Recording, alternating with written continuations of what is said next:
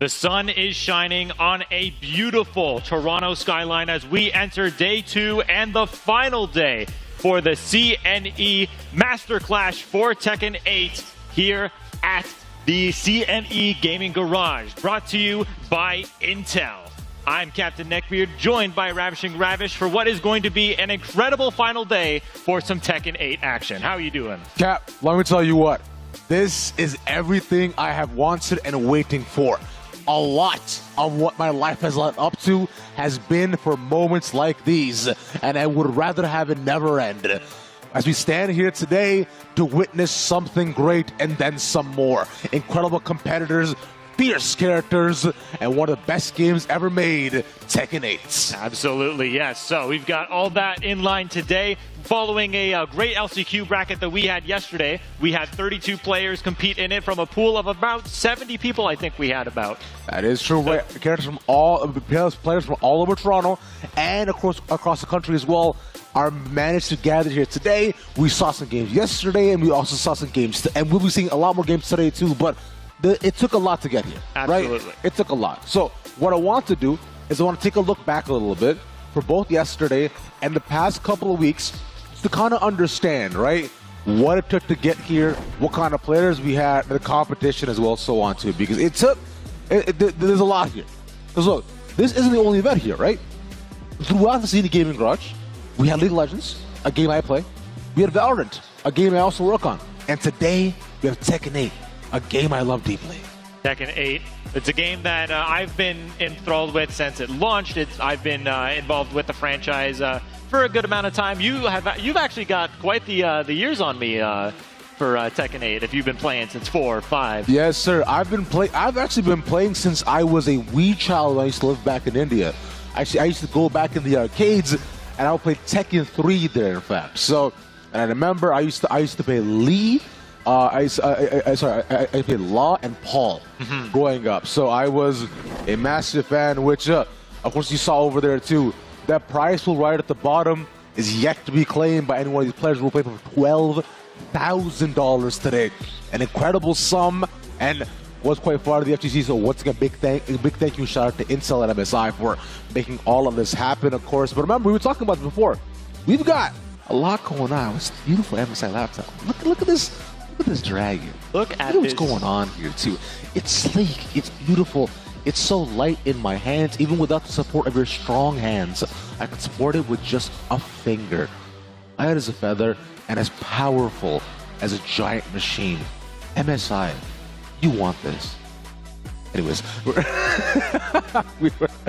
let's go ahead and talk a bit about, more on looking back at all the qualifiers and how we got here too. We have a video as well to go ahead and show you guys in terms of, everything that we managed to, to take a look at too, as you see it right at the bottom. Look at that. See, look, we had events from across the country, Cap, to get us here today. Yeah, we had 4 different events that were held in 4 major cities across Canada. We had Vancouver, Calgary, Edmonton, as well as Montreal. We had one yesterday as the last chance qualifier, but this was made as a one person wins, one person gets flown out here to compete for that chance at $12,000. Exactly that. And in terms of the 4 qualifiers, the 4 players who did manage to make it in from those 4 qualifiers, from Calgary, it's Smosler, Vancouver, Dire Lizard, Edmonton, Mohawk Sky, from Montreal, it's Claction. So, phenomenal players, which I understand you're actually quite familiar with, Cap. Yeah, I've been keeping my eye on who's been winning these, because I know that we were going to end up finding them either across the stage from us playing, or perhaps even if I was playing out there, that they were going to be some big competition to go into. But yeah, highlights here from yesterday. Great moment there from Demon20Z. That's the moment we picked out. It's so funny because you can see we talked about it because we were actually catching this match, and because the Ranger clipped right on the wall, the animation didn't actually go through to get the full Ranger, so you get to pick up his control at the last second and still managed to get the round too. But yeah, just taking a look back too, we had a lot of really cool games yesterday as well. The biggest thing I'm happy about is the variety of characters and the playstyles that we managed to get to, right? Because The thing was, well, after a certain point, you know, you were looking at just seeding potential and points for everybody who didn't manage to make it in, as we do have 36 players here today with us. Yeah. 36 players, yeah. The 32 that qualify from yesterday, as well as the 4 winners, who we will be getting a closer look at in just a little bit, who won those events across the nation. But yeah, we're just going to take over a little bit of the format here, like we mentioned yesterday. The top 32 from yesterday's double elimination bracket is going to be entering today's 36-person double elimination bracket. Make it to top 8, you're earning yourself some prizes. Everything is going to be best of 3, first to 2, until we reach winners finals, losers finals, and grand finals. All of them will be a race to 3. It makes perfect sense, right? Because you have to know, once you get to those like very high stake matches, it has to be a necessity that we can put a bit more stake behind it, and we can allow ourselves to bring out those BO5s, because the chances for resets, mental resilience, and being able to adapt to your opponents truly does show when it comes down to, you know, those BO5s and those very final moments, especially when today it's going to be a big, long day of Tekken, right? Remember we mentioned 36 players, BO3s throughout the day, and we're going to make sure to show you guys as many games as possible as well, too, and it's going to be a day of incredible Tekken. So yeah, we're going to take a look at some of the players who we did see qualify earlier, just a second here. We had Smosler from Calgary. Yeah. So yeah, the 2 that we had in Alberta was interesting, because they were actually they were very close, because the person who scored second at the Calgary event also scored second at the Edmonton event. So yeah, made the trek out to both events, but unfortunately just wasn't able to close it out in either game. Unfortunately, couldn't join us for the LCQ. But yeah, Smosler going to be the one moving on with the Kuma. So if anyone's excited to see some bears, we're entering bear country today. I mean, it makes sense, right? There's a lot of bears in Calgary and Edmonton too, so I understand why he's Kuma man. I am very familiar with the Kuma gameplay and play style as well too, so hey, I'm excited to see it. Big fan of Kuma. Absolutely. And next we got Deli Lizard. Hey, speaking of bears, we have another bear in this one. Deli Lizard qualified from Vancouver with the worst bear, with Panda. Panda's cute. Panda has, you know, her qualities. And remember when Rangachu won with Panda, won TWT with Panda, back when Panda wasn't half bad. Look, Panda has her advantages, right? Now, Tekken isn't one of them, but she's fun to play. Absolutely, yeah. I mean, what did win the qualifier with bears, but you know, Kuma and Panda, so like similar to each other. But, and like, I only say the worst bear because like Kuma in Heat is just fleshed out a better options too. And even, you know, like Panda's Heat options are pretty fun as well. Panda's Heat too is pretty cool, but you know what? Bear country nonetheless, and bear options are there. Of course, moving on from that too, from Edmonton, we had Sky come out too, and Sky as well, the phenomenal player from the West Coast. Yeah, more talent coming out from Alberta on the Oscar as well, and Oscar is just like been on a tear, I find, especially with all the achievement that King Ray Jr. has been able to get both in North America and overseas just last weekend. So like a lot of people just had Oscar like really low on a tier list for whatever reason, but this character is a problem that people are going to have to get solving fast. I've been seeing it too, because if you look at even just like CC's, for example, like box, like if you are smart enough about the game and understand other people's kits, Oscar can play both either a very aggressive, but more importantly, a very countery playstyle to be able to shut down your opponents because of her massive toolkits and sets and high damage potential that she does have. But finally, of course, we have the homie out from Montreal. Yes, Montreal, my home away from home, and everything just lines up perfectly. We have Kaishin, who, for my money, is the best Lee player in this country. I love Lee, I love Montreal, and watching Kaishin back at a Montreal major we had, UMAD, played in a 6v6, had some really great showings there. I don't get to see this guy in tournament too often, so getting the opportunity to see it here, as well as knowing he qualified for this event through, again, an event where only one person comes through, Kaishin is going to be someone to look out for. And I was talking with some of the tournament ops today. He said for his money, of the 4 who qualified, Kaishin was the best of them. Okay. I mean, consider, look, because we had both loser brackets runs, resets come on, and of course, like a lot of these guys making like like really incredible dominant performances, respectively, in their own brackets, well, too, right? So them coming here today, which firstly, big shout out to them, right? We're really happy to have them here too. This adds a little bit more spice and variety to the talent that we already have here homegrown in Toronto as well. And I know you being a Leaf fanatic and main too, I'm sure you're very, very happy to see Kai Shin here too. I'm sure you're gonna be taking notes on what he's doing to enhance your gameplay. I know I do that whenever I watch my brother Arsenal Ash play Nina, being like, I could bomb like that. I could do that, right? Yeah, I could steal tech. Yeah. I can sweep. I can read every low. I'm that guy. I could be an Atif. I could do it. You could do it. I could do it. All right, next year. Evo, see me and Arslan up there. Two brown boys representing. Oh, yeah. Hey, that's going to be for next year. Still got to focus here, though. Right. Again, we're talking about all this great stuff we're going to have in this bracket. It hasn't even started yet. Yeah, exactly that, right? Because remember, we sell already, too. There's $12,000 to fight for. We've got players from across the country. We've got incredible players from here. We've got 36 exactly going on to today. And the fact they're fighting for so much too. And once again, big shout out to the sponsors, of course, MSI, right? Remember, it's 20 years of MSI laptops here. And they continue to change the game. And of course, Intel, which is, it's called the Intel Gaming Garage for a reason too here at the beautiful CNE. So if you are at home, or if you're on Toronto, if you're at the CNE watching, firstly, hey, thank you so much. I really appreciate it. Yeah, thanks, guys.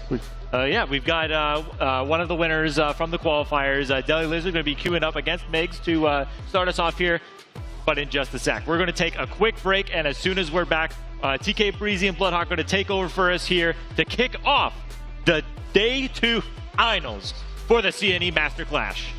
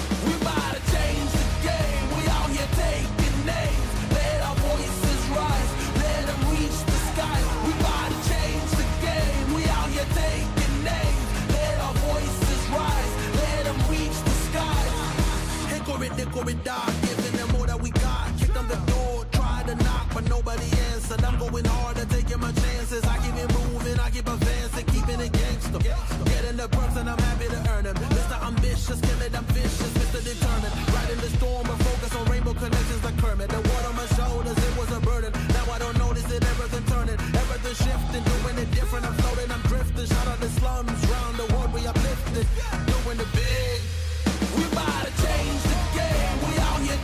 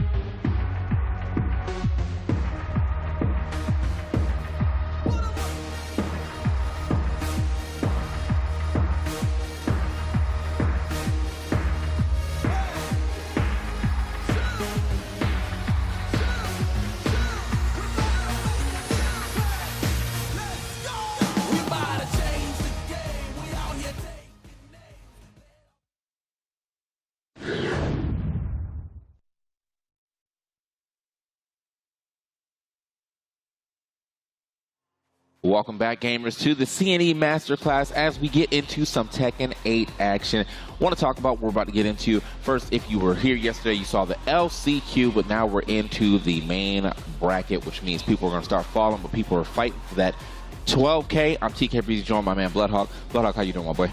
No, I'm a little bit tired. I'm sipping on some coffee right now, but I know once these matches start, they're going to wake me right up along with everybody else here at the CNE.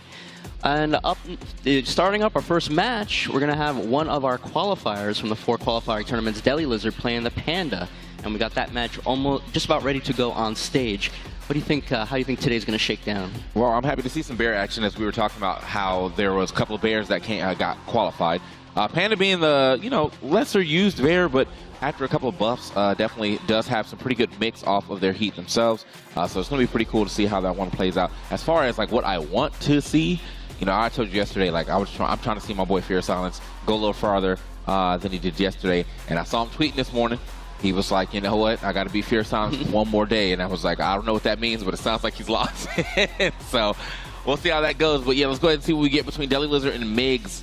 Oh, the Devil Jin. Okay, let's go. All right, Panda versus Devil Jin. Deli Lizard playing, like a lot of people consider Panda the worst of the 2 characters between Panda and Kuma. I think mainly because Kuma, once he pops heat mode, those bear electrics are really strong. She's got the Zhao Yu style shooting star into the Bell Aurora, which is not as good back then after the last couple of buffs. She's, not that bad. Yeah, I think the shooting star now, leading into like the sit stance, and the sit stand having some good mix into it now has made her heat a little more dangerous. Still think I would rather prefer my electrics myself. Yeah, but at least you're not it doesn't feel like you're throwing when you're playing this character now. Shooting star into sit stuff, just like you said. Challenges with the back 1-2 to try to get some space. Migs hasn't popped heat yet. He's got a lot of recoverable life. Oh, but he's not even going to get a chance. Lets it rip with the wall center 4-4. Unfortunately, he gets punished for it. I wonder what that punish was about. I feel like normally you block that down by 2, I think. You can get a pretty easy punish on it, but it seems like either late or he picked the wrong one. Yeah, I believe down back 2, they've made it launch punishable in this game as well. So just super late on the punish. Deli Lizard doing some bear stuff. Okay. Nice. His own down back 2 coming out right there, just a little off the range. That's not really his issue. Is more so the bears. If you look at the way they stand, their legs are a little further back than most characters in this game. So sometimes the lows that you go for just don't register like they register regular opponents. Yeah, it's a little bit weird, but visually you can tell how far back those legs are, and that's what the hurt box is. Okay. A big chill right here, trying to get a couple electrics in the mix, but not yet. Yeah, I really like Deli Lizard just dancing around at the tip of his own range, tip of that jab range, just trying to make these electrics with, trying to get a chance for a big whiff punish on something from Migs, but tried late on the punish. Oh, okay, lets the whole string rock regardless. Oh, counter hit. Okay. Gonna pop heat. Are we gonna spend it right away? No, we're gonna set that up. She does. When Panda does that standing 4 into the Bear Jordan, as the Bear players like to say, you cannot avoid the Bear Jordan. Okay. Even if you tech roll, you'll be forced to block it, and it's super plus. It allows her to mix her up afterward. Yeah, you can see why he qualifies, though. Obviously, my man's been playing this Bear quite well. Fortunate run, maybe a fortunate run here for Migs. He can't figure this out. However, though, he's still pedal, starting to rack up some damage. Dive kick back in there, another one. Ooh, the 1+1 throw, Oblivion, just enough damage to bring this to a final round in game 1. Okay, down by 2 right there, registering it yet again. We're continuously hitting that 1, but not going for the full G-Clef cannon. You can only get him on counter hit though, so yeah, he has been getting some counter hits. I think he's just not confirming it, unfortunately. It's kind of hard to tell. Yeah, I can already tell Deli Lizard plays a really safe and cautious game.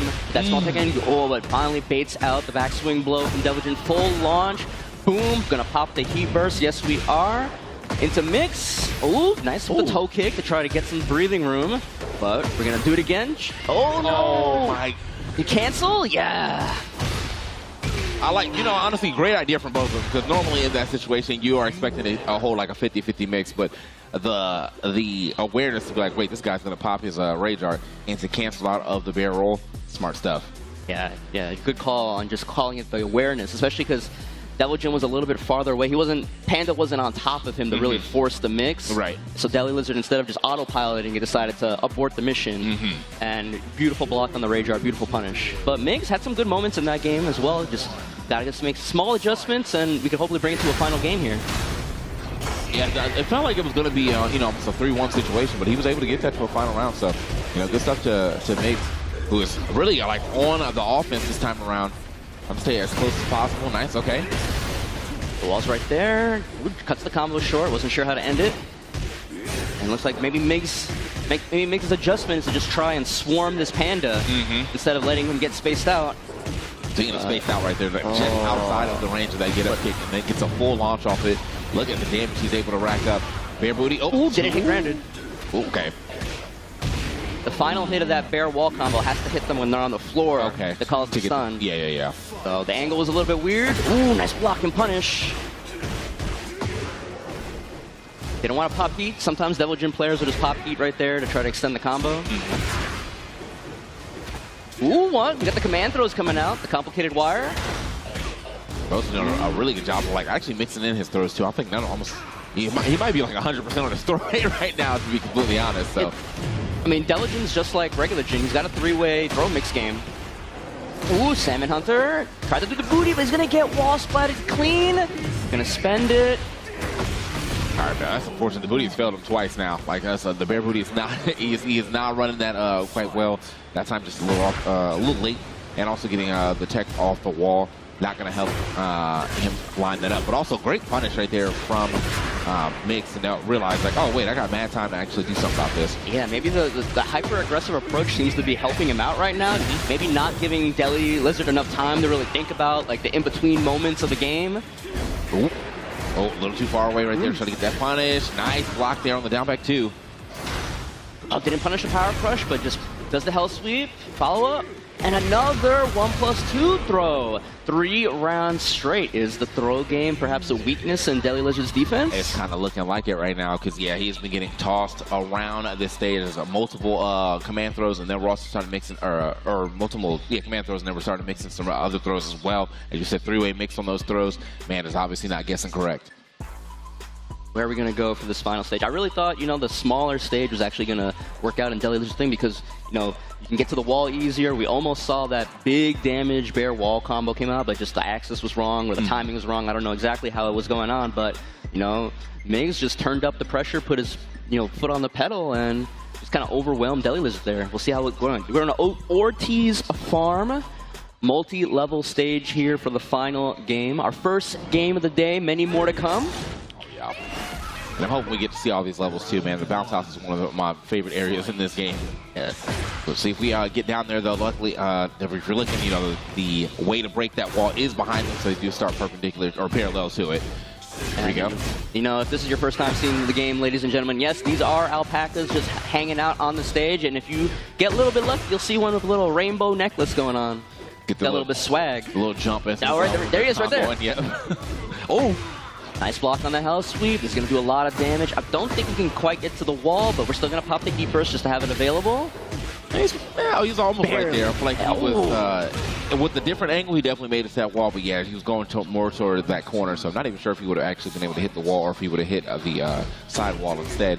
Either way, still a very good combo, and he was able to get that first round. Another punish. The others are just kind of choosing to just block it out in Migs' face. Definitely being a little bit, you know, too aggressive, letting some of these strings rock, and maybe Delos is kind of picking it up, like, oh, I'm getting, these are all free punish opportunities from now, as long as I just block it out. Another one right there. He almost got that entire life bar just from blocking and punishing. And punishing, yep. And like honestly, if someone's gonna be playing that aggressive too, and like not really, kind of throwing a reckless abandon or, you know, caution to the wind. We've seen a lot of like unsafe jab punishes or jab strings being thrown even on block. So, you know, he's able to just kind of play this defense and punish game. Going through that wall this time around though. All right, now we have the breakable floor here to go down to the final level. We'll see if it comes into play, but Deli Lizard 1 round away from moving on to Lizard Breaker. Another command throw comes out. we hadn't seen it for the first couple of rounds, but, you know, pulled it back out of his pocket. You got to remember, I mean, I feel like I would be throwing quite often right now if I saw the amount of throws I've got on my opponent, and he has not been able to break any of them, really. All right, shooting star into the sit mix. Still got about half, look, 30% now of the heat meter. We're going to spend it one more time. And the sit 2 launcher. We're going downstairs into the money pit. It may just be, I was like, it may be too late regardless to even get some action back here. Oh, great block on the hell sweep. And even though he didn't need the punish, you know, he didn't need the combo after the punish, it is good to see that while standing 2 come out. Yeah, you know, after that strong second game from Miggs, Dilly Lizard, I really feel like the adjustment was just like, you know what? He's being super aggressive, but maybe he's being a little bit too aggressive, a little bit too, what's the word, like, too risky. Damn. Sorry, ladies and gentlemen, it's early in the day. The words will come to me as we go on. But a little bit too risky with his, like, letting some strings rock, as you were saying, the wall center 4-4, the jab strings. Maybe go into the well a little bit too much on the hell sweeps as well. And Deli just making this, let me just block it out, punish, and make this life way easier for myself. Make this set way easier for myself. I like seeing someone like actually kind of depend on their defense here in this game too. You know, this is, they've marketed this game, and you can actually see in a lot of the gameplay for it to be very hyper aggressive. Like, you know, you want to be able to like lock your opponent down multiple ways, and there's a lot of things. You got plus frames, you got heat, you got heat burst, heat smash. A lot of your moves in heat end up being safe because of the heat dash as well. So there's a lot of ways to like kind of keep your opponent continuously blocking. But it is cool to see someone like depend on their defense. Be like, all right, you know what?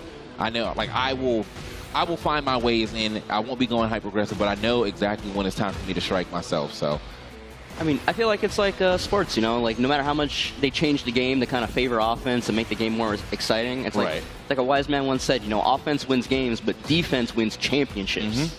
So, you know, even if they make the game hyper aggressive, you can still train yourself to have good defense, like Deli Lizard did right there. And, you know, when you can rely on that, and you rely on that, you know, even when you're on the back step to rely yourself on your defense, it can be very calming. Be like, you know what, don't worry, we've practiced. I know I can block this if I have to. Let's just relax. And, you know, right there, it paid off for him. Bro's gonna have to go to a little throw break training though, straight up. Like, we're gonna have to break some of those throws. That's the next level of his defense that has to go up, because like obviously he's blocking well. He was blocking quite a bit of lows. I feel like blocking a hell sweep always feels like, all right, man, I'm on. You know, especially in that last ditch effort type hell sweep that we saw on, at the end of that round. You know, good stuff for him to recognize what was about to come, get the good block, and get the good punish. But as we move forward, looks like we're gonna have Pizza. Man, I ain't saying all that. Pizza and Demon. Pizza and Demon gonna be playing against each other. Actually, I think I played I played this guy a bunch in casuals actually. Yeah, so Nina player, and then Demon's going to be coming through with the June. All right.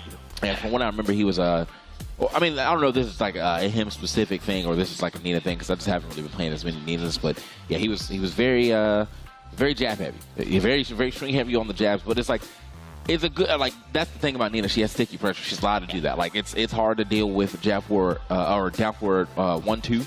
And then after that, it's like, well, what's next? You know, even if you do block it, she has a lot of options off of just down for 1-2. She can hit the 1+2 for the blonde bomb. She can dash out of it. She can sidestep out of it. There's like a lot that she has going on with just that string alone. So, yeah, the you know, the crouch dashing and the sidestepping, new little things they added for her from this game. She did not have those in the previous game, and those contribute to, like you said, the sticky pressure. You know, once that character gets in with, let's say, like a running blonde bomb or a heat engager or something, it feels so hard to get her off you. And I think that's what contributes to a lot of people considering her one of the stronger characters in this game right now. Yeah, and she has some very good like far-reaching moves too, outside of just blonde bomb. I think 4-4-2, like like that flip jump kick. Yep. Man, that is a very far-reaching move. So yeah, sometimes she'll kind of surprise you with her range as well. So, but somebody like June, she's got quite a few panic moves and parries and reversals to try to, you know, get that space, get that breathing room. We'll see if Demon can utilize that in this set. Okay. So yeah, they might be playing some poke and Tekken here. Yep. When it comes down to it, I may not actually see any big combos coming out. Or you see Demon still looking for a couple of them though. 20 seconds in so far in this first round. No big launchers yet. Tries it. Yeah, get off me. Right, just mentioned the blonde bomb, armored power crush to get to start that pressure going. And once Nina is in heat mode, the guns can start coming out just like that. Oh, okay. All right, again, drop heat himself. Oh yeah, has to send it right there. Also makes it safe. The heat dash. 15 seconds, and that whole round came with neither one of these characters' feet leaving the ground. It was all just grounded poke game. Yeah, I was as I was saying though, after I played this guy, I was like, this is kind of like what he. Now he does have some good sidestep launches too. Haven't had a chance to see it just yet because I feel like they've been playing a pretty linear game from both sides. But yeah, like when I played him, I was like, it was a lot of poking, and then there was a couple of sidestep launching going on as well. So you see him kind of looking for it right now. Try to get that heat smash out there, but that gets stuffed by the jab. Gets it this time. Crouch dash mix, no, just cancels it. Wall standing down forward 1-2 into wall standing 4. Yeah. Oh, finally we get a big launcher here to end the second round. Demon, 2 rounds on the board here. Yeah, Demon actually with a little bit of a step back there. He's actually, he's willing to throw out these cans. And they haven't really been getting, it's kind of hard to punish regardless. So he was able to do it twice, and I'm kind of surprised that, Pizza actually ran straight into that. Yeah. Thing with the Kazama cans, the first hit is a low, and if you're not already ducking on the first one, you cannot duck the second hit. We'll be absolutely insane if they let that rock though. Like you get hit by the low, and you immediately was like, oh, I can still duck this. Like that's crazy. I mean, older games, they let that happen. Yeah. So there's like a long. When you've been around as long as I have, and you see the history of how characters have changed, buffed, nerfed, buffed again, stuff like that, you like realize it's like kind of like a circle. Okay. But it's old is new again sometimes. Yeah. Like Dragunov being top tier. He's back, man. But I wonder if he's going to go through the same trajectory as Tekken 7, where it's like, by the end of it, he's supposed to be a shell of himself. But we'll see. Here we go into game 2, into the Sanctum. Yeah, Demon able to take that first game. So it seems like he's able to deal with this pressure of Nina. It looks like that Pizza Poop trying to turn on the pressure right now, speed up the intensity of his attacks. Yeah, Demon is playing only on defense right now, so he hasn't really hasn't thrown out a single attack until just right there, just that one down 4-1. Nice. Okay, good punish right there and into the wall standing 4. Yeah. Whoop. That's a 4. Blom bomb. Okay, both in heat mode. Doesn't break the 1+2 throw. Oh, okay. A little earlier there on the heat smash. So much damage from the empowered gunshots. Spends the heat burst. We're going to mix right here. Yeah, it's basically a one-hit scenario right there. And Pizza gets his first round of the set here. And I think that's, normally it's between like the wall standing 2 or wall standing 1 or the down back 3. She's got a pretty sneaky low that she can throw in there as well too. So I like what he was able to do. But now on this side, it's June on full offense. So, what if I just lock you down? Sometimes that's what you got to do. When someone is so willing to play like a very poke-heavy offense, you really got to lock them down and not allow them to poke. Yeah, a lot of the time, sometimes when people want to attack a lot, it's because they're not comfortable being on defense like that. So if you just take momentum, take the steering wheel away from them, you can force them to make some really bad mistakes. And just like that, 2 quick rounds in game 2 from Demon. 1 round away from moving on winner's side. Lets the string rock. Gonna be a lot of damage. E first to try to get to this wall. Perfect. Okay. Not going through that wall just yet, but yeah, no, Demon. These last 2 rounds absolutely going super aggressive, trying to get a little step away, but the down back 3 is going to catch him. Had a little bit of that heat meter, so spent it on the heat smash. Gonna recover some life. Side wall, saving Pizza's life right now. He's got Demon in the corner. Eat smash. What are we gonna do here? Slide. Okay. Breaks the throw. Oh, simultaneous throw. They both break at the same time. I don't think I've ever actually seen that. That was cool. Yeah. All right, get the slide. He is literally. Okay, now 1 makes away from potentially losing it. I like the way that he got up right there. Could have been down 4. The down 4, but he ducks it after. He knew. Yeah. Pizza committed to the second hit, but it wasn't counter hit, and part of that slow-mo was Demon realized, oh, he's going for down 4. Let me, even if I get hit, let me duck just in case he finishes the string. And great awareness, the slow-mo letting him make that, giving him an extra time to kind of make the decision on what he was going to do afterward. Right. So, yeah, actually a little surprised he was able to, willing to throw that string, but I guess he saw, he saw the arm out, so he probably assumed he was going to be able to get a counter hit. Unfortunately, the active frames from that move were already over, so that was more so a whiff punish than anything, and because of that, couldn't get the guaranteed damage after the down 4. So seeing the highlights here, I feel like, like the initial rounds of the set, Demon was playing a little bit cautious, maybe actually giving Pizza some room to, like, let me see what you're about, let me see what you want to do, kind of respecting what this Nina can do. And then I feel like, especially in the second game, he kind of turned it up. Pizza got that good first round, and then after that, like, I think Demon maybe finally said, okay, I got you figured out, let me seal the deal here. Not breaking the throw here in this final situation. Ending it with the poke, the down 4 coming out, and ducking the string perfect. Pretty clean besides that one strong round from Pizza, and Demon's going to move on. Yeah, Demon, I mean, I kind of expect him to do that. He was in our top 8 from yesterday too, so, and he's doing pretty good with his results. I feel like normally he's in that like top 8 to like top 16 area. Most of the things I've seen him enter, so good stuff for Demon. But see what he does for the rest of this bracket, as he has way more people to play up, and it looks like, oh, okay, we got my man Deli Lizard stepping back up to the stage to play Fear of Silence. Well, again, as I told you, our boy was tweeting. He said he's kind of feeling like, he has to be Fear of Silence for one more day. Hopefully that means he feels like he's playing like the champ again. So I mean, I don't know if he was tired or anything, but towards the end of yesterday, I just felt like my boy was crashing out. Like he just like depressed, like being like, oh, I just want to sleep, man, like that kind of thing. And it's like that. So hopefully he got a good night's sleep. He got some caffeine in his body, ready to play, ready to be Fear of Silence, as he was saying. But I was playing him a casual a little bit. Okay. Looks like the mindset is right. He's playing clean. He's playing well. So, but he's got to go up against Deli Lizard's Panda, as we saw. Really strong showing in the first game of the day. Got here. Got to skip the line, so to speak, by qualifying ahead of time. He didn't even have to play yesterday. So we'll see if the Panda can do a good job against Fear's Dragunov. Yeah, I wonder if he's going to try to go for the more defensive style. Hold up, bro. Lydia. Oh, okay. We got other characters in the back pocket.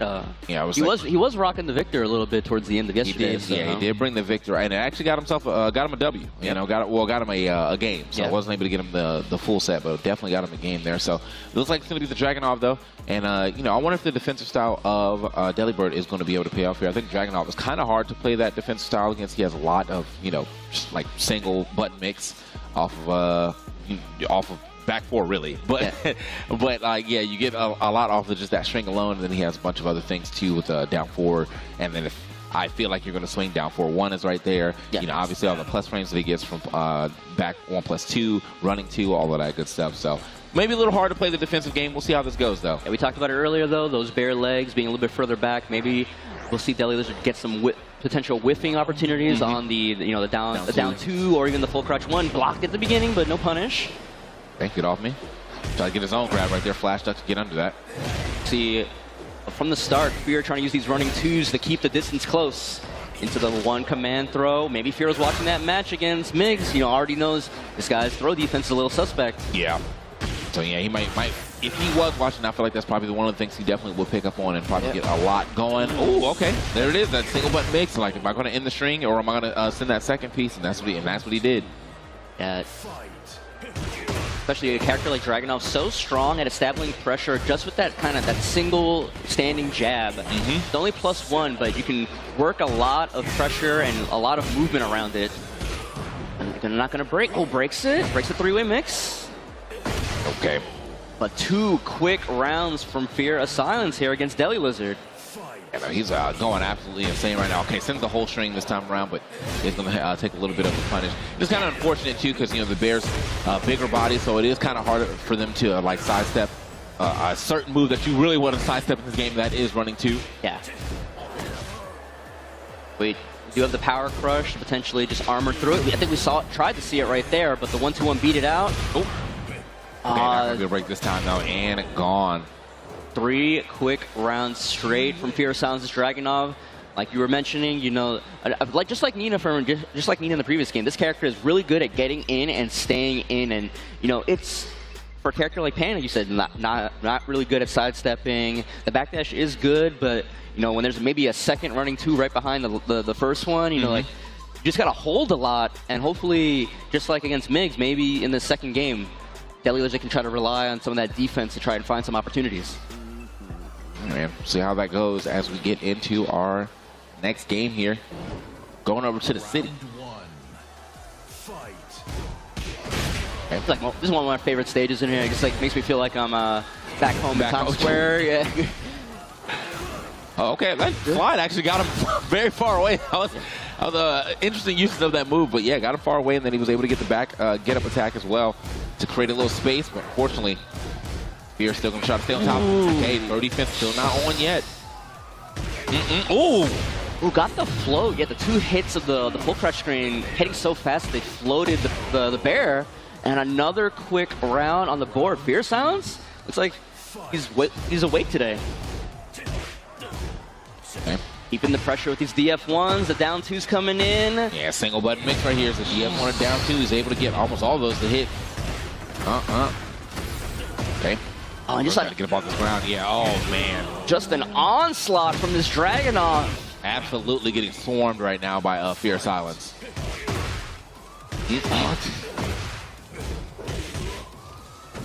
Wow, how do you know? Beautiful duck on the high. Gonna get the wall splat.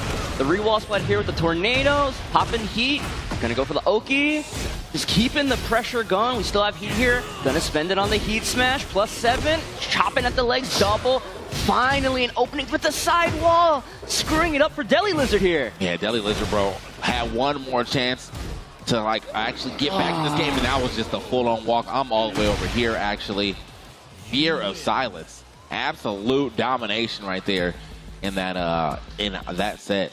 Oh, that was so sad. He had the read on the second hat-trick kick, and just the wall spacing, the wall angle just screwed him up. That was his one opportunity to try to make a comeback in this set, and it unfortunately did not go his way. Other than that, just honest total dominance from Fear of Silence's Dragonov here. Yeah, that was, I mean, absolutely no round around him, like no chance either at that. Like it was just, I'm going like, you know, pedal to the metal, and that's exactly what happened. I mean, he never really had a reason to stop. You know, he was never really thwarted on how offensive he was going, so why not? Yeah, we didn't really, you know, we saw the unfortunate lack of throw defense coming into play there, and maybe just Deli Lizard just really hesitant on, you know, you mentioned it in the first game we saw of him, just really hesitant to kind of let kind of those bear panic moves rip, like the G-Clef cannon and stuff. Maybe if he just let one rip in one of these pressure situations, it might have worked out for him. Hey, you gotta try it at least, you know? Yeah, but other than that, just, you know, today Fear showing why he's ranked on the Tekken World Tour global leaderboard, why he's maxed out on dojo points, you know, mostly from the Toronto area. And you see right there, he's, you know, it looks like he's feeling good today. We see Mac there as well. We'll see him playing later today, hopefully. Yep. And you see the trophy right there that these guys are playing for today. The trophy and a portion of that $12,000 prize pool. Yeah, that's big money on the line. Big money on the line, and that's a nice looking trophy. And you see right there the MSI laptop. You know, CNN Masterclass today, sponsored in part by MSI and Intel. We got one, I don't know if you guys have been saying it might be blending in with the couch when you see us here. We got the on the couch with us as well, this big boy. It definitely looks like it's part of like, this is an insignia for the couch. Honestly, yeah. So, yeah, but yeah, the MSI got this nice laptop here. You know, if you're trying to check out, if you're in the venue, they definitely, they have their booth actually right behind the CNE. So if you want to go talk to them about some laptops and how good their laptops are, you definitely go do that. But big shouts to Intel as well for powering and, you know, holding it down here at the CNE Garage. So it looks like we got another match. Oh, it's going to be Demon coming back up against DJ Stacks. All right. A great set from him already, using the Jun Kazama. No hiccups today, no no mistaken rage arts and standing up too soon before the match is over. Looks like he's focused as well. You know, you have to be in this top 36 to try to get a bit of that, you know, that top 8 prize pool. So, are going to be our first time, I believe, seeing DJ Stacks this weekend? I believe so. Yeah, I don't think I've seen well, at least for my matches. Yeah, I haven't seen him yet. So they probably got him in their pools yesterday, but he's in our pool now. See what he does with against Demon, and who he decides to play. So Demon, obviously, you know, is going to come back with that June. Very interesting June style too. So I feel like, you know, in that first round that we saw against Pizza, it was really just like he was chilling. I feel like he just was assessing. Really, you know, he's like, all right, this is like the way you want to use your strings. This is the when you use these buttons. Like this is your attack pattern.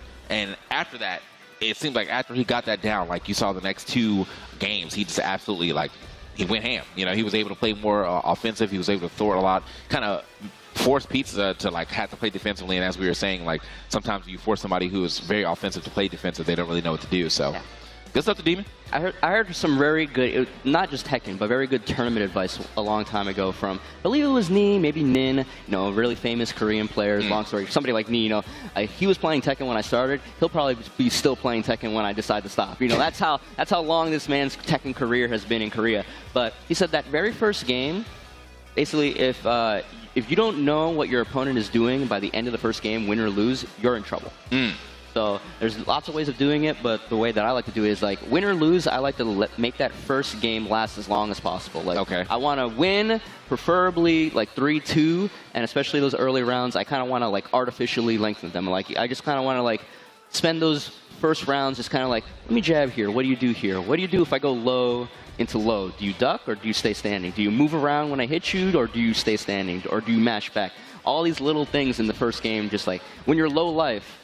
Do you panic and rage art, or do you rely on your defense and just freeze up? Like the little things like that. And by the end of the first game, I want to have enough data that I can transition to the second game and be like, okay, here's my game plan going here, and then we execute and finish this guy off. Or even if I lose, I got a lot of data and I can make the adjustment for the next 2 games. Okay, and actually, it really is good advice. I mean, I think that's one of the things that like, oh, hold up, I've just seen a player. I was lied to. Nah, we got baited. I was lied to. I was like, hold on, I ain't seen that in a bit. So, but no, it's going to be the Kazuya Mishima. He's been stepping it up, you know, throughout these patches. So definitely been seeing a lot more Kazuya as of late. Yeah, I know a lot of people at the very beginning of this game said he was still like kind of stuck in Tekken 7. It seems like I think he's like at Tekken 7.8 right now. So he's not exactly in 8 yet, but he's making his way. Yeah, I will agree with some of the Kazuya players that he did have some issues or just like weird things about him. Like this character, when he pops heat, he actually has the most heat moves in the game. He has a lot of extensions off of his like 1-1-2 and stuff, and you know, his hell sweep gets the uppercut into the slam and stuff. But they spend huge chunks of the heat meter when he first came out, when the game first came out. So they made some small adjustments to use a little bit less heat meter, so he has more opportunities. You know, basically get one more usage out of a lot of the moves, and I think he feels a lot better to play now. Yeah, no, the Kazuya burst, like the Kazuya yell, like he's able to do that, like I think 3 times now. Via full heat instead of like before it was like 1.5 basically. Like you barely ever got that second one to come through. So I get the wall spot with the hell sweep, but a little bit too close. And this character can be really scary. Like in a top row, you see right there the Roar of the Devil. And they actually buffed that. That move now beats armor as well. It has the it's called the reversal break property. So if you try to power crush or heat burst to try to absorb something, and he does that, he is going to beat you out. The pickup right after that too, so we get that Demon's Claw to go ahead and finish the round. So, okay, steel pedal right there. Yeah, trying to keep him from walking to you. Saw that the way back into the tracking move right here. Hold on.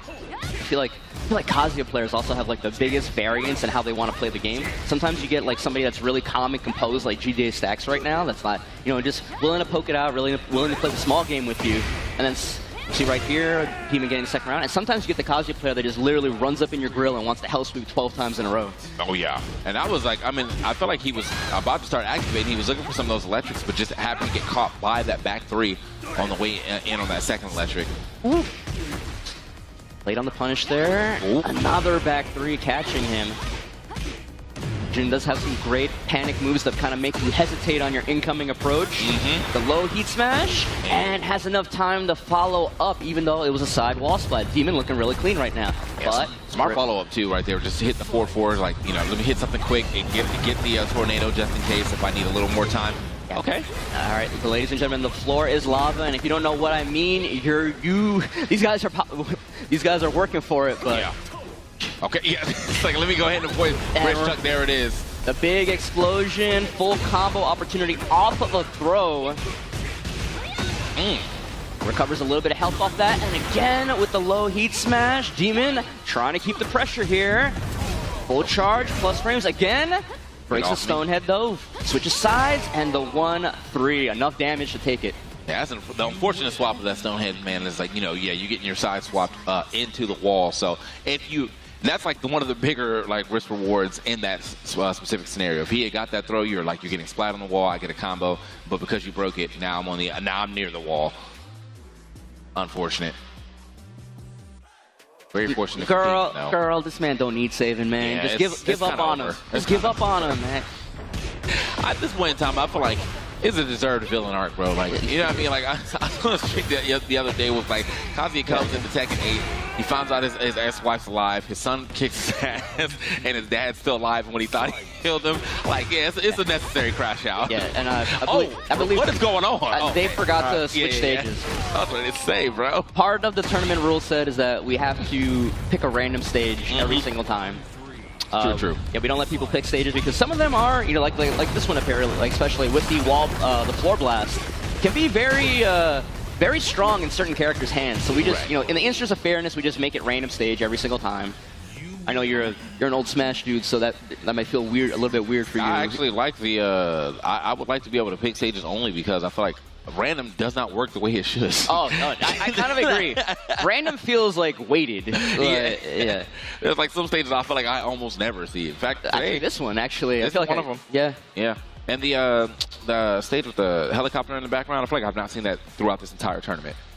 Yeah, Midnight Siege, I think it's called. Yeah. I don't think I've seen that one at all. So I'm like, all right, bro. Well, sometimes I'm down to let I pick the stage, but I think after we probably, you know, include a couple more stages, June by like I don't know, maybe World Tour June 3. I'm telling you, you don't gotta save him. Just let him be. If I went on Tinder and I saw a dude that was just turned into the devil, I would just swipe the other way. Like, I don't even want to match.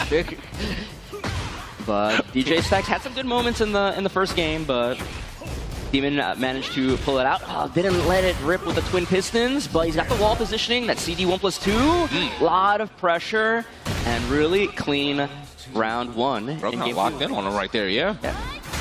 So sometimes you just need that game to think. I mean, this might be the time where he's like, all right, I lost that first game. However, I did figure out what you like to do. But is it just for a little bit of time? Do we have a second layer to this June gameplay? It's looking like, okay, Demon rushing him down.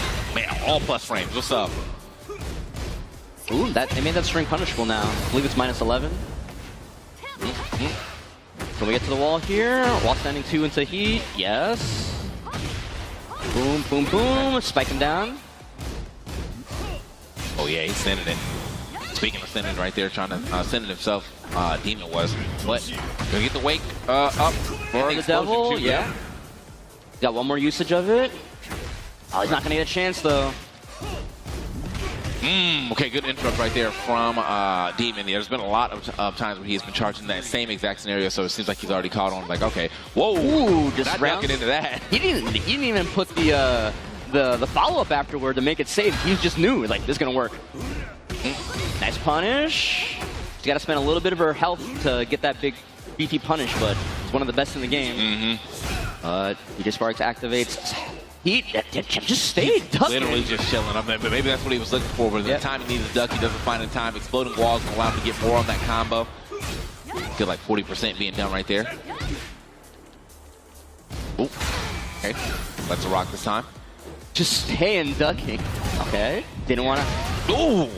Yeah, ducked into that second one, though, unfortunately. And I kind of expected him to actually jab it again. Like, that was the same situation. I think he was giving DJ Stacks enough credit to be like, okay, I jabbed it when you charged it. I think you're going to let it go this time right away and beat me out.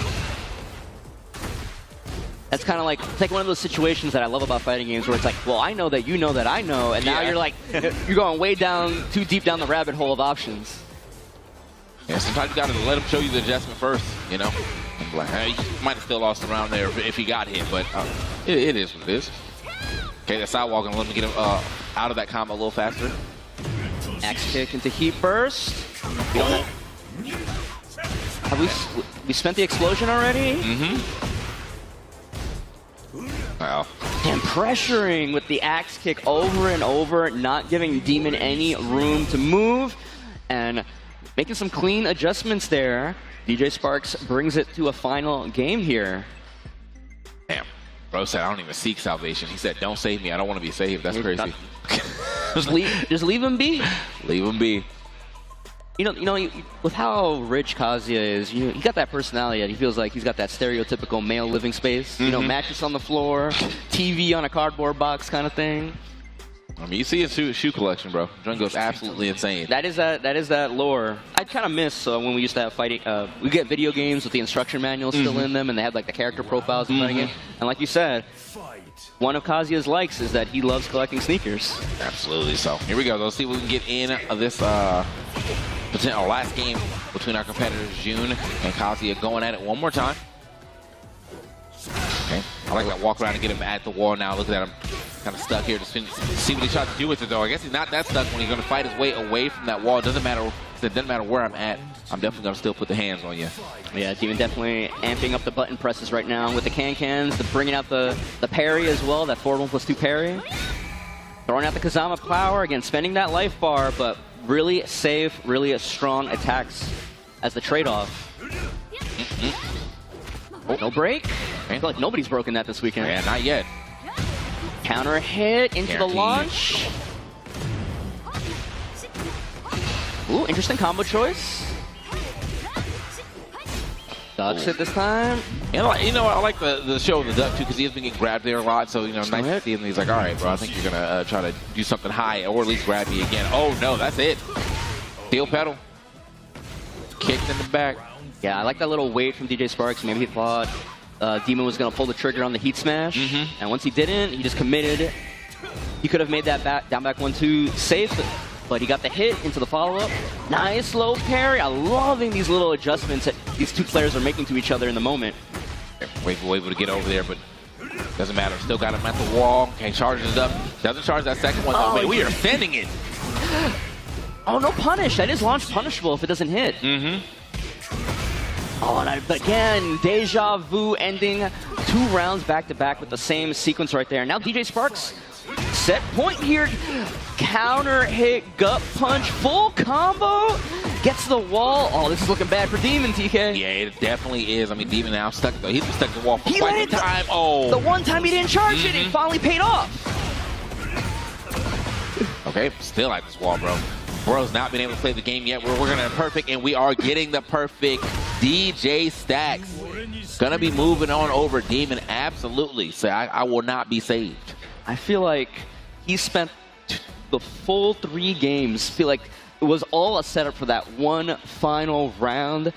All the little round start things, and then finally you pull the trigger on the down forward 2 gut punch and cash out, and it was just all DJ Sparks from there. Yeah, I'm thinking like, yeah, that was definitely like when you could see someone they have the whole game plan already in their head. They're like, all right, this is everything that I've learned in these all the rounds we've played so far, and now I'm going to execute perfectly the round that I need to get this W. So good stuff. 2 DJ Stacks and putting Demon into losers.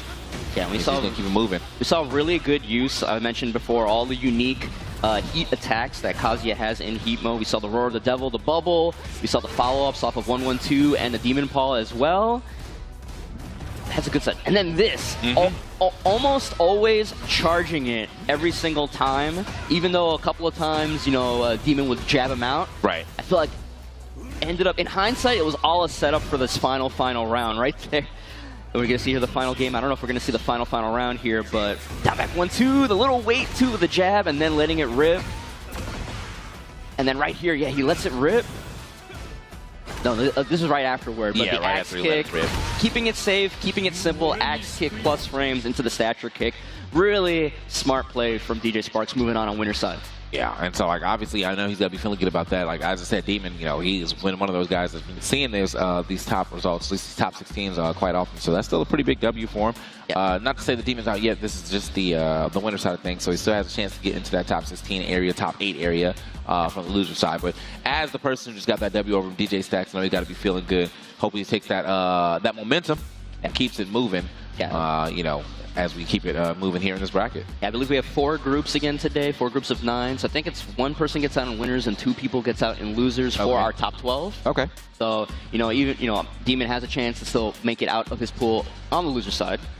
But the games just keep going. Oh, man, in pool play, a match like this coming up. A first time seeing Mac today and our second time seeing Fear of Silence. Potential, I know you hate it, potential Dragon on the mirror. I'm cool with Fear's drag, bro. Okay. He was the original drag for me. I have no hate against him. He was there, you know, from day one. It wasn't one of those. You know what? Now I think his character is kind of insane. I think I'll pick him up. I mean, maybe we won't see the mirror. I know Mac has said he's incredibly confident fighting this character. We saw Fear play the Victor yesterday, you know, at the maybe perhaps the last-ditch effort to keep himself alive, but it didn't work. He got 1 game, and then unfortunately he lost the set. We saw Mac play 4 different characters yesterday. Yeah, he was. Yeah, we had King, Jack, Feng, and then Drag. Yeah, so he was there. So as you said though, you know, yesterday too, you were like talking about the fact that he is very confident. Regular Jin. Oh, he did play Jin. Yeah, that's right, and he actually got the W there too. So he was very confident though in his Drag versus Drag matchup though, and so this is going to be like the real testament of it. You know, you're playing against Fear. This is one of the other guys Drag from day one. Hasn't changed since. The last time I remember these two playing the Drag Mirror, you know, he actually beat Fear and put him to loser's bracket of the tournament. And then when they ran it back at the very end, Fear actually switched to Feng Wei. He basically conceded that he would lose the mirror and decided to change characters. Okay. And ended up, I believe, beating him Feng Wei versus Dragunov. But strong first round from Mac. Felt like a 15-20 second round right there. Damn, we was playing some lore and it was already over. So, but I mean, that's first of all the damage output that these these characters have. Sorry, I mean the same character, but the damage output they have off of just simple strings. I know they hit the combo damage, but they still are able to kind of just rack up damage with folks pretty well as well. Okay, here with a small life lead right now. Neither player's popped heat yet, letting the string finish. Gonna pop heat right now. We're gonna see the heat smash come out right away. +7, you gotta guess, and trades with the Dragunov hatchet kick. 1-to-1 on rounds here. Looks like he was maybe expecting the tackle there, so he's like, let me drop this back 4 on him, but you know, the hatchet kick gonna hit in the same frame, so trade gonna work out. And a couple checks right here, some down 4-1s. Let's engaged. Yeah, let's the back 4-3 rip. In heat mode. Spins it right again. Not enough time to sidestep the overhead. Yeah, just Fear just putting on the pressure here. I guess this is what he meant by, you know, I'm going to be Fear of Silence today. This was not the same Fear that was playing in the LCQ yesterday. Not at all. And you know, you might have been right. You were saying like he might have been tired, might have been ready to go home, ready to eat, whatever. But he is definitely well rested today or something. So good. Bro is absolutely playing like the Fear we know to play. So. You're going to have to watch out for this Dragunov 1+2 throw. It will trigger the floor blast. Thank you, Mac. Yeah. One of the scarier throws here on this stage when it gets to that somebody up 2-round area. Gonna pop heat, yeah. Try to get to this wall. Back 4-3. Look at all that boom, damage boom, that. boom. That was off a throw. Can we kill? Yes, we can. Final round, game 1. Off a throw and the newly scaled hazard damage. He still was able to get all that damage done. That's the drag. That's the power of Dragunov. Nice challenge with the duck jab right there. Early heat activation for Fear. Gonna try and make something happen here. Okay. Spins it. Trying to push him towards that wall. All right, yeah, he's been finishing that string quite a bit, so it seems like Mac is now caught on. Trying to keep him locked down. Okay. Hail Slicer. Oh, beats out the overhead. Oh, lets it rip. Did he press a button? Yes, he did. I don't think he's dead. He's going to be alive with a sliver, perhaps? Sliver for sure. I would be very surprised if it took the rest of that bar, but no, it should be a okay. Literally a sliver. It was very close. Mac has heat, but I don't know if he's going to have a good chance to pop it. Lets it finish. No, the down back 4. Great awareness. He knew there was a possibility for the third hit to come out, so he chose to whiff punish with the high crushing low, and it worked out for him. It almost didn't. I feel like the slow one was maybe going to push them apart somehow. Yeah, yeah. No, the slow one. I mean, like I know the down by 4 is or the down 4, the generic down 4 is always going to be able to high crush, but sometimes the people stand so tall when they do it. It's like it still feels like they're about to get hit in the face, but not in this universe. We did get a nice little Mac comeback, really, because I really do feel like the way that Fear was playing, I mean, he was on top for most of the games. Mac had to play a lot of defense, but his defense was pristine. All right, going into game 2 here. I feel like, you know, obviously it's two. Hey, yo. All right. Input, add the input bug. Input bug. It's like, all right, bro. So you got to send a message. Like, let me just see if you're awake. I don't even know the. I feel like it's back 2+3. Maybe he messed up trying to do an early heat burst, but that's the only thing I did. I don't see the biggest brain play, but even with now engaging, but even with that mistake, still keeping it close.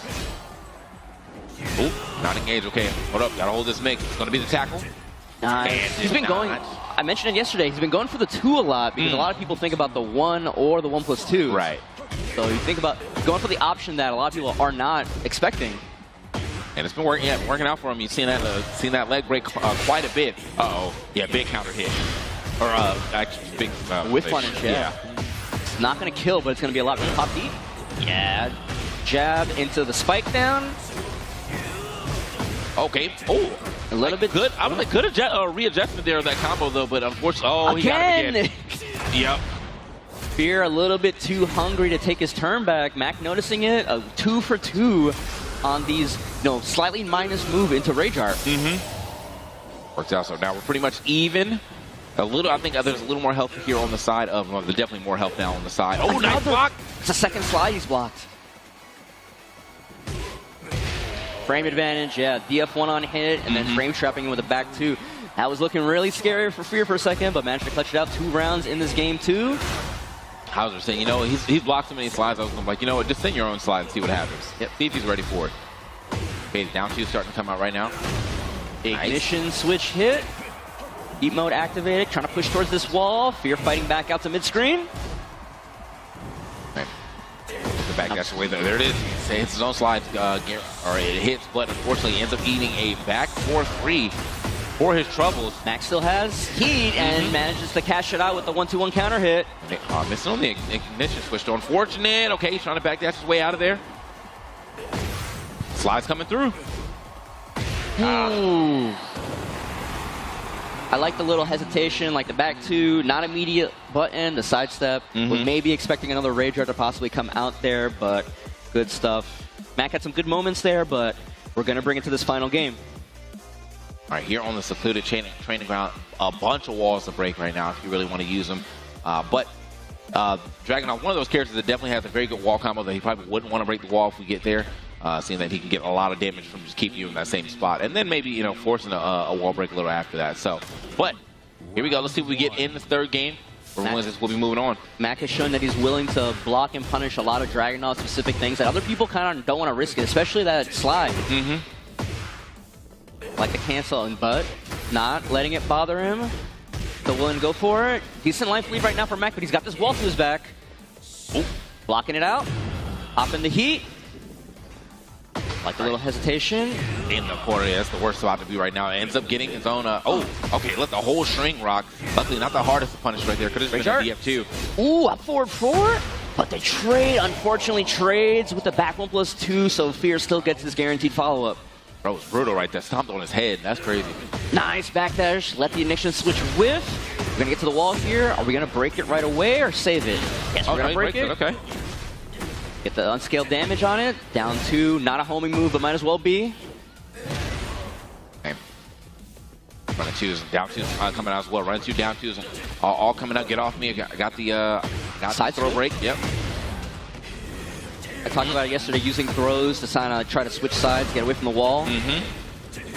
Ooh, and just Fear with the string, but still keeping the pressure on. A lot of buttons from Fear today as well. Just wanting to keep the pressure, not giving anybody a chance to breathe. Ooh, the unique heat mechanic. Can't break the tackle. Could try and break the follow-up, but again, going for the 2 option, the one that people don't think about. Do it again. Breaks it this time. But trades with the counter hit. Still enough time to follow up, but the wall was too close. Heat smash and grab. Are we going to steal this round? Yes, we are with the down 2. The slicer. It's absolutely insane that he was able to still run over there and get that follow-up after that. I like the trade on that. Honestly, if the wall wasn't there, you do down 2 while sending 4, and you can still get a tornado with back 1-2. So it would have still been a full combo. Man. So unfortunate privilege for sure. Unfortunate for Mac, but very good game we get again from Fear Silence. Going to be moving further into this bracket. I think that puts him into top 24 maybe. I say top 36, top 24 or top 16, one or the other. I'm like, we've seen him on this stream a couple of times. So I imagine my man is getting real close to the top 8 now. Yeah, we saw this is the first game here. We saw Mac, like I said, displaying his knowledge of the Dragunov matchup. We saw some really clutch Rage Arts, through pressure to try and get them. He wins this round. He wins another one in game 2, I believe, because of it, or almost does in game 2. See right there. You see how he pushes out because of how their character models get? It almost made it whiff. But Fear are managing to make the adjustments in game 2 and bring it to a game 3 as well. I'm sure he wanted to win this one and get his win back in the mirror match. But the trade there, unfortunately, that jab was 1 frame faster, would have worked. And just like the trade on the running 2 happened right before here. The heat smash, the +7, you gotta guess. And shaking hands afterward. And like you said, Fear moving on winner side. Mac gonna try and have to qualify out into the top 12 from losers. But, you know, both incredibly strong players. I completely expect both of them we'll see both of them in top 12. Oh, yeah. I mean, I'm with how they did yesterday. You know, I mean, even coming to today, Mac actually getting 2nd place yesterday. So I definitely expect to see him keep going. Fear, you know, just playing like a different beast. So I think he got like 5th. Something like that. Yeah, but so like it looked like he's definitely shooting to get around that same area or much higher with the way that he's playing today. If that's if yesterday was not full power Fear and he got 5th, you know, I hope you know, good luck to the rest of the competition today, I guess is what I can say. Yeah, yeah. So I'm gonna see how that goes as we get more into this competition. But I think before we do any of that, we are going to throw to a quick break. As you can see right here at the bottom of the screen, we're going to have Booster Blast, who actually won yesterday's tournament, going up against DJ Stack, who just had a very good you know, match against Demon. Against Demon. So yeah, it's going to be an exciting one to watch. But that's going to be after this break. So do not go anywhere, guys. CNE Masterclass will be right back.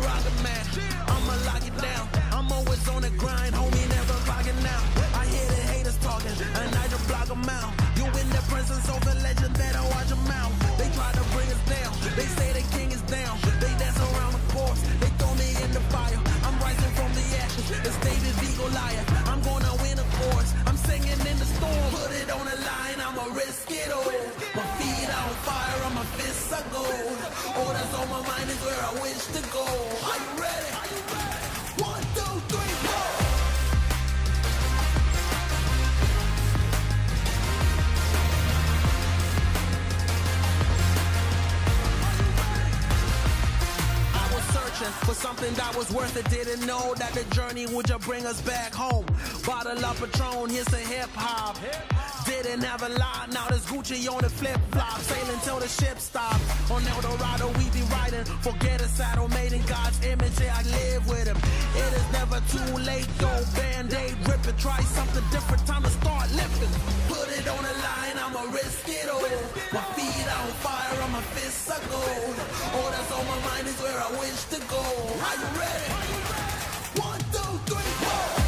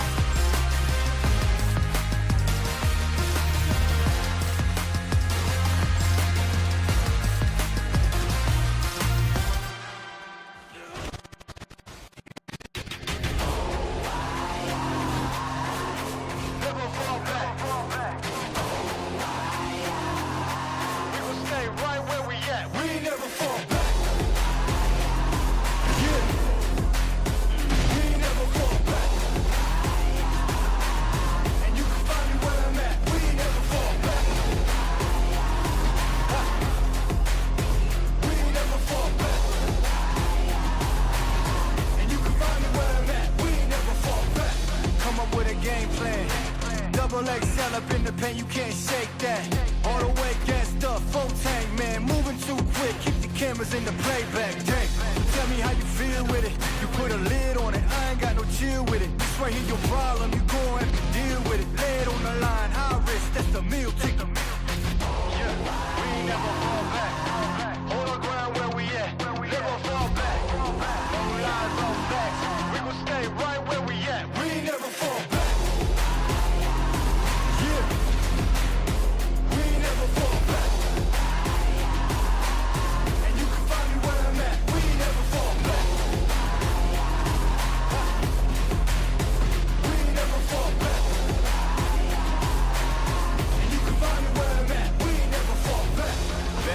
Down, never fall. Came with the hands out, get them off us. I'm 24/7 in the office. Pay attention cause I ain't repeating offers. Yeah, never met a man I've been scared of. Careful, you gon' get exactly what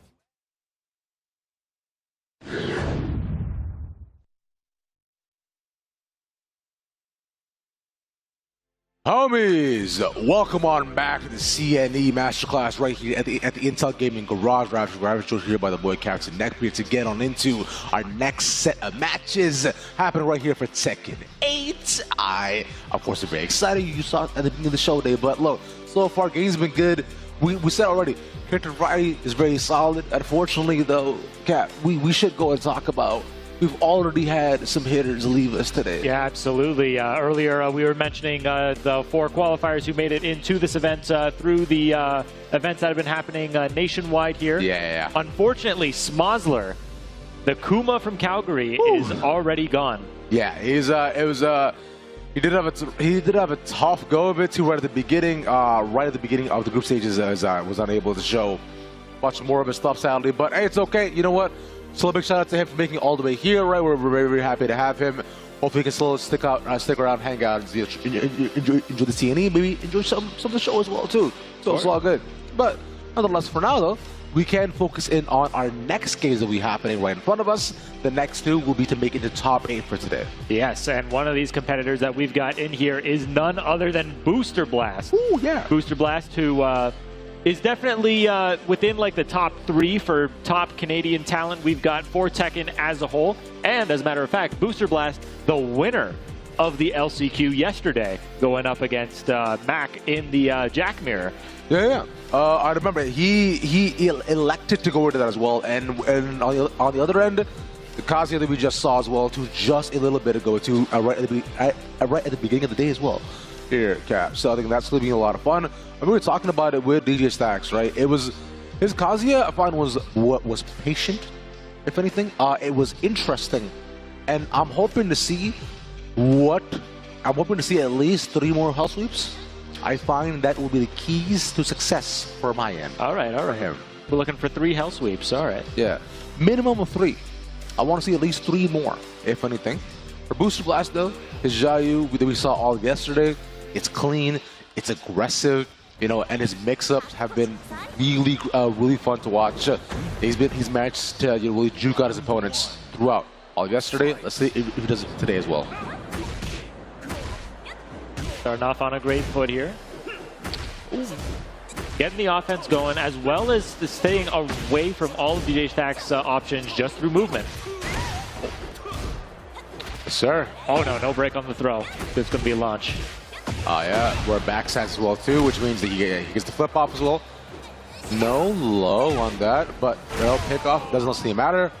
Yep, let's get the side and a good clean start. Yeah, Boost is getting a lot already just from throws, so throw breaking, like, it can be challenging sometimes, but these are throws you have to break, especially against Xiaoyu, who can launch you for a considerable amount of damage for a 1+2 throw. Exactly, because it's not even past that too, it's past the launches too. You're looking at her ability to continue her strings for almost what seems at certain points a infinite amount of time, right? Because she can go from stance to stance as well. As you saw, oh, the grab is nice too, and there we go. As we RM back turn, that means she gets the floor pick off as well, and we'll continue on forward. Nothing on the wake up though, but activates the heat. Oh, DJ Stack's fishing for some down forward twos here. I realized that. Yeah, knowing that Booster Blast was going to keep the pressure on, so yeah, just throw out the Rage Art. sinking the armor, and like, yeah, that's gonna kill too. That's without, yeah, for sure, easily so. Because like, he's just slow enough, and I believe maybe like a tick more, he might have survived, but chip damage was a bit too high to allow Booster Blast to keep going around. Though for now, though, this is interesting. So he starts off from low stance effect, almost anticipating the aggression, but from there though, the sidestep finally catches the launch as well. Wish we would have seen the full string. There we go. Ooh, almost pushed him in the corner, but drops a couple of moves, if anything, but puts him down to under half. Throwing out a bunch of lows, and just like the empty jumps as well, playing a very unorthodox offense game. Yeah. And it's going to lead into that. They take some time to understand where Boost's patterns are coming through. That's health sweep number one. Health sweep number two. Yeah, doing a good job of understanding everything. Catch him off guard with the electric when possible. Nice, good read on the low as well too. V-dash not gone as well. Out of resources. V-dash of his own. Just needs one more. Sidestep. There we go. Great block and punish. Booster Blast. Up 2-1 now. All right, really good start from Booster Blast right after losing that previous round as well too, due to just like an unfortunate end off there. But from here, good reads in terms of the blocks he's managed to have up against DJ Stacks, and even right now, Stacks looking to get anything going at all too. Look at that push off, nice. He has the lay on the string, catching, mashing. Oh, there we go. Back to two again. Yeah. Oh no! Once again, tries for a little empty jump there. It gets floated out of it. Not going to kill because of the scaling, especially with the keepers now. Oh, bit of a drop. What? Dude, he was just playing with his food there. Just got silly in front of his face. Caught him off guard. Go straight into the heat smash. That was kind of cool. Yeah, he decided, you know what, man? I saw that you were having a good time, so you know what I'm going to do? I'm going to vibe out here for a second. Let me just go ahead and lay down low and see what you got going on. That was cool. And this is what makes Xiaoyu so fun, right? This is just the abilities to be able to mess with your opponent's head and also be able to bring out some more creativity and options. The specialist character continues to cook. He's just done this over and over again. Are we joking? Now, hold on. I'm going to stop you right there because we still are under Tekken World Tour rules. We accidentally went straight to a rematch, so we got to go back to a random stage. For all we know, we're going to end up on the exact same stage. So, you know what? That makes sense. That's why I was like, dude, there's no shot. He just keeps on doing this. I was like, he's just letting him win. But we'll just get this. Yeah, but yeah. You got to make sure that it's random every time. You got to make it random, yeah. Yeah, we don't want people picking their preferred stage if we don't have to. Going to stage select now. If I were a gambling man, we're going to get the exact same stage. Just we watch. Can you imagine? Never mind, we got one even better. No, we got your house, in fact. So to make it a bit easier. Oh, hey, we got actual League players here. This is Kaishin's house today. In fact, I do wonder where Kaishin is in the bracket right now, too. Yeah, he's starting in the second part of the pools happening later today. So I think they might have just started around now. But yeah, so far we haven't seen any results. But going back into this match now, another great start from Boost. Get off me. Tries to play the low carry off that though. DJ Stacks playing this a lot more aggressively after the first game. Doesn't want to give that much space. Over to Booster Blast. And we get the wall bounce. That's so much damage. I'm going to spin around a little hula hoop. DJ Stacks doing a good job of playing around Xiaoyu's moves now, using movement to the advantage. Block. Didn't finish the 1-2-4-3, going to get punished for it. And Boost takes round one. 1-2-1 into one of the low once more. Just Magic Line, just really good strings, dude. These just forward 1-2-2 is so nice. No break on the Stonehead. That was plus on Stacks' end, so Boost very brave to match there, but gets the knockdown. 1-1-2 again, so just simple strings from both of these guys. Just trying to find any good bits if they can. Nice read on the low, but no carry from that. You are not able to throw lows at this man right now. He's blocked it off. He's read it off. Oh man. Oh, and he gets the high to finish it off. Yeah, Heat Smash going to break through the armor attempt from DJ Stacks there, and Boost makes it a quick 2-0 in this game. Oh, now double electric. See, in a lot of actually these combos, I see Kazi is put out the double electric first and then go in for full combo just to maximize damage. That wall was actually just ruining his day, man. Oh, great backdash away from the armor breaker there. Oh, and now this is spelling disaster for DJ Stacks. But the big low parry is going to get this started. Not if the sidewall has anything to say about it, though. Finally, a low connects. Doesn't Slim out of though. He's Slim managed to get out of it. Oh my God, the reversal again is so good. Razor does he survive off this? He does. Barely. And this is going to do a lot of damage. Sliver of health, counter hit. This might kill. It does. Just enough to kill because he was so low. A hit doesn't land. No 3-0 for Booster Blast. Another clutch Razor for Stacks to keep him alive in the game. And Stacks still alive, if only by the skin of his teeth. Has got to turn up this game now. Has got to tighten up what he's going for. There's Hell Sweep number 3. Steel pedal. Steel pedal. Oh, okay. Yep. Oh, he's guessing right now.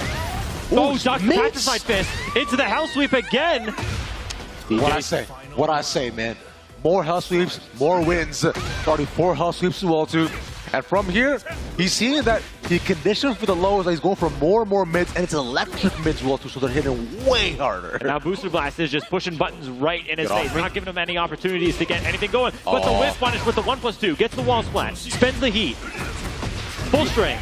Space it up on the ground, doesn't necessarily matter though from here. But Regis Stacks is just low enough that the health advantage isn't necessarily in his favor here either. It's the heat. No, drops the combo. Not that it's going to matter. Gets the hop kick, not able to combo off it, but still keeping the pressure going. Booster Blast is going to take this one. Booster Blast, through all of yesterday and today, looked so confident and really clean on the Xiaoyu, man. We've seen similar options when he goes on for how he wants to play too, but it doesn't necessarily matter, I find, because he brings in just enough just to be able to change up what the opponent expects, you know, whether it be more side steps, more lows, or going off for simple strings more often than not, right? He's having a really good day so far. Yeah, and you mentioned Booster Blast confidence. The one thing that I'm really finding now is that you may not be like perfectly aware of it, but Booster Blast earlier within the lifespan of Tekken 8 was dual maining both Dragunov and Xiaoyu. Wow. So he would have both characters ready to go, but like lately from all I've seen, he is just sticking it out and focusing on the Xiaoyu now. So, you know, you're obviously going to get better results when you're focusing all your time and effort on one character. You can keep someone in the pocket just in case it's just that abysmal for you. But for a character like Xiaoyu, she's got all the tools for basically everybody. There is a reason why in any character game or fighting game, people just say, pick a main. Because if you want to get better at the game, you have to just pick one and practice. It's that simple. Because you're accounting into memory and also how your muscle plays into it too. When you know enough how a character works, you're going to choose how they respond to everybody else. So, if we saturate our skills, we'll never truly be good enough. But you know what is good enough though? What is good enough? Every single MSI product on their roster. It is 20 years of MSI laptops. The past 20 years, it's crazy how they haven't missed. 20 years of MSI laptops. 20 years. Doing us a real solid too. Sponsoring, putting on this event here at the CNE Master Clash for Tekken 8. Get yourself a laptop like this. Like, look at how clean this is. Look at how like the fine, smooth edges. It's so solidly built. And this can run Tekken 8 as well too. We're talking above a 144 refresh rate, bro. Zero milliseconds of delay. You can run this in 4K on your laptop. It'll be beautiful. Sure, the fan will run loud, but it doesn't matter because these guys are built to last. You can lab on the go. What more can you want? Nothing at all. You can learn your combos so that when you come down here to the Intel Gaming Garage, you'll get good, and you might be able to beat me. I doubt it, but we'll find out. All right. Again, thank you very much to MSI. Congratulations on 20 years being in the business of the top gaming laptop peripheral of choice for players like us. And me specifically. Anyways, though, but speaking of players' choice, we should look at our next game that we have, and it's currently being set up right now. I believe I saw the name Deli Lizard up there. Yes, Deli Lizard, who's been on stream quite a bit today, coming back up to it. Now, the thing to mention, though, is that this is on the loser side. So this is go home territory, but winning this means you get to qualify into a top 12 position. Not quite the top 8 yet, but you're setting yourself up for success here with this match. We're going to be going up against fighter JPN, who has been on a tear, online, offline, you name it, with the Zafina. Yeah, and we saw Fighter JPN yesterday. In fact, at the beginning of the day, we did see some highlights from his match as well, too, up against the Paul that we had as well. And we saw, and we talked about as well a lot, is that Fighter JPN loves using torrential stances. He's a very forward Zafina player and really enjoys getting in your face while getting the low stance too. But here's the thing, Jiayu can get low as well. So she can literally match her at her level. Yeah, we're going to be playing some limbo here, ladies and gentlemen. Who's going to get lower? That's what I'm saying. I mean, not me. I got a bad back. Well, I don't. It's okay. Guys, once you hit 25, just stretch. I promise you, it'll save your days. If you're not stretching, your life gets so much harder. I woke up one morning after my birthday, after 25, with back pain, and I realized it was chalk. So I started like taking care of myself. Also, take care of yourselves. Sitting on labbing all day, that's bad for your back. Because I don't know what's y'all, sit over like this. Now, That's poor posture. Horrible posture. The claw hands, right? But shoulders rounded, neck forward. We're here sitting like mantises. We don't want that. Look at Captain's posture. Look at him lean back, easy. Look at how his neck isn't separated from his head. Just clean, clear, just straight down. It's a strong man right there. Be like Captain. Stretch. Stay young. Don't get old like I will. Yeah. Do you stretch? No, I'm still young. I got all the time in the world. Never mind. In 2 years, don't be like Captain, but for right now, be like. It's oh, guys, I believe we're just figuring some stuff out on stage and just get the load of the game as soon as possible. By the way, for now though, what I do want to talk about is, look, guys, I've said it consistently. Look, if you are over the age of 25, you want to make sure you're doing this. Once you're labbing and doing a lot of this as well, you're doing wrist stretches, right? We're cleaning out our fingers as well too, making sure that they're all nice and loose as well, both up and down, mind you, up and down, to make sure that we get both sides of the wrist as well. And also past that, necks, left, right, up, down as well, keeps good momentum going. And finally, stretching out our backs too, just to keep our discs aligned as we align ourselves with our next game. Yep, so just to have everyone aware, what we had here for that little bit of delay is that the players wanted a blind pick. So for those of you who are not sure what that is, sometimes players they're going to want to pick different characters based on who they know that their opponent is playing. Yes. But then it's like, oh, you're playing this character, then I'm playing this character. Oh, but you're going to play this character, so I'm going to play this character. So to stop it just from going back and forth, just to have characters selected, they're going to tell a tournament runner who they're going to pick. Their opponent's not going to know until we see it selected on the screen. So we got Nelly Lizard on the Panda and Fighter JPN on the Zafina, which we expected. Sir, both of them on their specialists, right? These guys are just straight playing their mains, which makes perfect sense. So let's see what they managed to cook up though. The Deliz Panda has looked very clean so far. We'll probably see it continue that. Yeah, Bear head ram, almost full charge in that block. You know, with a ton of chip damage here though. Wants to try to land a couple more hits. Oh, the wall does enough. Just lands the Panda down there. This should be the round. Yeah, gets it off the Heat Dash, guaranteed Power Crush Stomp to take round one. And you know what? I think this is the first time I've seen this stage all weekend. Yes. It's a beautiful stage. Dude, the beach, yeah, this is the newest one they added right with Lydia too. In fact, I remember last time when they added Lydia as well in Tekken 7, they had a very similar stage. Oh, the swing and the immediate counter hit. Nice. Oh, the slide going to beat out the Heat Smash. Just completely take out the Heat, take away all the potential chip damage plus frames. Now Fire's got to make this work without Heat, which is looking more than possible with that float. Dude, these stances coming up from Fighter JPN have been cooking the approach from Lizard.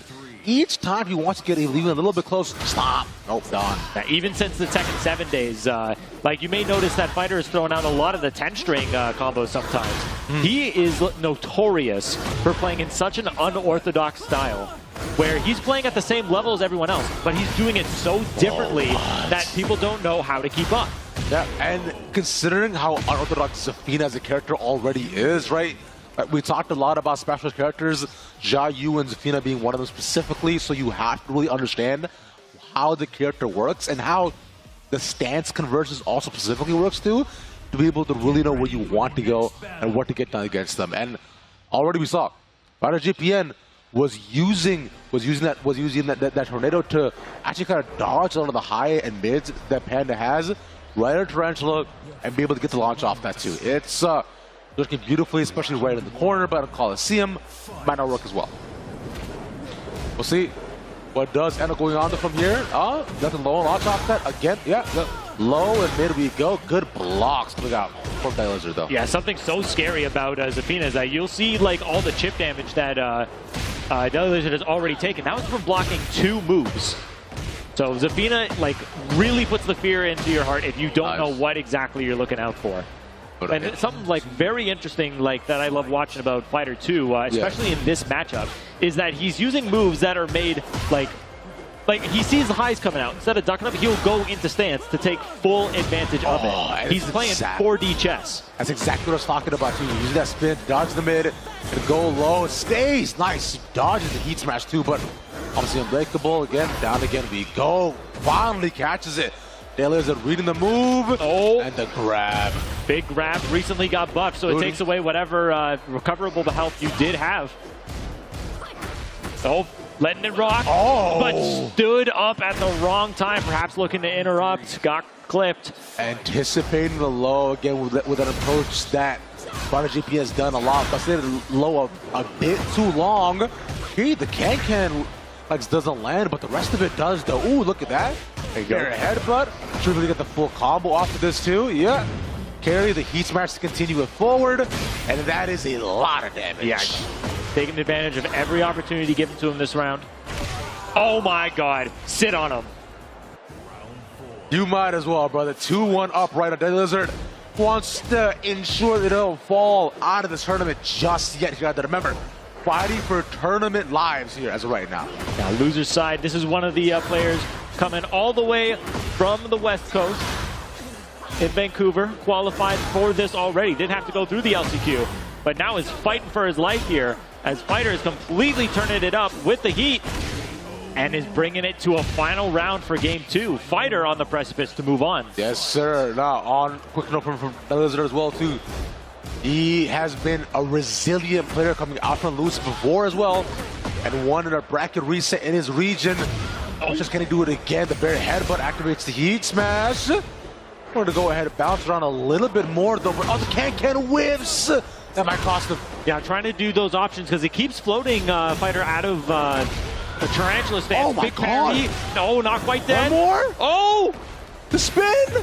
One more hit. Charged up a little too long. It's a scramble, but takes it with the 1-4.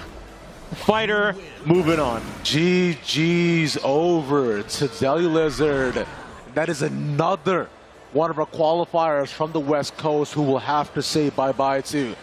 For now, the GG's over to them. Congrats and thank you for coming all the way here.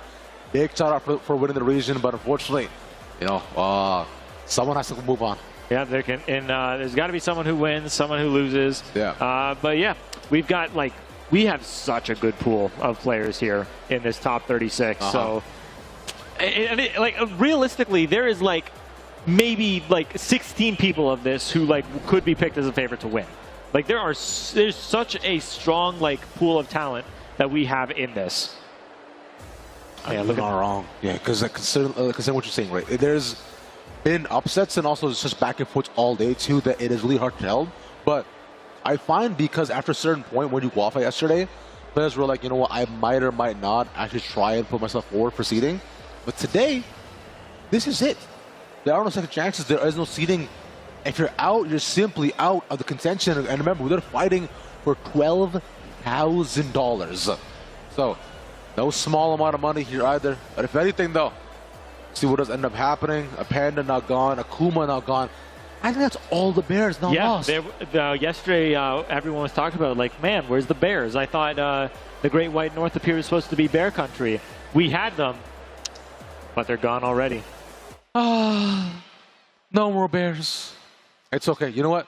It is what it is. Can't do much about it, right? Yeah. Absolutely, yeah. But yeah, great showing there from both players. Fighter JPN going to be moving on. But yeah, they were both making some really good call outs based on character specific stuff. Yeah, yeah. Yeah, this last scramble at the end absolutely could have gone Deli Lizard's way, but just charged up the second hit of that wall rising move a little too long, wasn't able to get the bound on it. Yeah. Yeah, hey, it's high pressure situation. Like, again, $12,000. That's nothing to sneeze at down here. No, not at all. No, sir. And I like that little small pop-off at the end, too, that you saw Fighter do. He's like, yeah, okay, all right, cool. We survived to see another day as well, to which big shout out to him. Right, and I find his Athena games yesterday, too, were good, but they were just so close to just being masterful. He wasn't able to just, get enough off of, though. But, again, it was just enough to make sure that he managed to make it into top 36 as well here, what we have going on. Speaking of which, in fact, we'll be looking to get our next game set up too. I believe it is another losers matchup that we have. Yeah, so as far as I know, I think we're just wrapping up the top half.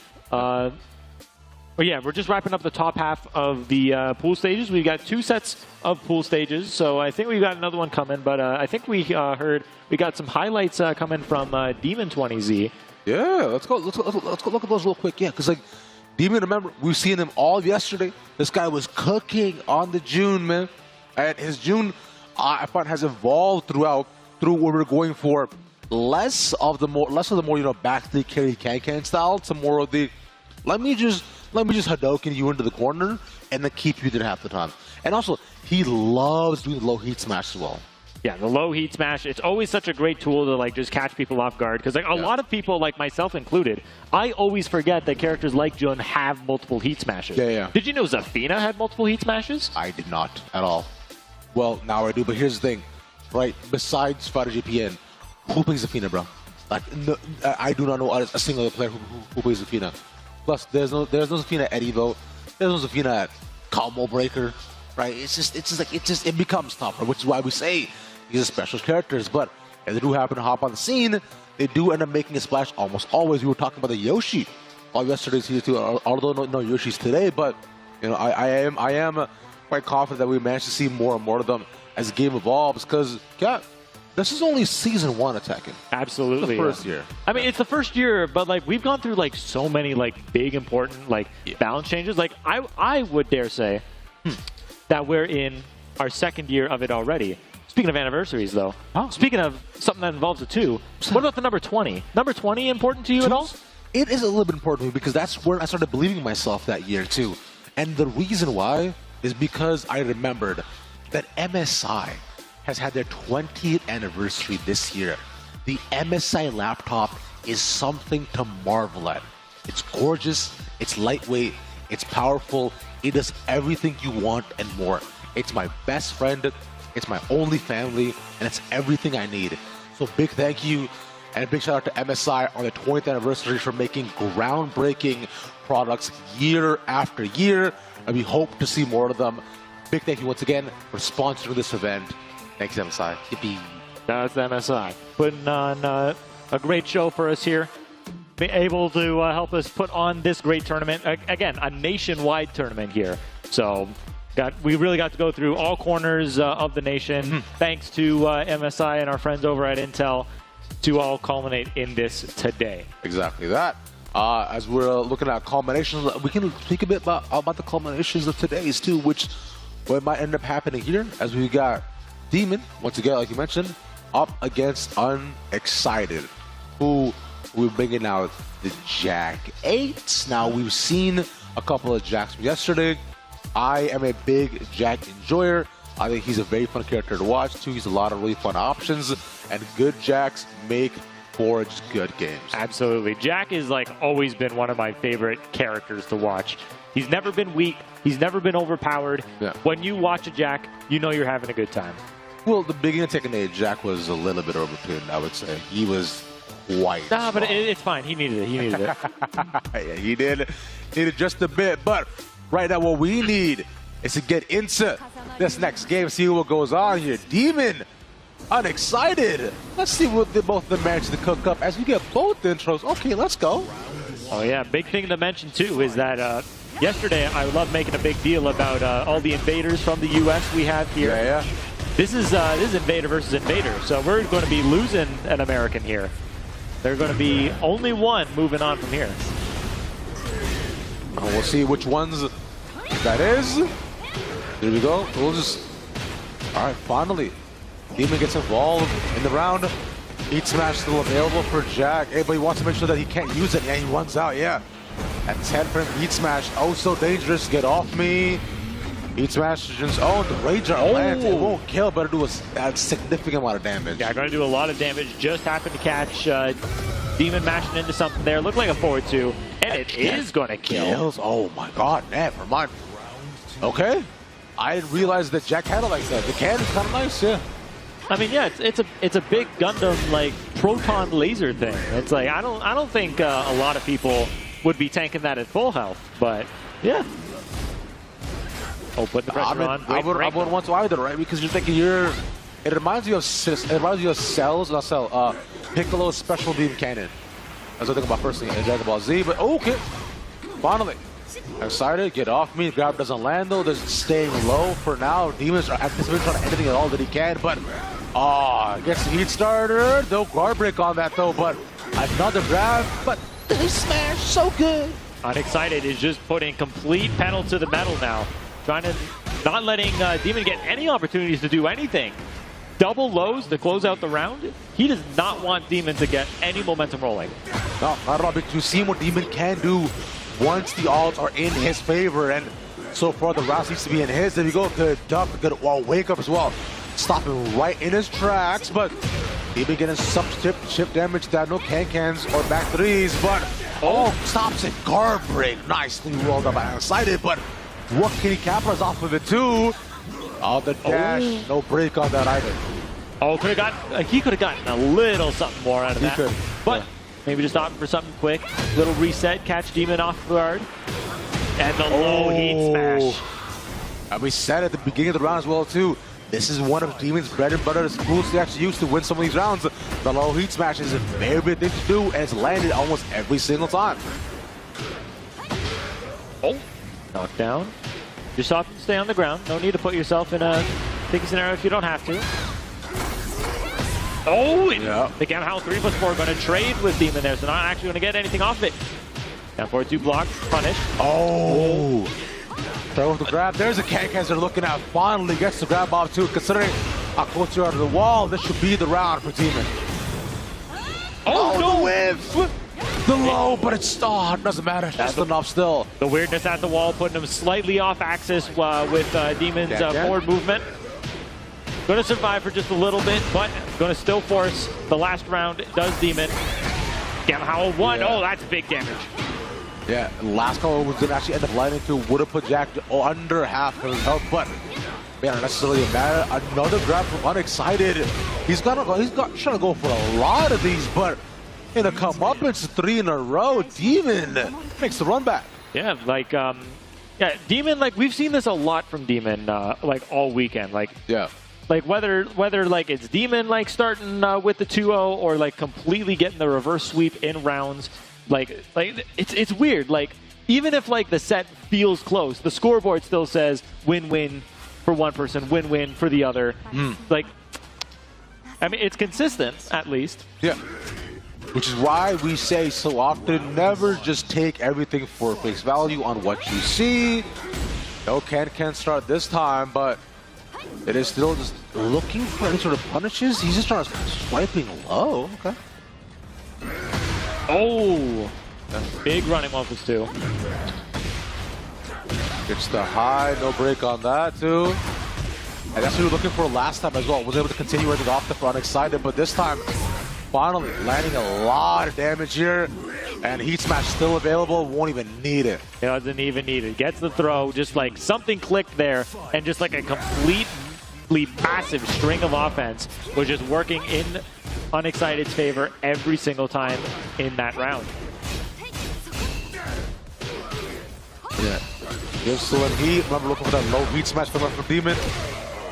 Doesn't matter. Once again, another tool just to make sure that both sides stay checked in, and finally a bit more of a back and forth as we head into the second game. Still a BO3 so far. Nice can. Scared to the wall and be big damage here. Now going to force him into the corner as well. Force him with the resets as well. And like now you see him going into stands just to at least like threaten the low heat smash. For the mid one this time. And Demon now on set point. Lot of damage put down. What? Starts with the Sabaki, punishes the 1+2 with very relative ease, and already has Unexcited right back in the corner. Yeah. Again! Just does it twice in a row. That's insane to me, man. He's doing the most from his side, like, but then the fact that he's managed to land these twice and probably good in the round from here. Good dog. Once more, be in the box at all, but low mid we go. The mix-up takes it, and Demon continues his run. Demon 20Z winning this top 12 qualifier. One more till we get to prize territory. But great stuff there from Unexcited nonetheless. Definitely had opportunities where like the offense was really rolling, especially in that first round. But Demon is really someone who can just like, he can get the download on you. Like there's no ifs, ands about it. No, sir. No, there is not. And we kept talking about the momentum almost the entire time we've seen Demon have, right? And even just past the first game, to just the run back, so they continued to push forward. We saw, like for this game one, it was 2 in a row from Unexcited. And then from there, it just snowballed completely into 3-0s and more. Yeah, looking back at the highlights here. Yeah, some weird interactions there, but like even just like in very tense clutch situations like that, Demon on top of knowing what to do in these scenarios, getting the optimal combos off the conversions whenever possible, forcing them into the corner, making them guess, and just absolutely after that first round, round 2, 3, and 4, everything was spelling Demon 20Z. Demon living up to his name, as you know him to be. Incredible player, and that right there will just continue to cement him forward, because remember with these, a lot of these are qualifiers looking towards our top 8 as well here too, right? So some players after some of these rounds can just sit pretty for quite a while, chill out, vibe, relax, and mentally prepare themselves while they study their opponents. Yeah, absolutely. I mean, hey, they've got plenty of time on their hands. We're in the middle of the CNE at the Enercare Center. We've got so much stuff happening around here. Like the gaming garage as a whole, it's not just the big stage we've got here. Yeah. We've got a whole bunch of different outlets around here showing off their stuff, making sure everyone's having a good time. But yeah, if you're in the area, what are you doing? Exactly. Why are you not here? Why are you watching us on stream? Yeah, you should watch actually in the area, and then when you get here, you can go play some Tekkens yourself. There's a bunch of activations as well, 2 MSIs here, of course, naturally showing off their couple of products. There's a ton of there's a ton of vendors, really cool and really good food as well too. Some strange ones as well, but the fact that it's fun, there's rides as well, and more. You guys should be here. You guys should come hang out. Go outside, see the sun. Your friends miss you. Your PC isn't your friend unless it's an MSI, but maybe even not then. So yeah, go ahead, bro. Explore life, live in the world, play Tekken, hug your friend, tell your mom you love her, all that and more. Yeah. Yeah. Couldn't have said it any better myself. With that, though, we'll be back after a very quick break with some more Tekken. We'll see you right after this.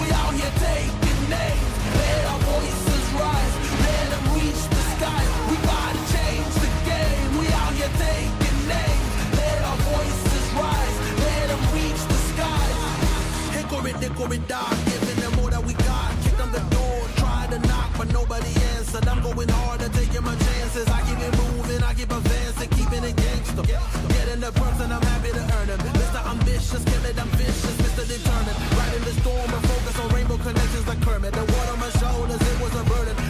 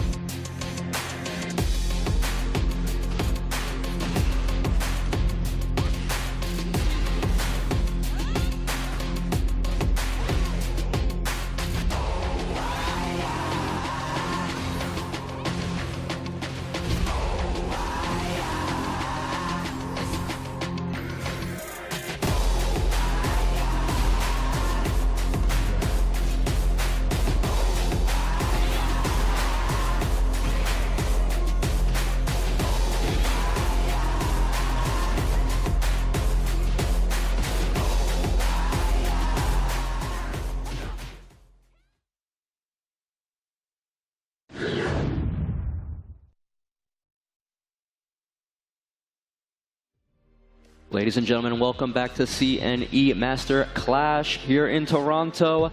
We are still in some pool action, trying to see who will be in that top 12 later tonight to win this trophy that you see on screen right here. Plus, part of that $12,000 prize pool. Once again, I'm Bloodhawk. I'm joined by TK Breezy. How have you been feeling about the action so far today? It's been very good action. I mean, I got a chance to see, obviously, some more of the Canadian representation popping off. Got to see some of that upper, like, North American representation popping off. But we already got half of the top 12 solidified. We just got to now get the other half of the top 12 solidified. So Mr. Blast, Fear Silence sitting on the winner side of things, waiting to see what happens with the rest of this bracket. And as we move forward, I actually got some more matches coming up for you. Some more of the regional winners actually showing up.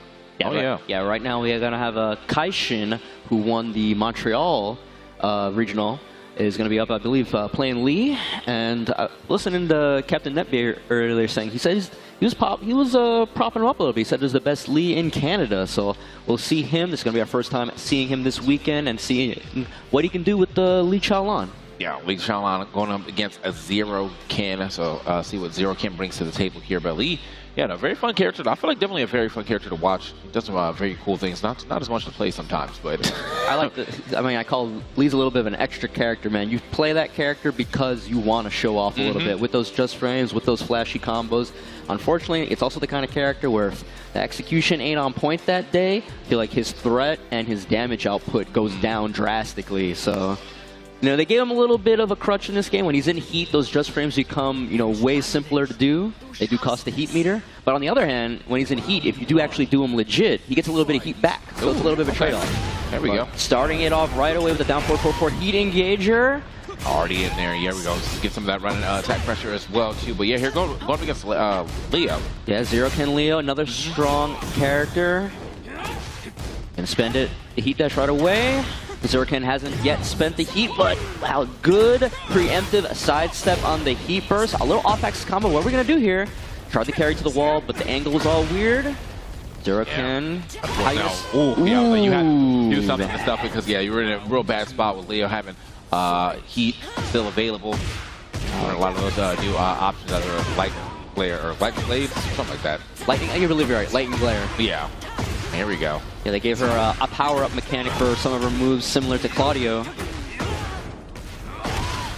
Ooh, perfect spacing on the wall split. Tried to get Grindy with a second one, but no dice. Ooh, cashes out the heat dash. Again, these walls are being real weird to Kaishin, but he's kind of been taking it in stride. Oh, no punish on the back 2-1+2, -11.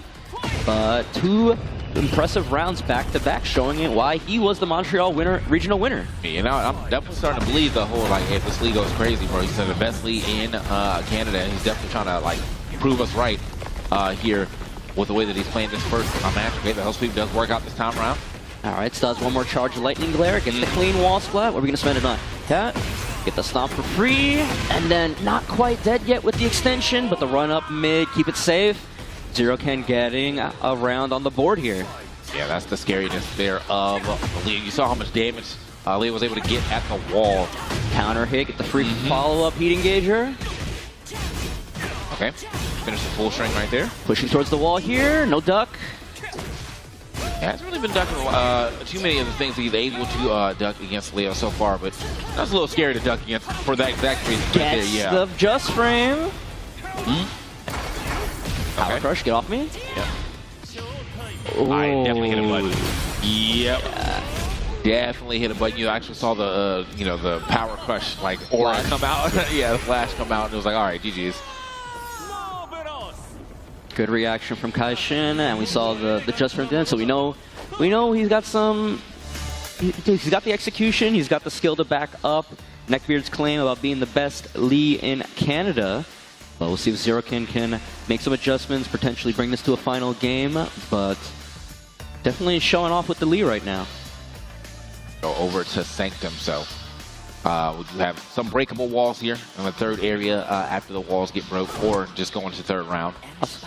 I like how it feels like every Lee player does not pick his Tekken 8 outfit. It's always the this Tekken 7 outfit. When I first saw that Tekken 8 outfit, I was definitely embarrassed for Lee. I was like, what is going on here, bro? Bro, there's a war going on. Man needs to be outfitted. You know, I needed to see him. I still need to see that Lee fashion, bro. I seen that mansion.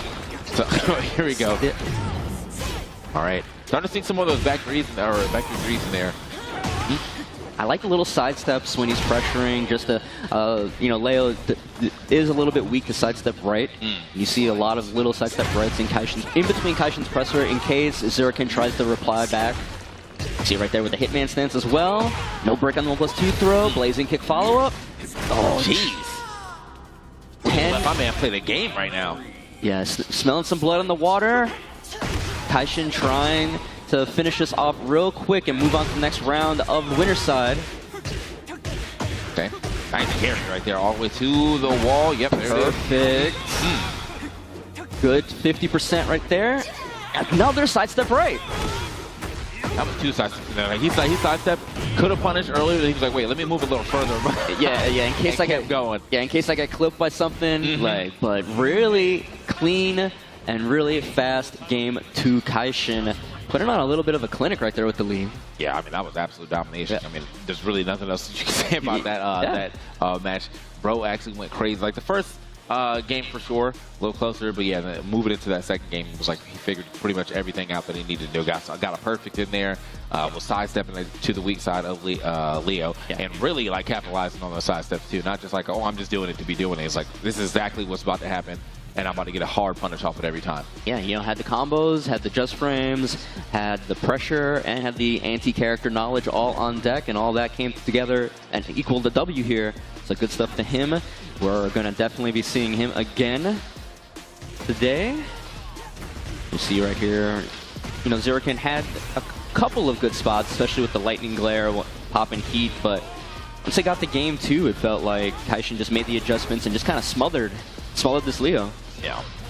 I would definitely like to see, yeah, that was a very good call on the rage art right there too. So I definitely like to see one of the qualifiers like make it, you know, go the distance, at least get up into this bracket. I know we've already lost our 2 qualifiers from the other side, but potentially we can get one or both of our qualifiers from this side into the bracket as well.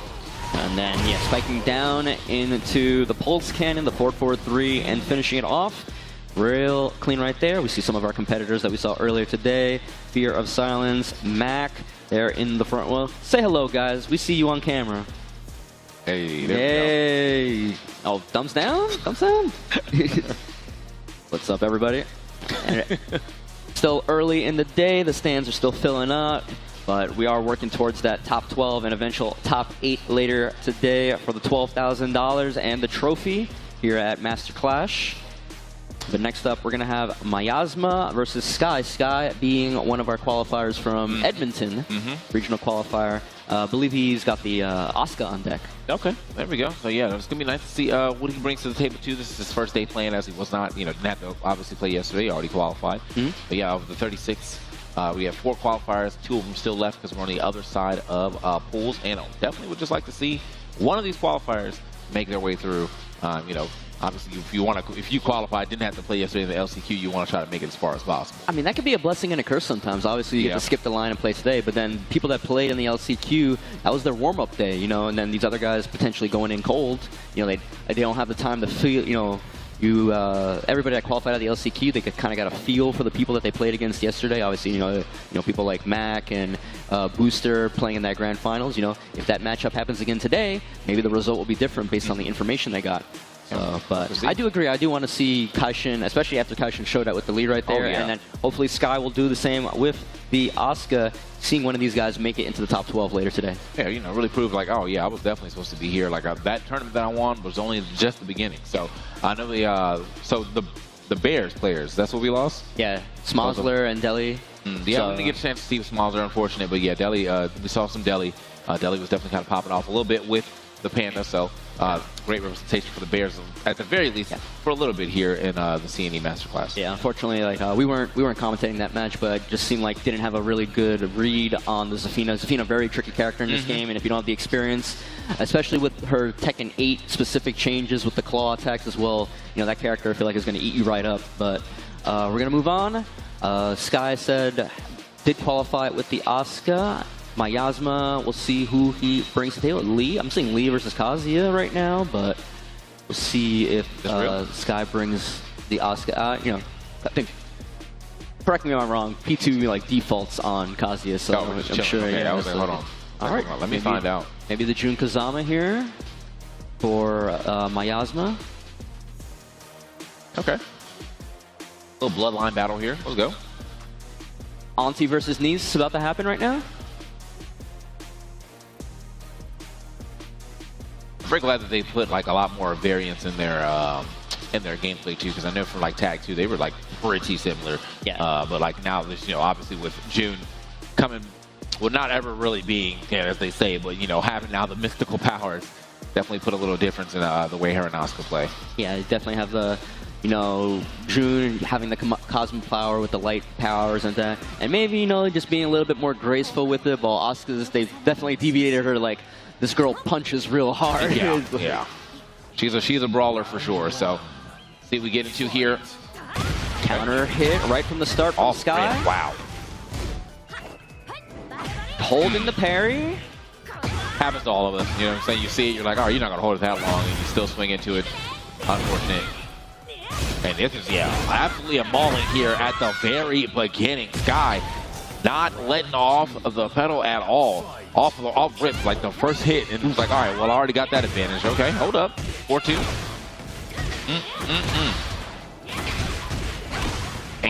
Going for the 3-ring circus ender, and getting the counter hit. Sky trying his best to not let his foot off the gas pedal right now. Miasma trying to fight back with the heat burst, but no dice. 2 quick rounds for Sky, and we're already seeing what kind of Asuka he is. Just go forward, beat the hell out of your opponent. Oh, side swap there on accident, most likely. Just trying to get some extra damage and put himself on the other side, or put themselves to the other side. Now this is, could be an issue. Depends on how much you practice on the right side.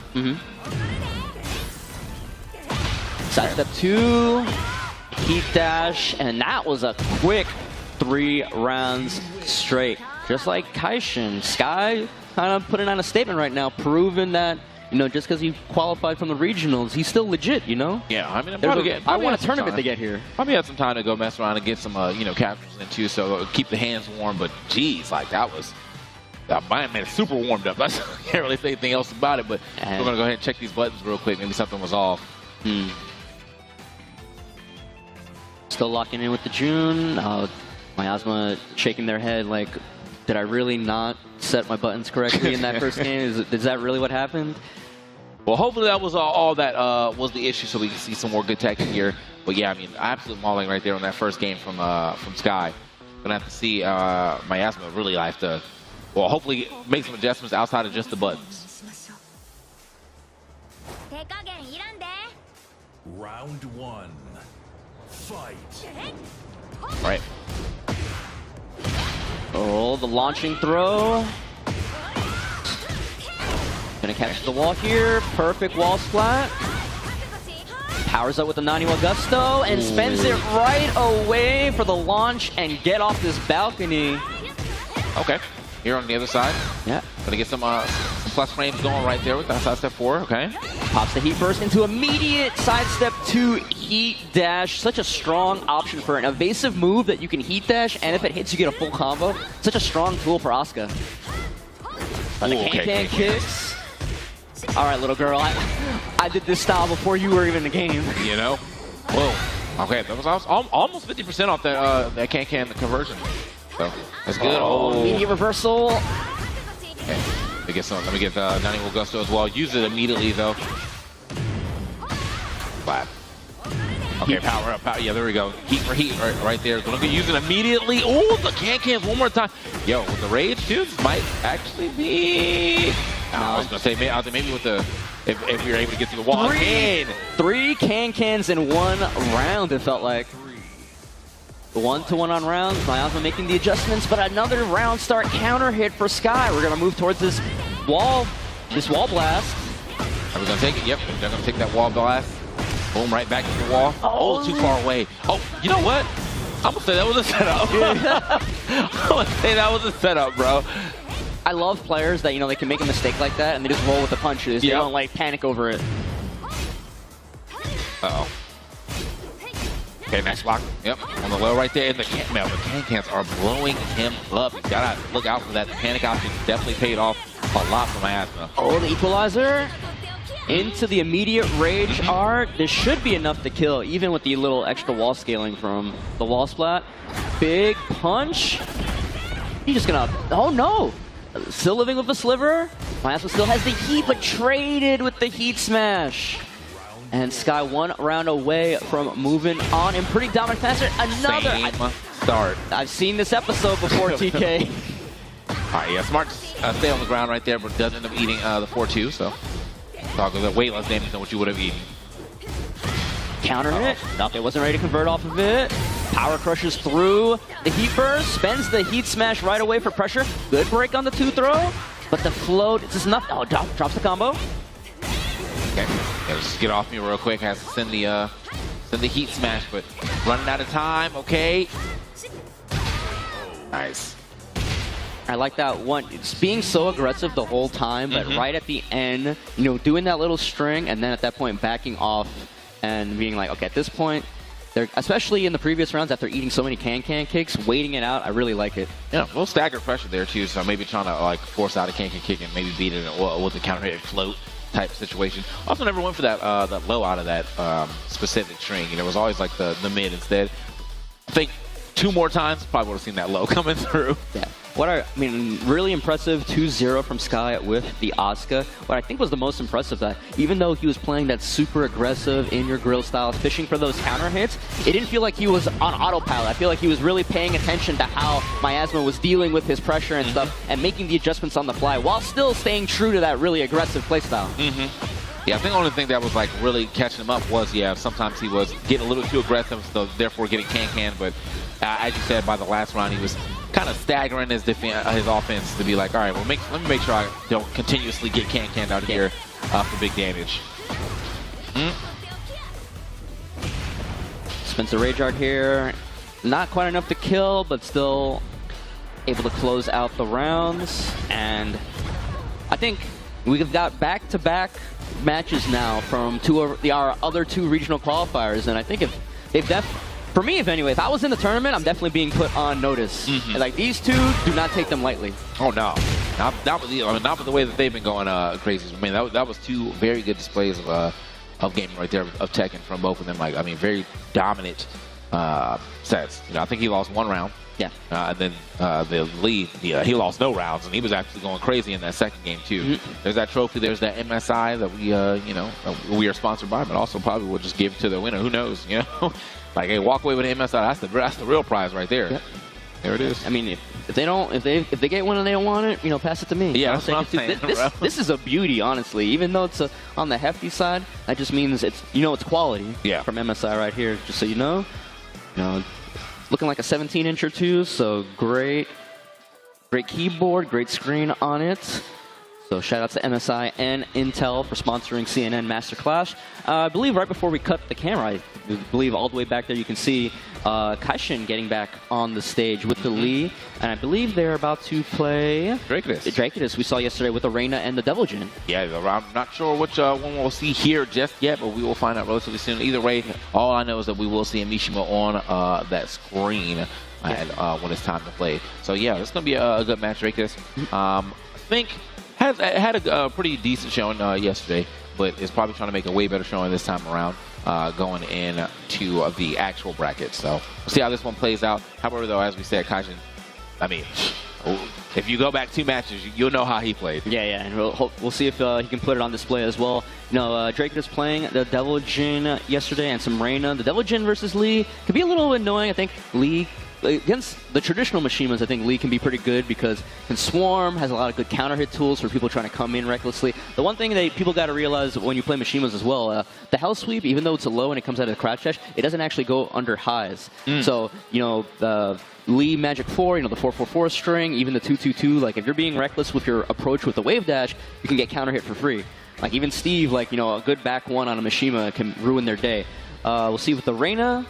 The Reina could be super aggressive and get some stuff going. We'll see what choice they bring. I don't know if Kaishin has any other characters in the back pockets. I feel like when you're a Lee main, you're a Lee main, right? I feel like, yeah, tried and true. When people are saying, he might be the best Lee, when we got Captain Network saying he might be the best Lee, I feel like that's what he is, he's honed in. He's molded in it. Now, he is a lead player. So not to say that he probably doesn't have any other character he can't play, but tournament ready, like I'm ready to just pull this out because I think it's going to get the W. Not sure. Yeah, I don't know how you feel or the people feel at home, but I feel like Tekken 7 got to this way a little bit, and maybe Tekken 8 is turning into it to its thing. I believe this is, I think it's a, unless you're playing tippy top tier, I think this is a hard game to actually only play one character. I feel like you should maybe have at least one character in the pocket to at least cover certain annoying or potentially bad matchups. How do you feel about that? Do you feel like it's always going to be like a top tier? Like if no, I it doesn't play, have to be a top tier. Just somebody you think is a little better. And speaking of, let's actually talk about Kaishin real quick because we have some of these clips ready to show. That man Kaishin absolutely went crazy. You can definitely see what you're about to get into if you're just now tuning in to that lead. Yes, go ahead and run them. You saw the lead on display in the previous match with the just frames and the wall carry. Like everything seemed to be running on all cylinders. You know, like I said earlier, if you're not feeling it with lead that day, the execution's not there. Like his threat and his damage output drops drastically. But we're seeing right here, seemed in control of the matchup against Zero Ken's Leo. You know, was already ready to sidestep left on certain situations, ready with the the reactions to certain pressure mix-ups. You see right there with the Rage Art. Again, right there, stepping. And again, stepping again, even though it was his advantage, he was expecting a response from Zero Ken. So the preemptive sidestep right to punish. And just, especially game 2, you see right here, beautiful display of the combo mechanics. Spiking here into the 4-4-3 at the end right there. Just if he keeps playing that way the rest of the day, I 100% expect him to be in the top 12, if not further in that top 8 later today. Absolutely. But yeah, going back to what you're saying, I mean, I think it probably does kind of depend on how far up your main character is, but for those people that are playing like the mid tiers or the high tiers, like having a secondary mid tier / high tier probably isn't a bad idea. I know, it really depends on how good you are at like changing your mindset of what you're doing and who you're playing though. So I have a hard time swapping between 2 different characters. So therefore, I just play one. I have to learn the matchup. But for the people that can play multiple characters at once, having 2 in your, having your main and your secondary that is like well polished, can't see that as a bad idea. Yeah, we'll see. 100%. So we're still getting this match ready. Yeah, Dracudus versus Kaishin. I just saw the Devil Jin get picked and then canceled out. Lee, no surprise there from Kaishin. Dracudus potentially hovering the Reina. Yep. I'll give some thumbs up here to see if we're ready to go. Yeah, Dracudus got a very easy pick right there. Just one of the middle row. Like, what are we doing? Like, we hit up or down. So yeah, I'm glad. Like all 3, you see them. You see Reina in the middle, but Victor and Azucena. You know, as much as I sometimes hate fighting all these 3 of the characters, I'm glad they're all very, aesthetically distinct and they play differently, and they're all actually not that bad. You know, like obviously when the game first came out, like, Azucena was a bit of a terror and got toned down, but then they kind of changed her up a little bit to let her have those cool stance pressure. Reina also got a little bit toned, and, Victor, we were talking about yesterday, got kind of overhauled in a way too, especially the juggle routes and the way they pressure. So I'm glad there's all 3 new characters are really distinct and strong in their own ways. Yeah, and I'm really just glad that they also decided to do what they did, because, it was cool to have Victor as a character that, like, people can kind of lean on him. Like, oh, he's a new character, you want to play a new character, it's kind of easier to pick up, but now he's got, sauce, if you will. So as of right now, we're seeing that sauce coming in from Kaishin one more time. Already a nice little start from him. However, Drake is finally fighting back. Nice side step on the crouch dash 1+2. Saw Kaishin 2 times. You saw him trying to do it right there, like multiple times in this set. We saw him hit it the very first time against Zero Ken, but he's messing up that 1-3-3-3 just frame. Oh, okay. Trying to walk. Still got the lockout time though, but he definitely trying to see him walking. Okay, some time through right there. Gonna get into. Ooh! Gonna spend the heat first to get the combo extension. Beautiful wall carry here. Gonna get the grounded hit as well. Looks like quite a bit of damage. Okay, he's gonna have to spin that heat dash. Ends up getting a grab right here at the wall though, so keeping that pressure at the wall. You know what? Just barely survives, and this should be another round. Enough. Yeah. That is definitely enough. With the sliver of health he had, getting hit to us, yeah, that was big damage. He has been very good at knowing when it's time to pull the trigger on that Rage Art. That's the second Rage Art he's pulled that's got him around in that almost exact same situation. Clean launch with the down forward 2. Oh, just a little bit short for the wall carry. Okay. All right, we missed it a couple of times in the first round, but looks like we got the execution back. Power crush. Okay, trying to keep that pressure. Oh, trying to walk it still. Getting hit by the shoulder or something right there. Just barely getting clipped, unfortunately. So he's still at the wall. Again, okay, 4-3 pressure. And Drake is showing that hyper-aggressive Reina that we saw yesterday. Once they get a hit, they just want to stay on you and keep mauling you. Cool. Okay. You see right there, you know, drop the 1-3-3 just frame, and instantly, like, you lose all that damage that you could have got. It goes from one of the best jab punishes in the game to the worst. Okay. Run up one right there. And it's still okay. There we go. Got to get that power crush to get through.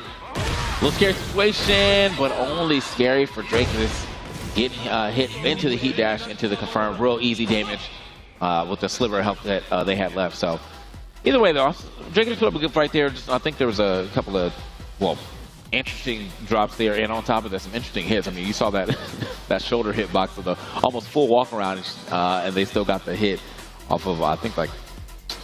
It's like the spin, I forgot, Sentai something, but it worked out for him. Yeah. Oh, no, Heaven's Wrath. Heaven's Wrath. Yeah, I think it was the power crush that came out. I don't know, like Reina looks like a petite girl, but maybe those traps. Yeah. A little beefy, so yeah, sometimes it happens. Though. You know, like the hitbox magic in this game, with it being a 3D game, sometimes the unexplainable happens. Yeah. So sticking with the Reina, going. I guess they ran the Ortiz farm again. I think you're right, yeah. This random select is not random, dude. Sometimes. They need to have it to where like the last like 3 maps that were picked are like out the rotation. That'd be great. Yeah. But getting into this game 2. Okay. Ooh, another down for 2. There's a couple of Demon Pulse checks right there, but no Sentai after it. Just trying to see what their opponent will do after. It seems like there's going to be a full combo this time around. Nice walk. Boom, gets the tornado against the wall, 1-1. Another spiking down into the Heaven's Wrath 3+4. No punish on the down forward 1-2. Maybe he was expecting the heat dash afterward, but the thing about heat dash is that if you block a move that's punishable and could be heat dash, you can always input your punish, and if they heat dash afterward, the game just eats your input. It doesn't come out. So you can always just try and punish a punishable move, and like you're basically like OSing it, option selecting. Right. And that makes sense, you know. Like, especially with a lot of these moves, like the heat dash is the reason why they are safe. You know, you think about like things like shoulder or whatever, that's like super depth block, but heat dash makes it safe. So I'll always be ready for it. Get off me. Oh, nice. He sidestepped 2 into the low parry, fuzzy blocking multiple options. Okay. Heapers for heapers. 3+4 string doesn't finish the last hit. The last hit is what makes it safe, but trying to play the bind game. And then the 4-4-3. Lee Chalon, not a real Mishima. He's adopted into the family, but that 4-4-3 is basically his demon palm. Yeah, I mean, it definitely hits like the same way. You get yourself a nice little combo off it too if you heat dash it. So, okay. Down 4-4. Hits grounded. Drake is trying to fight back with these 4-4-2s, with these electrics. Trying to get something going. Neither player has popped yet. Nice. Okay. Instant full crutch launch. But the wall was a little bit too close. Yeah, try to go for like the longer like wall carry combo. We're already at the wall, so don't even need all that. Unfortunate. Okay. Power from the other side. Misses the whole string this time. Nice block into launcher. What are we gonna do here? Just spend the heat. Okay. Keep it simple. Gonna take away all this recoverable health as well. Gonna leave Kaishin kind of in that corner as well on this stage. And still got a little bit of heat. Spends the Heaven's Wrath. Trying to frame trap. Kaishin blocking it out. Down 3, not enough to kill. They trade, and unfortunately, Drake just didn't have enough life to live through the trade. Kaishin, another 2-0, and moving on. I like the attempts at using the game system or game mechanics to like get Drake back in the game. Now we got the Rage Art. I probably could carry that combo a little longer, but most likely didn't want the wall scaling either because we were definitely headed close to that wall. And then after that, going into the Heat Smash, trying to get a little 50-50, going for them, but unfortunately just was not able to make it happen. And then trading that last hit with that sliver of health, unfortunately.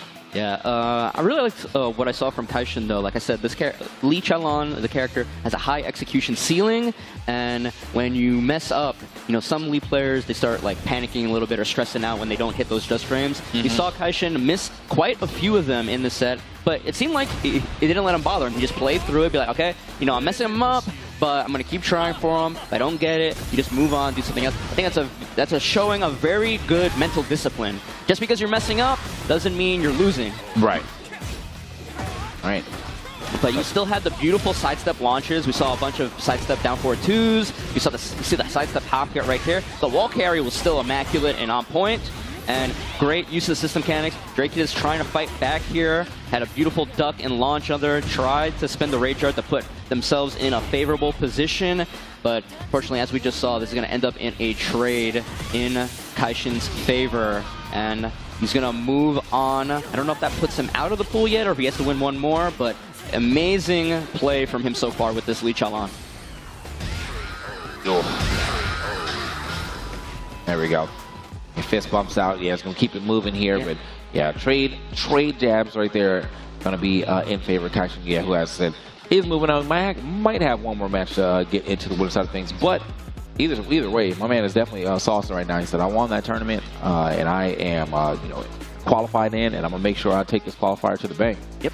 Staying in winner's side is also one of the best ways of doing it. You go to the, you make winner's side top 12, you're basically guaranteed top 8 no matter what. So you lose once, you go in the loser's bracket, and you just get 5th at that point. So you definitely want to come out of this pool as the winner and put yourself in the best position to get the most out of that $12,000 prize pool and potentially the trophy that we've been seeing on stage all day. All day. So yeah, up next is like we're going to have NREC, who we saw a lot of yesterday, versus Sky, who we saw for the first time today, as they were one of the qualifiers as well. Definitely went crazy. Definitely, you know, showed up with the Oscar, but see what NREC can do as well. I think NREC was playing, was it Paul?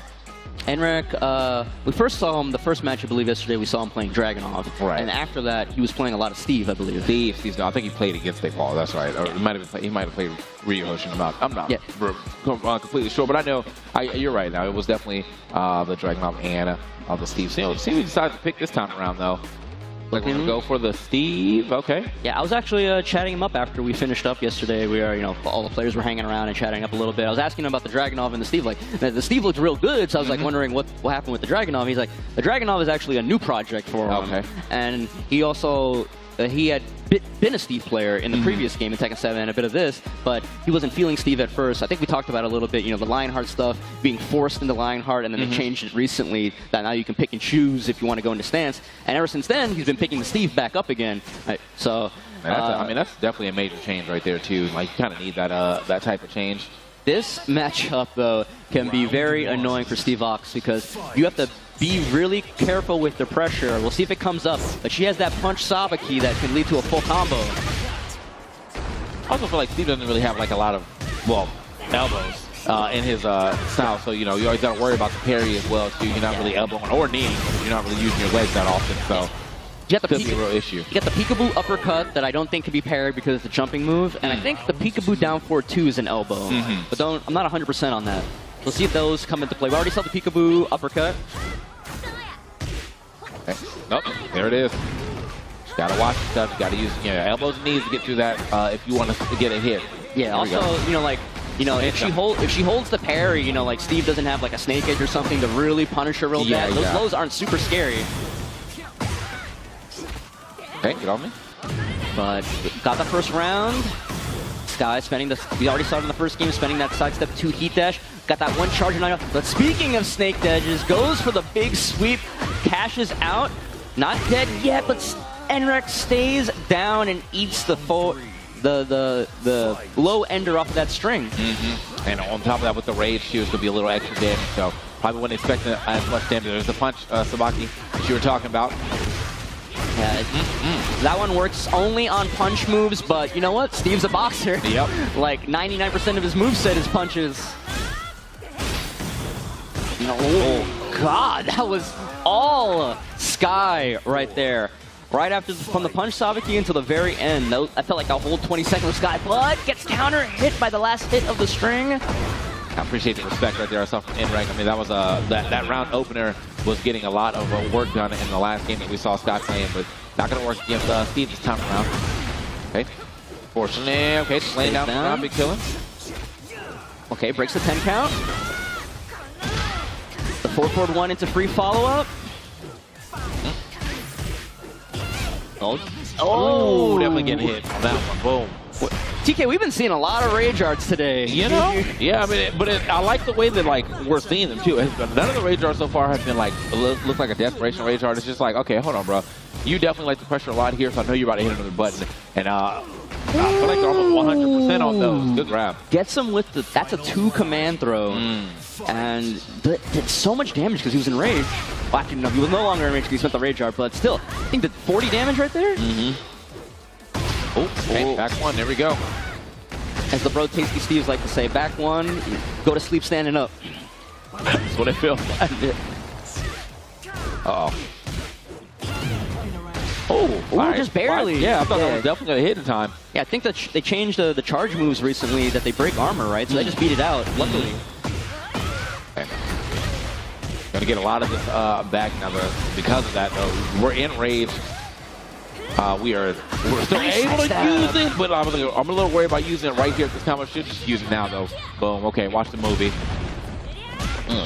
You know, it's especially when you're playing for a prize pool like this and the trophy, you definitely want to keep it safe. You want to keep it as simple and consistent as possible. And that was a bit of a back and forth right there, but Sky takes game 1. Yeah, I mean, it definitely looks. I feel like what you were saying about this matchup definitely looks like it is kind of hard for Steve, but I won't say that NREC's not playing it correctly. He only got like Sabaki like once, got punched or parried maybe twice. So not the worst deal. Yeah, in order to play this matchup like this, you gotta kind of like intentionally leave little gaps in the pressure. You gotta try and predict where Asuka's gonna use these reversals and try to be ready to make her pay for it. Right. Here we're going here for the I'll tell you what, random does not work. Random does not work. I feel like I don't see this stage very often, and normally though, evening. So it's just like I'm dealing with it. I'm glad, you know, we're playing on PC, so the graphical modes are turned up, so you can even see like how wet the stage, like you can tell like a rainstorm happened right before these guys got here on the stage. Beautiful, like Tekken 8, beautiful game. Absolutely. Here we go. Another 2 throw, elbow drop. Dancing in his face right now. Hold up. They teach you that in the boxing ring, Steve? Oh yeah, who taught you that? Hold up. Here we go. Boom. There was a nice little back 3. Gets the combo started. Gonna set it up. Yeah, gets the full unblockable this time. Ooh. Beats out the low. Ooh, reaches. He tried to make it whip. The sidestep 2. I feel like I've been seeing a lot of heat burst into immediate sidestep 2 from Sky. And I don't think his any of his opponents have picked up on it yet. Yeah. I don't think also that Sky's done the little there's been a lot of canceling out into just like, you know, the empty spin.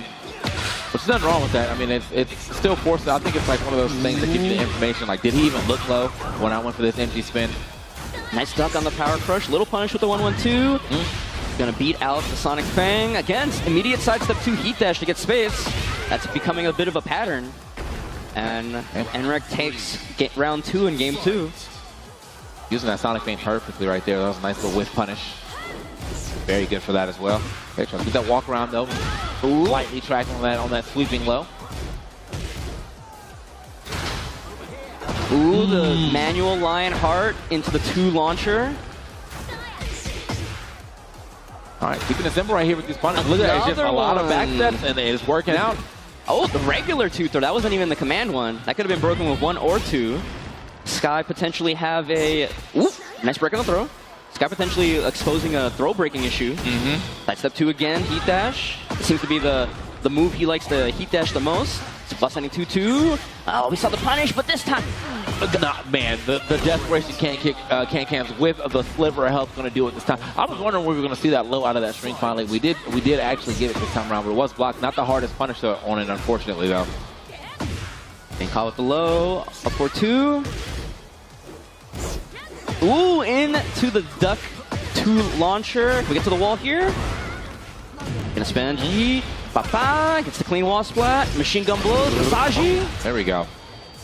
Gonna spend it again into the free hit. Keep it simple with the down back 2. All right, final round again, game 2. Sky wants to win this to close out the set. Enrek needs to win this to bring it to a final game. Nice float. How are we gonna end it? Oh, it drops the combo though. Yeah, couldn't get all nice duck. Yeah, his ducks have been on point right now. So have his back steps are like off the Lionheart alone and getting big punishes off that. Okay. Rocket launcher. This time around. Oh, nope. No can-cans this time. Heat dash. Gonna see side step 2 again. No, side step 4 this time. Okay. Naniwa Gusto. Plus frames. Plus frames. Heat smash. Breaks the 2 throw. Enrek's throw defense has been on point, but he's still not stuck against this wall. Gets wall splattered into the Rage Art. Bro, so much of that was just was great health being taken away because of that like onslaught of plus frames being put on by that wall. And it's all gone. Oh, okay. I was like, I'm surprised he even got a chance to live through that. But yeah, no, it wasn't fast enough to get the right punish from that. Either way, though, did find the round ender with the 1-3. And now we move forward. Sky still holding it down. One of the qualifiers, our 2 qualifiers, still on the winner's side right now on this block. Yeah, Sky looking real strong. That super aggressive Asuka paying dividends. Enrek had some opportunities. I like the use of the Lionheart, kind of like a, you know, very similar to how Feng Wei would use that backwards Kempo step to make whiffs happen and punishing with the Lionheart too. Really liked it, even though Sky was showing the Asuka reversal options that we were talking about. That Sabiki did a good job of playing around it and punishing it. But unfortunately, you know, like two very close games, but the record board's going to show a 2-0 for Sky here. Yeah. And I mean, like, yeah, I really would like to see it, like, more of that in the future from Enrek, though. Yeah, the manual Lionheart was getting to a lot of these people who have, like, I guess, somewhat stubbier reach. And so, yeah, like, a lot of times people, like, put a little pressure out, and then, boom, I'm stepping all the way back, getting the full combos off of that as well. Boom. There we go. Yeah, just unfortunate, like, a couple of times for Enrek, just, like, you know, we get an opportunity, like get a float or something, and maybe he was getting his wires crossed with, like, we dropped the combo. Maybe he was like thinking of 2 different combos in his head. But like the Steve definitely looks like his character. I don't want to see. I know you don't want to, but I don't think I want to see any more of that Dragunov. Come on, man! Don't sleep on a drag like that, bro. Couldn't be that bad. I just like to see different characters get represented. True. So, definitely like some Steve action right there. But yeah, here we go. Got that laptop showing one more time. Got the trophy showing a second ago. But yeah, we are fighting for quite a bit here on this stage. 12K, a championship trophy, and obviously MSI's love and affection. So, you know, thank you, MSI, for holding it down with this laptop there and on the stage as well. But yeah, this is, you know, the Game Garage going crazy right now. CNE's Master Clash with Tekken 8. We are still racking through this bracket right now, trying to line up this top 12. I think we're going, or is what we're going to. Yeah. Once we, you know, rack this whole bracket up. But as of right now, I know that the winner side of things does have Booster Blast and Pure Silence. Not exactly sure if we've got all the way there yet, but I think not, because with this next match coming up, I could definitely see this being a qualifier between Pocket and Kaijin. But that's going to be after we go to a quick break. We're going to be getting that top 12 action coming for you. So guys, don't go anywhere. CNE Master Clash will be right back.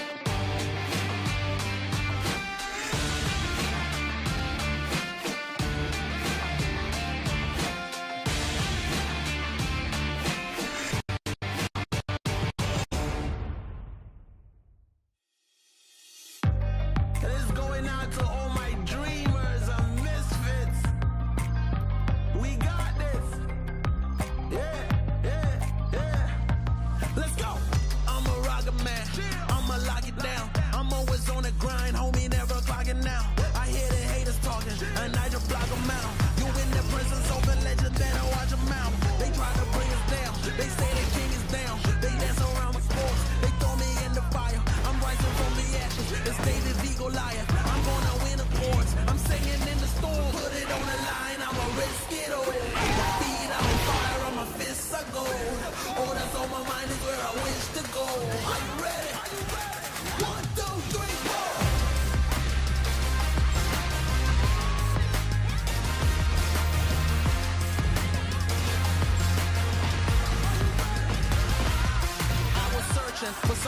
was worth it. Didn't know that the journey would just bring us back home. Bottle of Patron, here's the hip hop. Didn't have a lot, now there's Gucci on the flip flop. Sailing till the ship stops. On El Dorado we be riding. Forget a saddle made in God's image, yeah, I live with him. It is never too late though. Band-aid ripping, try something different, time to start lifting. Put it on the line, I'ma risk it all. My feet are on fire, and my fists are gold. All that's on my mind is where I wish to go. Are you ready? 1, 2, 3, 4.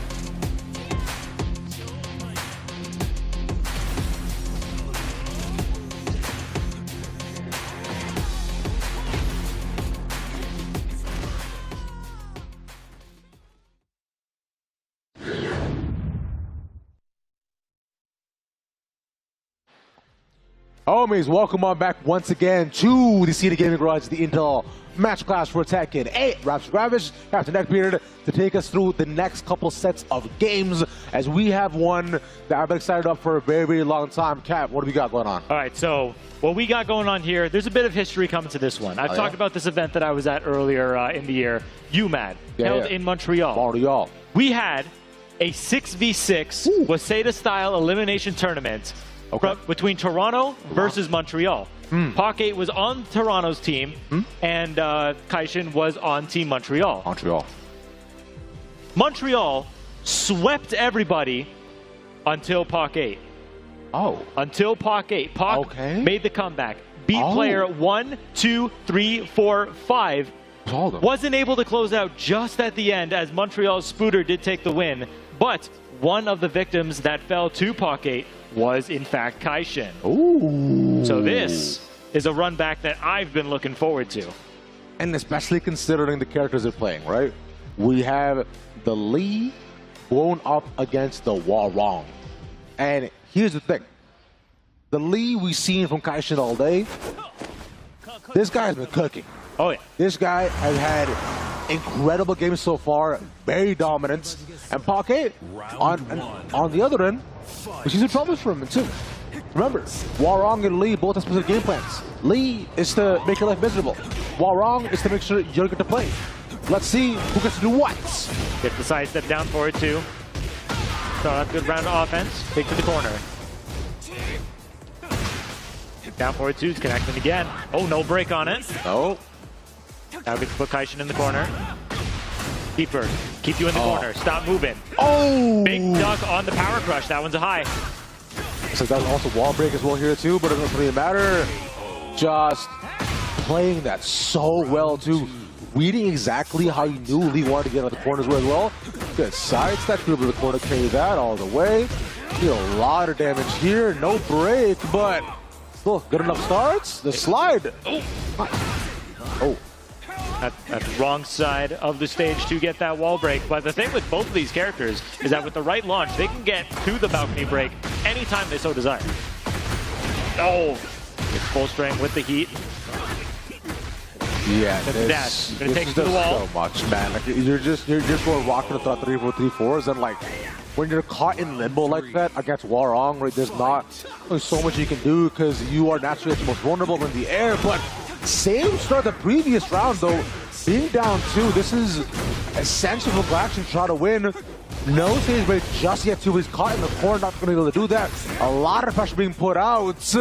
One more hit needed. Oh, he lands almost the perfect, but a much needed round for Glaxion. Absolutely. Kaishin is so far 3 for 3 with the sidestep down forward 2. And the duck on the machine gun kicks. All those are high. Great awareness from Puck. Just duck it. Get the launch with the back 3. No need to do anything special.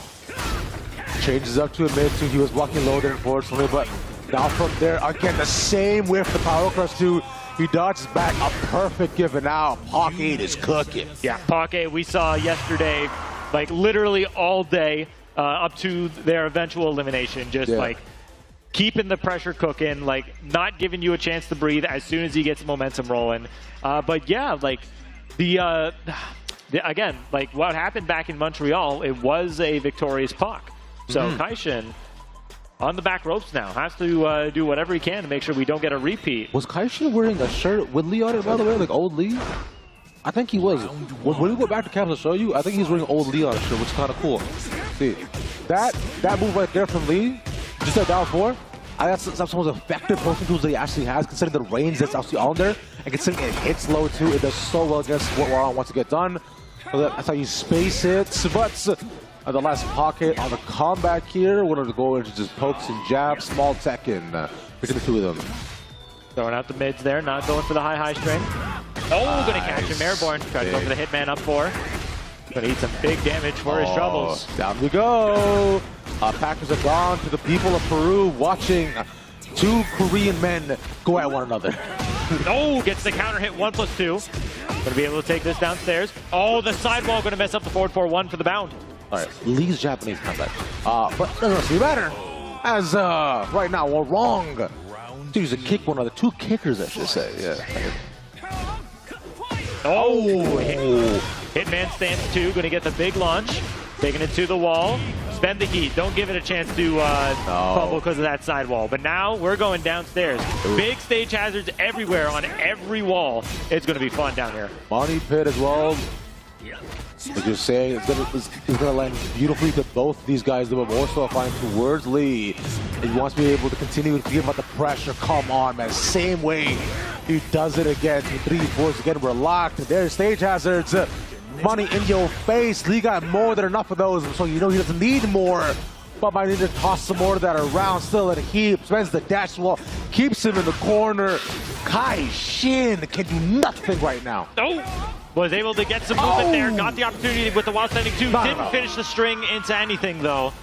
And Pac gonna be taking that. Looking so confident as ever.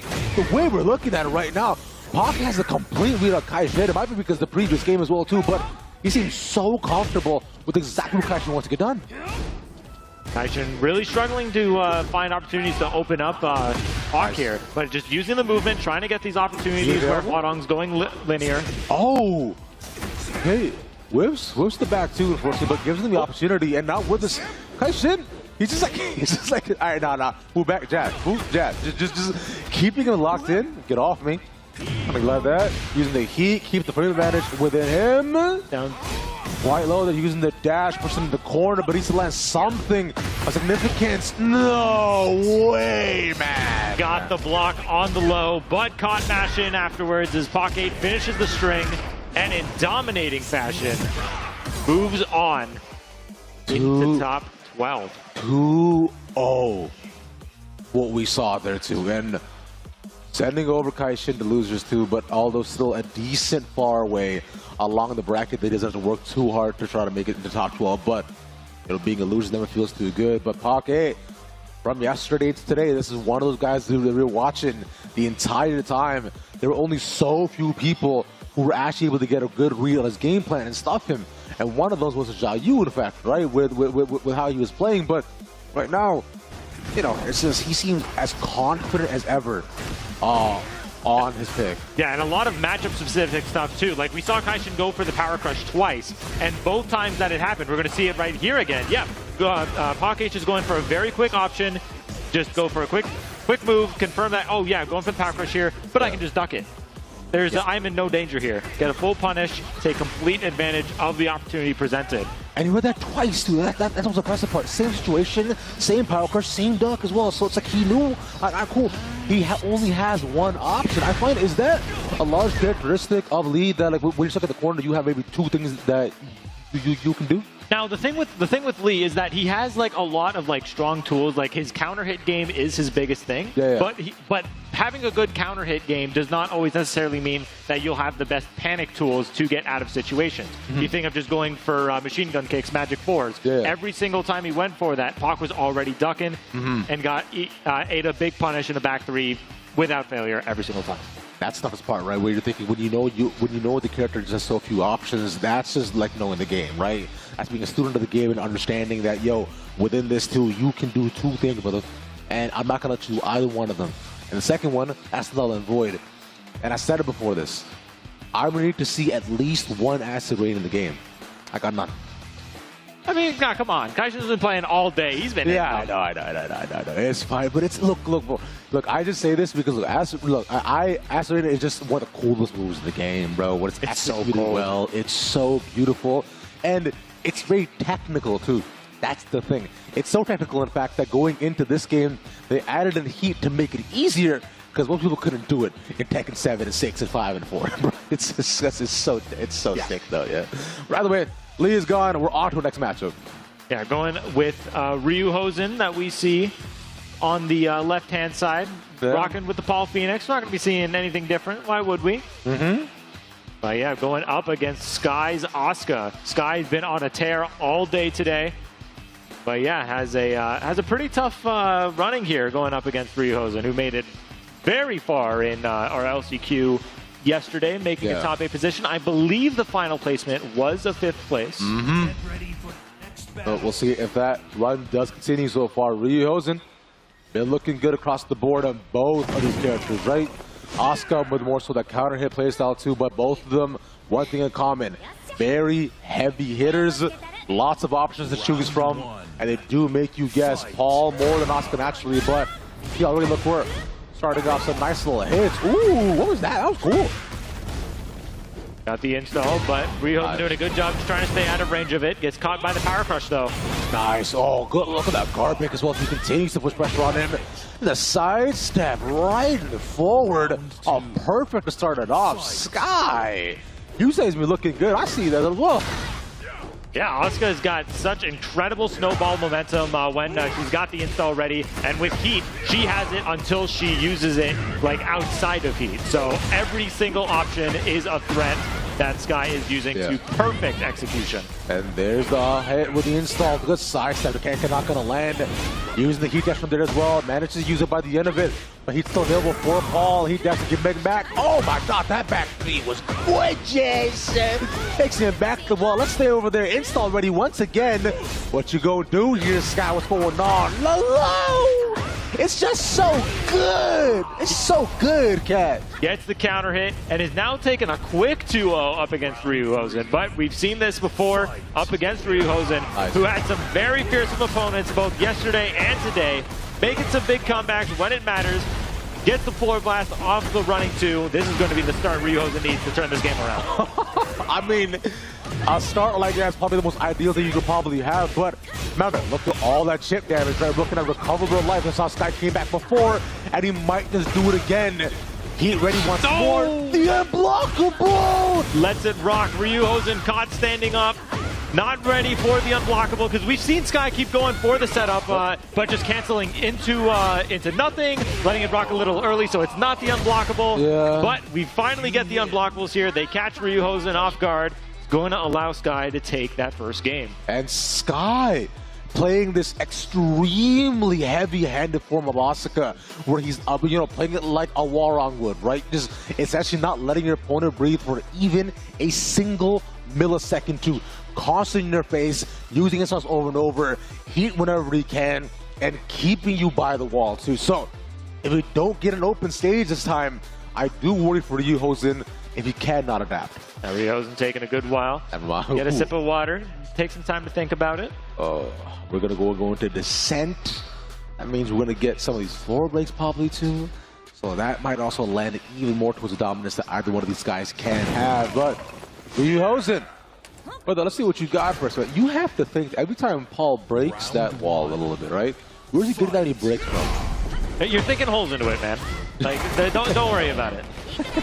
They're there ready for him when he gets there. He has assistance. All right, so immediately getting that first floor hit. So now both players going to be looking for a opportunity to break that floor. Well, what happens a lot of the times on this stage is that players will not go for the ender that gets the first hit of that floor break because they don't want to give their opponent a chance to get the actual floor break.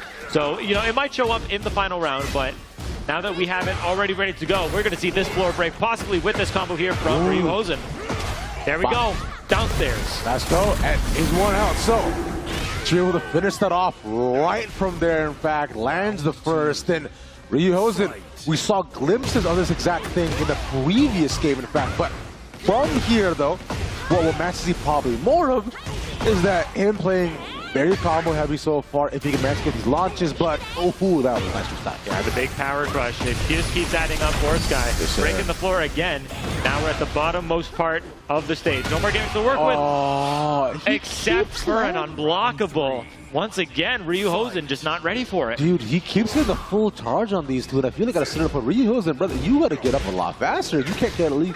You just cannot let it keep out of that. The counter to flip. He was staying in that. He stayed in that. You hit him. Good counter hit, grab. Gets a lot of damage back here too, but it's still available right now for Sky. Can't do much alongside it, but which is the heat to get something back. Can't catch the land. What? Oh yeah, the first hit of the Shredder kicks connects, but because Sky gone for the sidestep, second hit not going to connect, not going to get the full combo. Goes out with the 1-2. But yeah, you were mentioning earlier with the unblockables is like the reason why Sky's able to get that is that he's finishing combos with a specific move that it doesn't matter what time, like if you get up as soon as possible, you're going to get hit by it. You can't interrupt it. Oh, okay, cool. So then the mix-up then becomes is like, sure, they'll stay down, but then you can just cancel it and hit them while they're on the ground. Speaking of being on the ground, that's where Sky is right now, as he he kind of gets dominated in just that last round as well. And we talked about the adaptation from Ryuhosen, and my man, he got the lead on the Sky, also turned up his game to another next level as well too, and pretty much installing the same sort of fundamentals that we saw in the first one, and deciding, okay, cool, you want to put in your face? Well, let's kiss right now. Let's go back to back. Hop on Tekken 8, you know what I'm saying? Hop on Tekken 8. That's funny. As we go back to same arena as the first. Side step on both these sides. Playing, my God, the Shredder kick. Shredder kick's going to work. Get the launch, just out of range. Try to get a whiff punish with the up 2. Not going to work, though. Goes for the cancel. Gets the heat dash. Alright, so has the option to probably carry this towards the wall if he wants to. Yeah, you see what I mean. Just going to let it rock, force Ryuhosen to know that an option is coming. Didn't go for the unblockable, which Ryuhosen was thinking of, but got caught on wake up with the forward 2. That's what makes this move so scary to deal with on your wake up. Gets a launch off as well too. For the counter, and he's going to be able to do this again and again. 1, 2, 4, 3. Again, good block on the low to get some hit back, but immediate wake up sidestep. Into the shoulder, cancels the heats, but from here, they're gonna keep the pressure on him. Sidestep once again, puts up a heat smash. Good roll, stays on the ground. Doesn't wake up into the mids. Ooh. Great dodge, finally getting the launch on it. Heat dash. Make him watch the movie too. Might as well. Exactly. Let's go 1-1 right off the rip. And for Sky, an extremely close round here once again, but Ryu Hosen ain't nobody to mess with here either. Cat. He's showing that he got it all to do and a little bit more, and a box of biscuits maybe as well. Ryu Hosen looking to get a very good understanding of what he needs now. Engage. Death Fist again. Oh, but the can gonna beat it out. Good back kick too. He's actually, he doesn't want to use it. Lucky that back was not enough. So Slow Magic get the block back on it. Not sure if you can. There you go. Waits that out. Waits it out. Good awareness. Goes for the Death Fist as soon as he knows that it's at the maximum window that the parry can be held on to. Great awareness from Ryu Hosen. He's gotten caught by the once before, decided never again will this happen to me. He's on his Ender Revenge arc. And now he's up to looking to take a 2 in a row. Start going to top 12 here. A Sky thing to say about it. He's still available once again. Help looking real good from his side. Because it can still land from that angle. Gets the interrupt. Oh my god. All of that was like a backwards wall splat. Asuka's face getting smacked into the wall every single time. And it just never drops for Paul.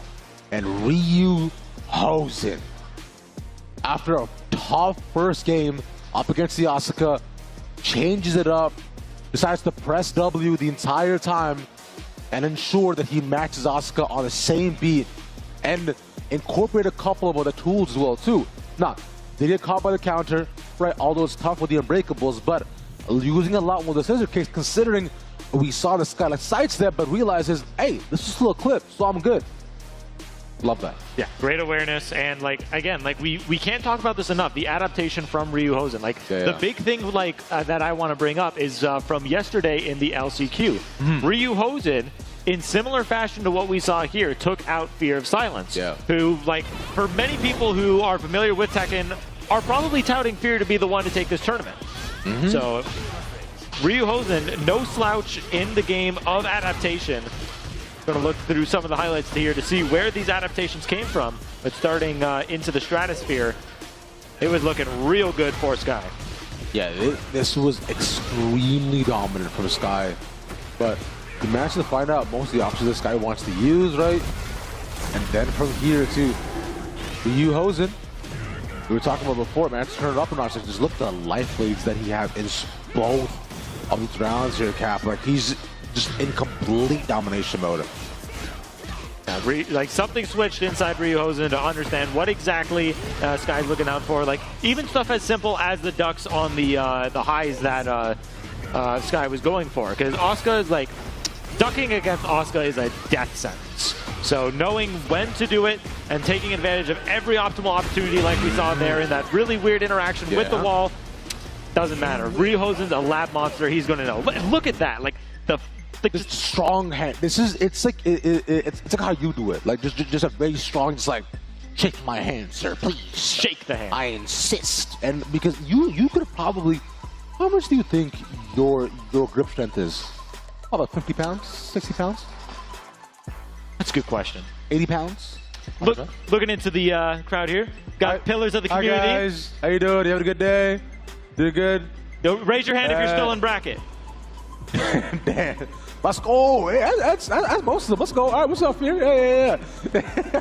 Oh, that's all good, man. It's all good. Back when you're drinking. Back, what is that? Back when you're drinking. What's a monster? All right, cool, nice. Okay, all right, nice. What's a pink flavor? I like the flavor a lot too. It's good. It's fire, right? Yeah. Booster Blast in the back with Bloom Buster. Where is he? There he is. I mean, hey, he usually never leaves for tournaments without the capybara. But no shit, bro. Yo, capybaras are kind of sick. No, I mess with them a lot. Which, by the way, if you saw how both Mag and Fear were sitting, it's like low-key. It's kind of how we're sitting now. So in this situation, are you Peter or are you Mac? Ooh, that's a good question. Yeah. I feel like it's one of those questions where there's always going to be a wrong answer. But you know where there isn't a wrong answer? Where? With MSI gaming laptops. This guy's dodging. That's crazy. MSI, 20 years celebrating being in the business of giving us some great equipment for our mobile gaming needs with these laptops, with their desktops, everything that they need, even cute little charms that we get. Cute little dragon here. But yes, thank you very much to our friends over at Intel and MSI. Congratulations on 20 years of being in the business as the #1 producer for mobile gaming machines. 20 years of being the GOATs. That's insane. In one more year, you guys can vote in America, I think. That's how that works. In America, yeah. Yeah. Is it? No, we're not talking about America here. Listen. I made such a big deal about how we don't want the invaders to win. Let's stop gassing up the invaders. You gotta stop saying that. We're defending the North. That's what we're here for. Yes, sir. But of course, big thank you, as you mentioned already, to MSI for sponsoring this event. Of course, for all your gaming needs, you have to make sure to check out MSI's products on the websites and wherever your fine retailers are for computers. I promise you, you will not be disappointed. These guys are built to last and to perform all at the same time. And of course, they get Intel as well. Without them, none of this would be possible too. Look at how sleek, drawn out their laptops are. Curved from side to side, edge to edge.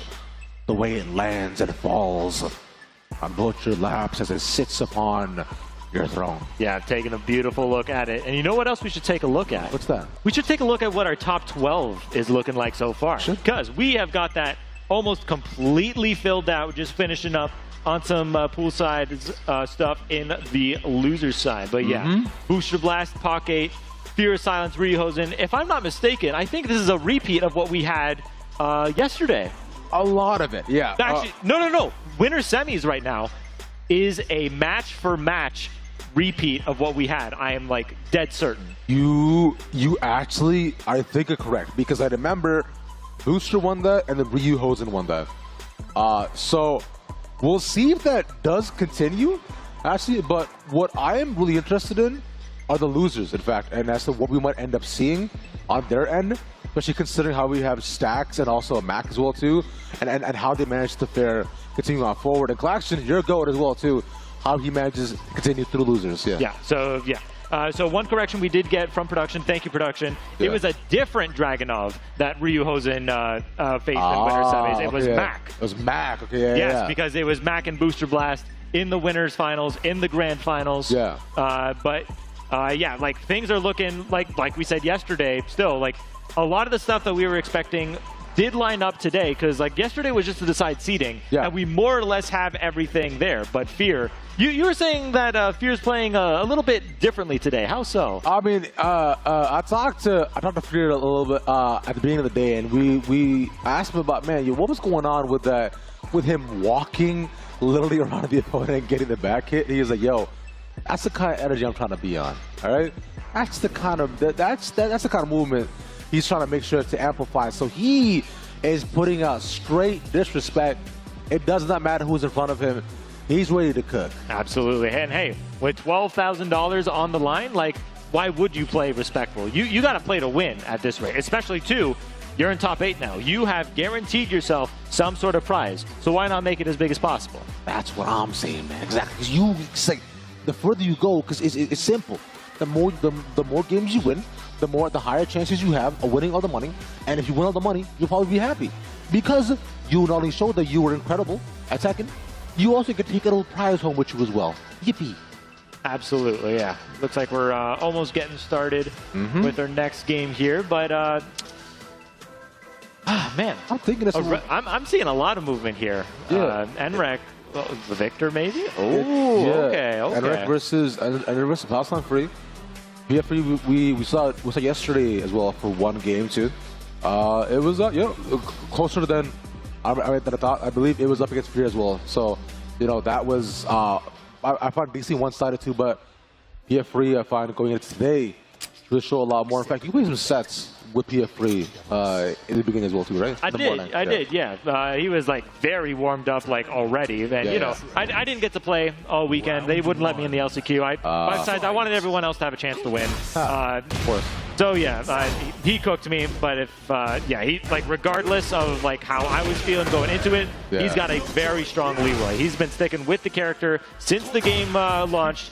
And like speaking of two characters who people were sticking with when the game launched, we have Enrek back on the Victor. Yeah, and so far the Enrek right now from his Victor was quite good. I know we've been seeing a speed from him a lot too. And I even know that TK and Blood were talking about how they want to see more speed from Enrek, but right now Victor so far seems to be doing okay. I think that was the 1+2 grab that he tried to attempt there too, quickly broken. Normal grab this time though, not broke, but the range of the sword brings it out, slices in half. Yeah, massive whiff punish with the get up 4 attempt from P3. Yeah.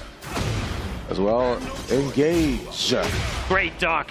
Ooh. Ready for the low. Stay stuck in the high. Not going to get the punish though. Ooh, that was so nice from him too. Just the fact he makes stars, but the question has to be, that was how he's continuing off with it so far. PF3 has momentum. He dashed on the other side though. Enrek brings it back, gets the life back as well too. Sidestep, no corner carry off of that either.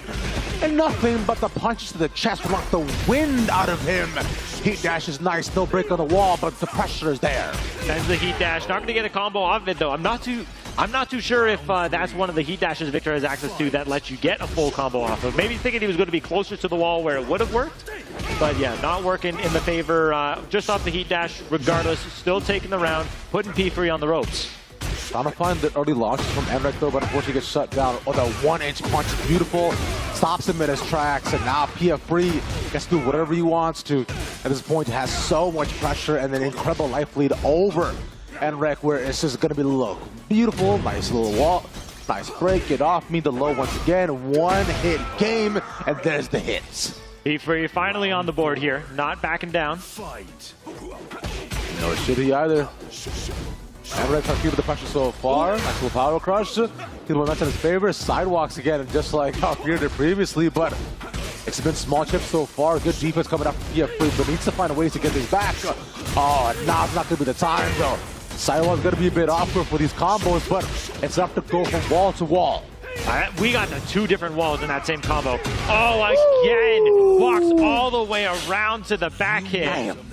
Takes it with 7 golden letters, no less. Enrek looking good on the Victor. And you could see the little pop off there. You know he was happy about that one. Oh, of course, yeah, because once you get a perfect like that, we've seen that Enrek, a momentum-based player as well, too, right? He wants to ensure that he's feeling good, he's looking good, and so far, he is most definitely. I'm going to go back to character select. I believe we might get a little costume switch, if anything, a little mental reset, and see where we go next. We're going to the Coliseum. So this going to be a bit more of a brawl. Yeah, nice big open stage.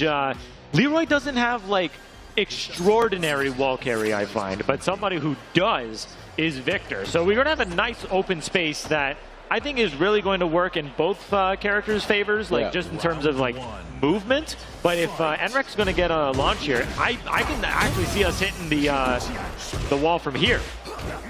Blocks so low though, but from there, it's just damage put out for the heat engager. The gun to the chest, stop, power crusher slows momentum down. Solani remaining, explosion will be dodged. He goes over, the slide is nice. PF3 looking so much more comfortable in the next game. There you go, just took a little bit of mental break, little mental note to keep as well. Great awareness to quickly duck that high, get the quick punish as well. Yeah, starting to come alive here. That bullet is an excellent gap closer as well for Victor if he wants to be able to move in quickly and land a lot of good little hits off. Great duck and the interrupt too. Really well for this dude. After this, should really get the full combo off from here. PF3 looking good in the counter stance though, but slow counter stance from here. But nothing coming out of it. The interrupt again gets the grab off as well, and that kills 2 in a row for PF3. Yeah, coming alive here. Taking it 2 straight. We're going to get a very good understanding of what Enrek's looking for. Yeah. Try to go for the heat engager. Oh, and man. It's just ducking all of these highs now. Dude, and just because of 1-inch punch as well, because it lands him in that vulnerable state, it allows PF3 to get just a full carry. The power crush again to stop the engage. That's twice in a row he's done this. One more, two more hits remaining. Two bullets to try to get closer, but Cap, this is tough. Oh, trying to close it in with sweep, trying to get a counter hit off of it. And Enrek putting the pressure on. Great break on the Undertaker. One more low might be able to do it. 1, 2, 3. In fact, that's just enough. You win. 3 in a row in the second game. It's BO3 for Palestine free up against Enrek. And now for Enrek, I gotta think. Does he change? Am I going to stage select? So no. He still wants to stick with the Victor. I think, you know, no more Steve being put up, but Steve against Leroy, I don't love that matchup for the Steve personally. I mean, because we saw earlier in that first game that Enrek was looking real good on the Victor. So perhaps this is just more of a matter of that second game, everything was just going in P-Free's favor. So just getting a good understanding of what Enrek wants. So now Enrek has got to turn the tables here. Going to be sticking to the Victor as well. So has to do it with him. Let's see if he does continue that forward. Finally this time though, no low to start off, but at least a little 2-2-2. Gets a lot more damage in. Through the wall we go. But this isn't enough. Oh, with punish, but power crush to get the momentum back right away. Something that both of these guys have done pretty consistently. Throwing a lot of lows now, but gets caught. Going linear. Power crush, blocked, punished. 2-2-2 once again. Look at him. He's just 2-2 sidestep, 2-2 sidestep. Over and over, and so far, PF, obviously tracking it, so might have to use some more of the tracking moves. He wants to do that. Get off me. Yeah, these guys super low. Race available. Nice duck on the bullets. Gets the break off once again. Enrek looking much more comfortable. Counter the options and lock on the low, but through the mid we go. Now you were saying it earlier, getting the ducks on the bullets important, but what P3 is doing incredibly well too is going for an option to interrupt a follow-up no matter what. Oh, he's going to be able to get it just by pressing anything. Perhaps could be going for something a little more high caliber, but as long as you're getting the punishes in, you're not letting Victor run on you for free. He used the backstep as well to set the combo from that point on, but this time. It's on his favor. A PF free, still one apiece for him. He's doing so well, staying counterstand so far, but Enrek can do nothing at all. The guard break again. Look, and it's the same game plan here, Cav. It's bop, bop, bop, smooth, bop, bop, bop, move over and over. We stay moving, no standing still. Anything you can do, I can do better. And now spends the cane. Everything is coming up good for P3. And right now, Enrek is now down bad. It might be horrendous, but if he doesn't manage to lose, what was that? Gets the counter hit sweep. The follow-up basically undroppable. Going to be able to take it to the wall, spend the heat, and has turned this round on its head. Completely, I would say, in such excellent fashion. And disgusting amount of damage. He now finally got as well, too. And for PF3, he's still available. For a second, the corner can only do so much. At least switch his sides to get them back, but in the mid. Anticipating the low, leaves Enrek alive for a little bit longer. Enrek looking like he's finally got a good understanding of what he needs to do. Oh, the step down forward two, going to beat that. Trying to change stance if he possibly could, but sidestep once again. Okay from here, but once more, Enrek using a movement to his advantage to ensure that PF3 can't track him, and I find the game plan has to change it. PF3 has to use more tracking moves because the way Enrek is moving, he might be able to take this back. Yeah, he's going for some panic mashes here just to try to stop some offense. Gets the big block on the sweep, which is going to be good to start. But yeah, when he's getting pressured, he's just trying to press buttons here and just is not able to get these punishes where available. Oh, it's tough though. Counter hit grab is beautiful. Almost anticipated it from the end. Thus allows him to get up, and now even gets mashes into the hits as well too. Get off me once more, but at this point, using the heat. Needs to find a way to get back in. Bullet not dodged, but both of them looking for whip punish wherever they can. Gets the guard break, pushing the corner. This is going to be so much damage, Cap. Great spot here for Enrek. Gets the punish, but he's going to get it going for Chicago punch. Grab! Grab gets broken again. Enrek in the corner. Switching sides once more. Nice. Oh, but the hit is so good. The quick 1-2-2 punish to get the whiff punish. Enrek is going to be moving on with the Victor Chevalier. Oh my God, that came down to the wire. Both of them, both equally punishing and whiffing. So many open hits from both of these sides. I do worry for the next opponents because if they can identify these openings, it will be decently one-sided, but overall though, it was very fun. Both of them playing very hyper-aggressive, and the counter hit still ran supreme this entire game. Yeah, Enrek was getting like a very good read on what P3 was looking for. Yeah. Like especially too at the end, like with the like you mentioned too, with the getting in with the counter hit game, throwing in a lot of those sweeps. It's got insane range, and again, once on counter hit, you're eating big damage no matter what. And through the highlights of this, like the whiff punishes in this first game from Enrek, second to none, like forcing these opportunities for big whiffs every time. Yeah. But here, this second game, P3 was able to turn it around, got it big with the slides every single time. And we saw from there too, it was essentially a lot of the same that we saw previously from P3, right? But actually, a lot of the counter hit game, a little bit chip damage down if that down this time, if anything. The rest of it though, still maintaining in the favor of Enrek, right? You mentioned talking about the Victor, has been looking good on it, and I agree. I don't need to switch that unnecessarily, but you know, perhaps as we continue on the bracket, maybe people who understand how he is playing the Victor and be able to counter it easily, because we're looking at a couple of things. We're looking at interrupts from this side, and we're looking at small windows to whip punish, which we've seen Enrek has left a decent amount of openings in previous games. Yeah, the way Enrek's playing is the way he's going to have to keep playing.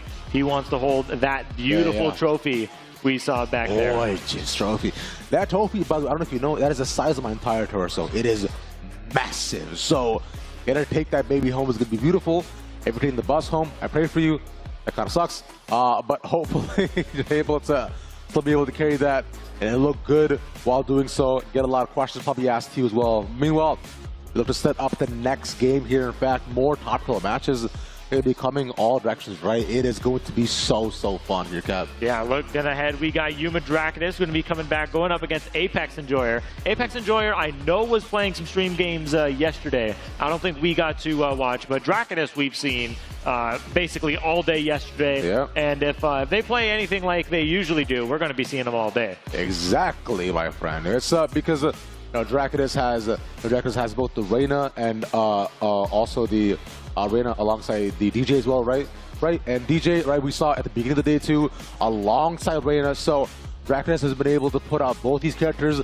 I find so far they've had stronger performances on the Reyna, but I like the option of bringing up the DJ as a possible counter pick to catch their opponents off guard. Though so far, still maintaining the comfort. I found Reyna in and of itself, right, aggressiveness, just really good options in terms of strings and being able to put so much pressure on your opponents. As we look to load on in, Draconis, Apex Enjoyer, looking nice and comfy. And yeah, what's up? Oh, question for you, man. Yeah, what's up? Are you a headphone on versus off player whenever you're playing on stage? Yeah. Whenever I'm playing on stage specifically, I like the headphones on. Really? If I'm playing off stage, it's headphones off. Okay. I personally prefer headphones on always, because I mean, I don't really understand people who have headphones off, because I found like I need to lock in, right? I don't want to hear the outside noise. I want to be able to hear the game only, and the sound of my own breathing. So that's me though, because I mean, I'm someone who wants to zone in a lot. It does scare me a bit when, like, you know, like for example at EVO, you know, Arsenal Ash does wear headphones. The crowd is so loud. How does he even focus? I don't get that. No, that's a question beyond me, beyond the capabilities that I can answer. Very true. But what we're going to find out now is who's going to be moving on in this bracket. Got Draconis on the Reyna, Apex Enjoyer on the Brian. Yep. Saw him yesterday, but now we're going to get to call some Brian stuff.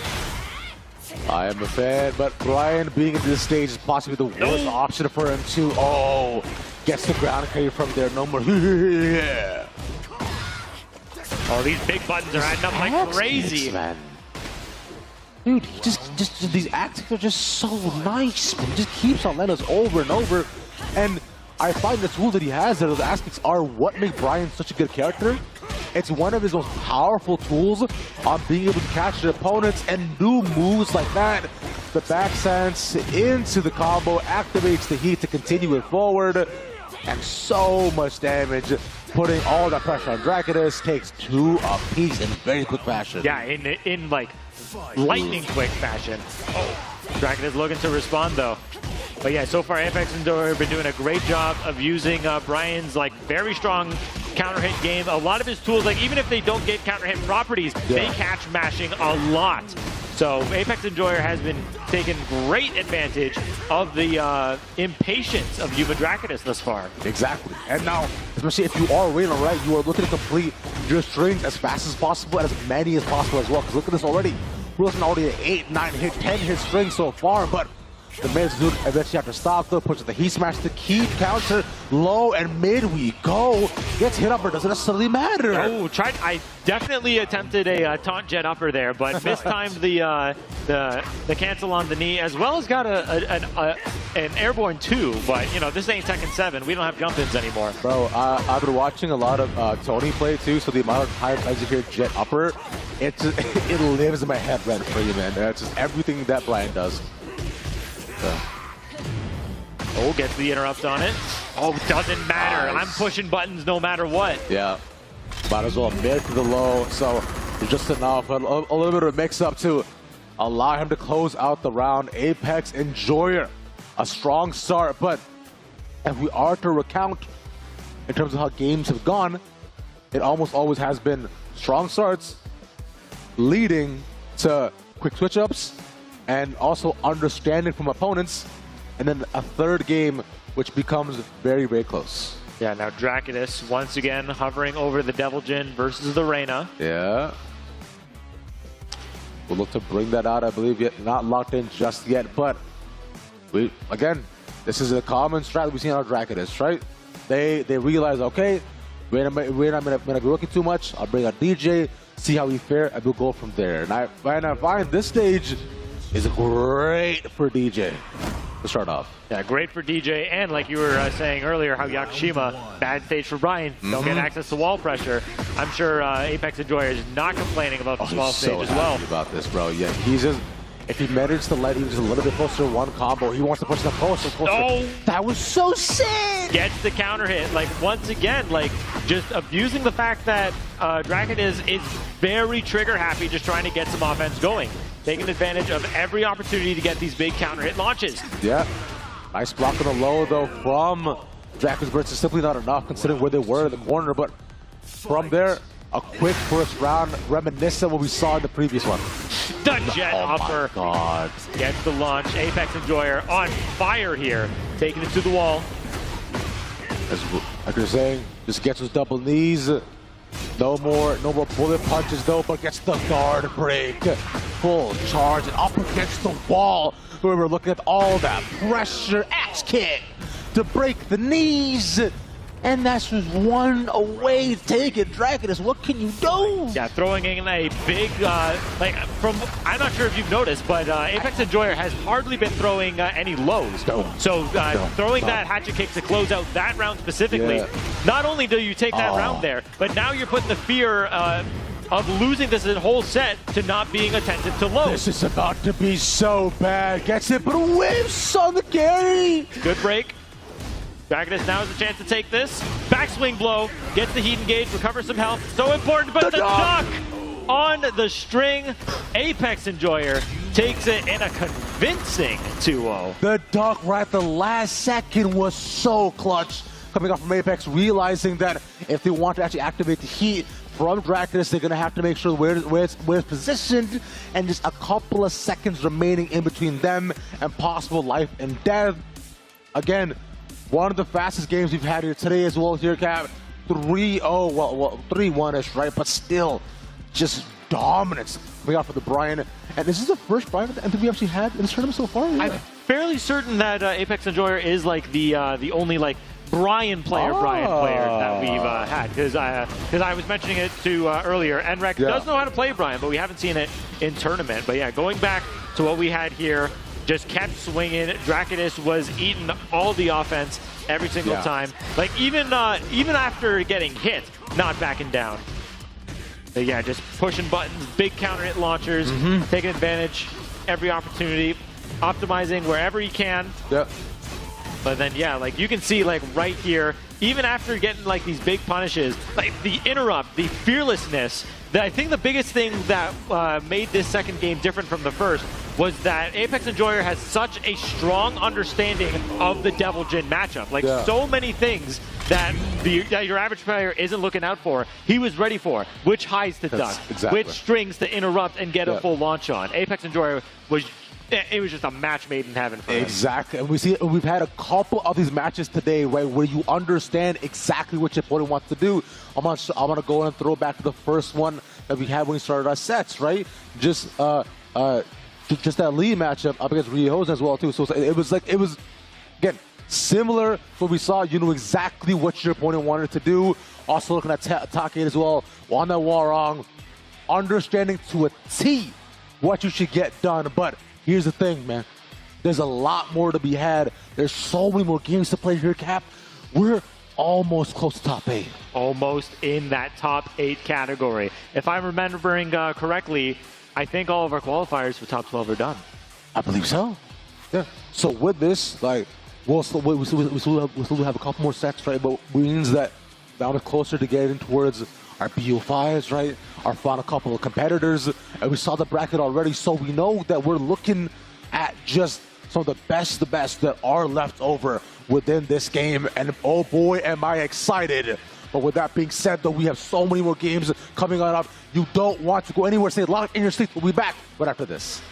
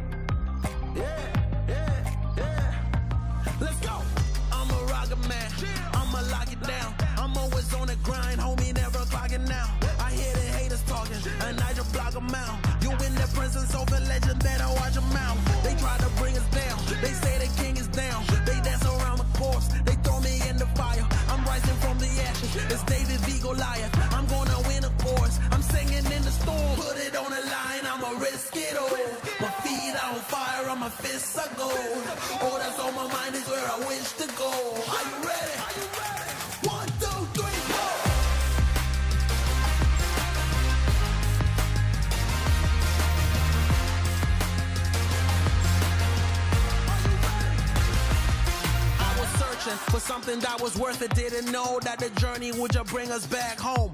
Bottle up Patron, here's some hip-hop. Didn't have a lot, now there's Gucci on the flip-flop. Sailing till the ship stops. On El Dorado we be riding. Forget a saddle made in God's image, yeah, I live with him. It is never too late though, Band-Aid rip it. Try something different, time to start lifting.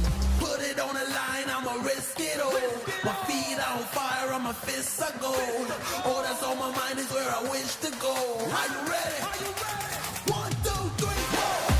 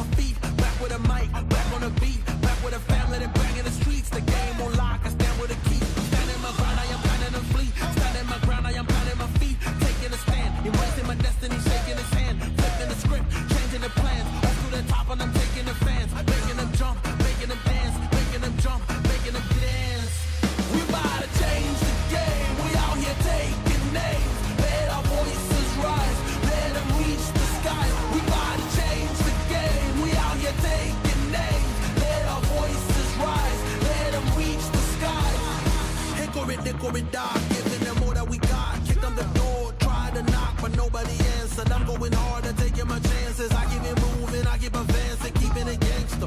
Getting the perks and I'm happy to earn them. Mr. Ambitious, kill it, I'm vicious, Mr. Determined. Riding the storm, but focus on rainbow connections like Kermit. The water on my shoulders, it was a burden. Now I don't notice it, everything turning, everything shifting, doing it different. I'm floating, I'm drifting. Shout out the slums, round the world we uplifted, doing it big.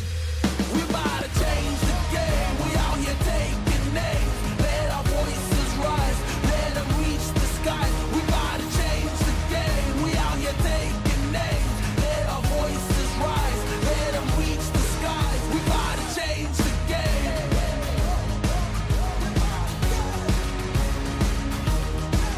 We about to change the game.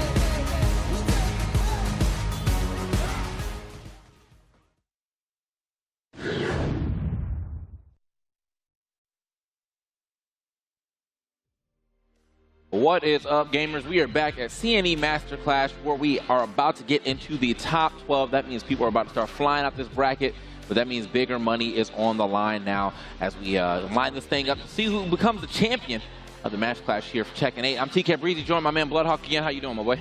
Doing great. Like you just said, top 12. We're getting ever closer to that prize pool and our eventual champion of Master Class, but only top 8 is getting paid out, TK. So we gotta unfortunately trim some of these players out of these top 12 real quick. So we're gonna start with this losers bracket real soon. Unfortunately, whoever loses at this point is gonna be out at 9th place. You see right there on winner's side, we got Booster Blast versus Poke 8 and Fear of Silence versus Rio Hosen. Yep, and then as you look at the loser side of things, it's gonna be the matches we're gonna see right now. It's gonna be Sky versus Demon. And then Mac versus Apex Enjoyer, got Kaisen and Fighter Japan, and of course rounding that out is DJ Stacks and NREC. All these guys on the bottom side have to win their match to qualify for the money, while the top side already, they're qualified. They're ready, they're just sitting around. You know, obviously, even if they like lose right now, they're guaranteed 5th place money if they lose twice. But you obviously want to go a little further than that, try to get to this winter finals and eventually the grand finals. Yeah, this winter side, you know, all 4 of these guys were in the top 5 yesterday in our LCQ, showing that their practice paid off yesterday. Mac, the guy that got 2nd place in the LCQ yesterday, unfortunately in the loose bracket. Like you said, he's got to win at least this one to be in the money. But we're going to start off, it looks like, with Sky versus Demon. June versus Asuka. We already saw this earlier. Sky going up against Miasma. Yeah, right. Yeah, so already's got a little bit of an experience today going into this matchup. We'll see if Demon can throw his own little spin on the Jun Kazama and try to surprise Sky. But Sky, we were seeing earlier, super aggressive the whole time. Really impressive with the Asuka. You know, only reason why he's not in winner's side is that he ran into Ryu Hosen's Paul and lost in a pretty, a very competitive 2-1 set. Okay. So we'll see. He's definitely got the skills needed to make it into this top 8 and get into that money. We'll see if Demon can put an end to his tournament run, though. Yeah, I'm actually kind of interested in how this one's going to play out, because the fact that, like, for most of these tournament matches we've seen so far, Demon, that first round or two, he's like chilling. Like, he's really just assessing the situation to see. But like, it can be a little scary to do that against somebody who is as aggressive as Sky has been. And now I was like, does he really have a pattern, or is he just throwing like blind aggression at you and you're not going to be able to figure it out in time to get these sets or get these games within 2 games? Let's find out though. Demon actually going to be the one on the offense at the beginning. Power Crush gets stuffed out. Okay. Yeah, there you go. Sidestep 2, and I didn't get a good punish on that. But didn't pull the trigger. Okay. Nice block, nice duck. All right, these guys are already familiar with each other's movesets. Oh, yeah. They try to get the can-cans in there. Both of them have those at their disposal, but... Already 35 on the timer, and not... Demon's got a decent lead. Full string on the backside of Asuka. Nice duck again. That's the 2nd time Sky's gone for that. Launcher blocks the mid out of the equalizer. Yeah, could have tried to activate off that as well, too, but no. Just a quick poke is going to do it up, but I had to make sure he, checked him twice with the round ender. 1-3 going to do it up for him.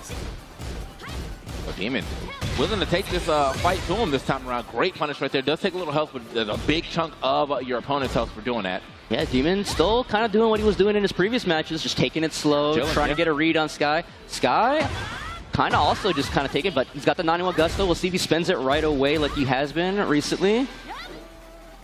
Still legs real quick. Yeah, I don't know. Sky, there we go, finally spends it. I was going to say, Sky being like maybe a little uncharacteristically cautious here, but spends it and gets another stack back. But Demon with the down 4-2, 1+2. This is going to do a ton of damage. I'm not exactly sure where the wall is. Oh, it's right there. Just found it. Yeah, he was able to get the power crush. Actually ended up going the other way, but that is going to get blocked. Going to activate there. Could have got definitely just a simpler punish, but still the activation is going to be good. Turn that into some damage right here. Boom. Tries to set it up, but saw he stayed down, so he canceled. Ooh, throws him out, yeah, even if, you know, not enough time to kill, but he already had the life lead, so it didn't matter. 1-1. I think that's the first time over, or at least we've been commentating today. So. Oh, yeah. And that was like, I mean, that was straight up down to the wire. Before he got that grab, it was kind of hard to tell who was going to get that victory. So much gray health on the side of Demon. On a character like June, when you're trying to spend your life bar, do your empowered moves, it's like you've already like lost like half the ammo in your clip. Fortunately, she has some ways to get a lot of this health back now, though, but it's you don't always want to depend on those in neutral right now. Okay, hold up. Oh, doesn't finish kill string. Trying to get a heat. You definitely want to hit a heat engager right now instead of heat burst because you want to get that little bit of extra damage. Hey, look at that. Get a decent amount of heal back off that. It's going to spin that health right back, though, to get maximum damage. Oh, okay. Accidental jump right there. First, a sidestep 2 heat dash. We've seen it out of Sky before. And the 1+2, he could have heat dashed afterward to keep it safe too. So a lot of feeling out in these first few rounds. But okay, this is the Sky that we've been seeing before. Just going in. He's got the 91 Gusto power up, but tried to go for the low and got counter hit can-cans for it. Demon's gonna try and even up this life bar here. Yeah, see, he's going into that same string quite a bit, so I think Demons probably saw that in some of his earlier matches. Like, even if you try to cancel out, I'm still going to go for these can-cans just to see. Guaranteed 4-2 right there. Takes up the legs. Gonna spend Heat Burst now, try to take it to a winning combination. And again, Heat Burst, sidestep 2, Heat Dash. It's turning it, at this point, it's turning into the Sky special. Yeah, I was going to say, he definitely has some moves that he likes, and sidestep 2 is like #1 in his arsenal right now. All right, we got the Power Crush Heat Engager. Try to go for the Empowered High, the running 1+2. Ooh, barely had time to block it. And sidestep out of there. Demon in a bad spot right here. Having a hard time getting away from that wall, though. Yes, getting trapped right back in there. Ooh, wrist truck slam. No break. Okay, there we go. Use that time. I like that. Instead of like trying to put any more pressure, just gets himself away from the wall here. But can he tell? Oh, that's going to be a guaranteed F4-2 again. And man, it's going to be off of that life bar, out of that game.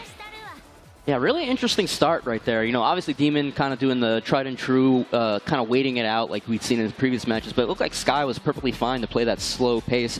And it wasn't until like the 4th round or so where we saw him start putting his foot on the gas pedal and really do the characteristic super aggressive style that we had seen out of his other matches today. Yeah. I mean, I think that's probably a good thing to do. Maybe it's like a opponent assessment. You know, you don't want to just be going like too ham because you know what type of player Demon is. Yeah. But it seems like when he was able to put Demon at the wall, he was like, all right, I'm willing to, you know, drop as much aggression as possible, especially when I have all my resources on my side. Another Magic 4 right at the beginning has been working out for him, or worked out for him again. Ooh. 4-3, trying to fish for these counter hits. Gonna go, goes for the wrist check slam, sidestep 2, heat engage. Oh, let me get at that life bar. Ooh! Despite how much of a frame advantage Sky had, Demon had no problem ripping off those can-can kicks. Gonna cash out for the low heat burst right now. Heat smash for smash. Okay, yeah, no. Nice block. The 1-3, yeah. Oh my God! Who wins? Okay. He's doing it first. That's actually hilarious. They both had the same idea. Like, you know what? I'm gonna put a button out, and then immediately we're both rage hardened. Yeah, and like it was like 1 frame apart. I think if you actually activate send frame, you trade, and you both kind of fall to the ground. It was mad awkward, but Demon managing to pull the trigger first. Ooh, gets thrown for the combo throw. Falling rain. Okay, the damage right here. All right, gonna set it up. Actually gets the hit right there of the unblockable. Nice block here from Demon as well. Getting a lot of, he's been very good at getting blocking the clean wall standing 4 punish. Oh, but the down 1+2, the low punch, almost 100% success rate today for Sky on that. All right, he's gonna set it up. Oh, for the low heat smash. No, he's gonna go for the heat dash this time. Sidestep 2. feel like nobody today has called him out for it yet, and if it's working, why stop? Nice duck on the can-cans. Yeah, you gotta, like I said earlier, you gotta preemptively duck that. So that was a big read. Okay, tried it again. He's kind of sending it right now. He's been leaning a little bit on this. Nice float. Okay, yeah, nice float up the back three. Gonna pop heat here, even though it's not gonna be a big damaging combo. Ooh, too far away to try and whiff punish. Powered up though. Trade. Ooh, heat smash comes out. Still, Demon still has a small life lead. Oh, evens out now though. Ooh, okay. Oh, so much hand kicks, man. Can, brother. They're both throwing it out. I had that move too, and unfortunately though, getting hit by the big 91 boosted move right there. All right, Sky, one round away here from moving in to top 8 proper. Demon, he's got to win 2 now to stay alive. Otherwise, he's going to be out of the tournament and out of the prize money. Oh, these can kicks on both sides, actually. Okay. Again, backing up. Create a little space here. No punish. Back 3 comes out. How much damage can we get off this? Okay. Decent Good chunk. amount of damage.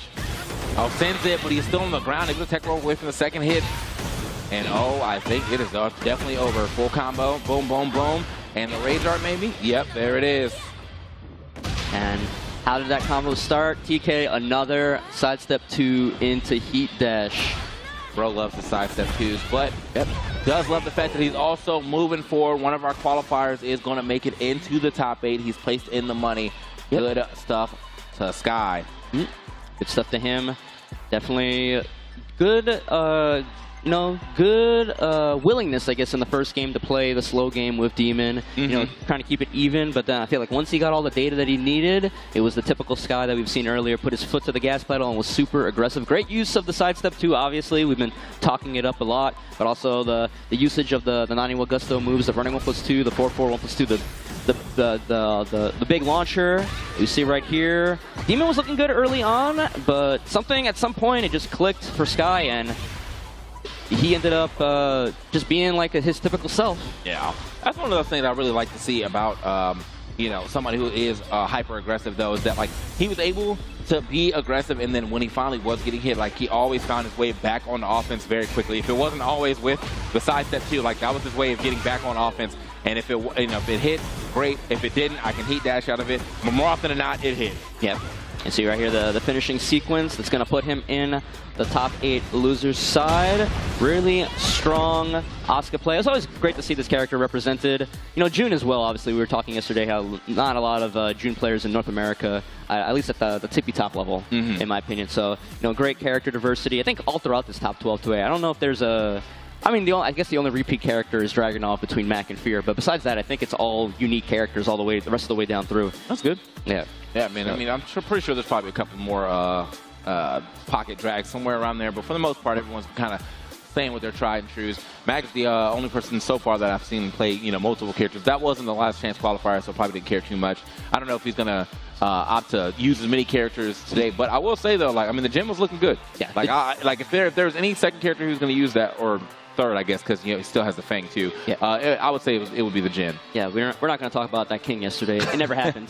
But just up to him. We're going to move on to our next match here. Speaking of Mr. Mac, he's going to be on the stage versus Apex Enjoyer, who was just on earlier. He qualified for top 12 by beating Drukatus. Okay. And not to put down Drukatus, but I feel like they didn't really get a chance to play in that set. I feel like Apex just had their number and really didn't give them a chance to move around or really do much of anything. I feel like he was just one step ahead the whole set with that Brian. Oh man, yeah, that's unfortunate. It's not the way you want to go out on the big screen. It's like, man, I didn't even get a chance to start my game. But hey, it happens to the best of us sometimes. Sometimes you get a game or a round 5 set. Sometimes you get 3-0. Yeah, but Mac maybe using the Dragunov. We might see a different character. Apex Enjoyer rocking the Brian. Always great to see high level Brian. That character.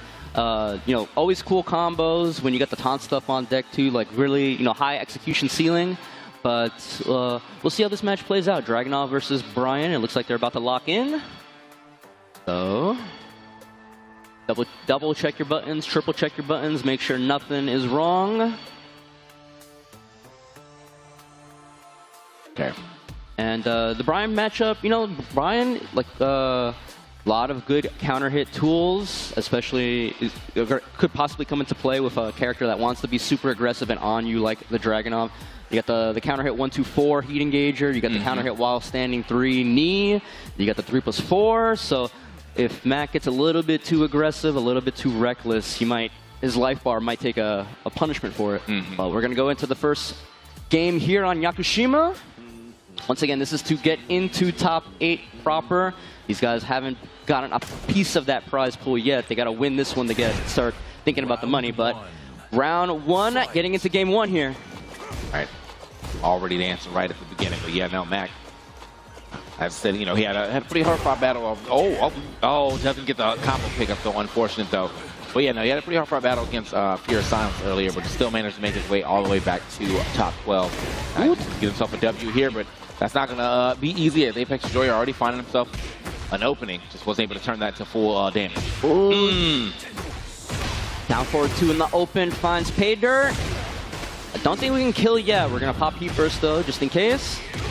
Still think he's going to be on the sliver, yeah. Yeah, so had we somehow got to a wall, then definitely would have been taken. However, though, this is Yakushima's biggest stage in the game. You're not going to see any walls anytime soon. The up 4 hits. Trying to extend this combo as much as possible with the Heat Burst. Evened it up, basically, and healed up. He's got Heat Burst. He's going to spend it on Heat Smash. No, Requiem into Heat Dash. Fakes the Wedge Driver with the cheeky little spin and finishes off with the down forward 2. That was looking real bad for him, and he turned it right around. However, though, great start here from Mac.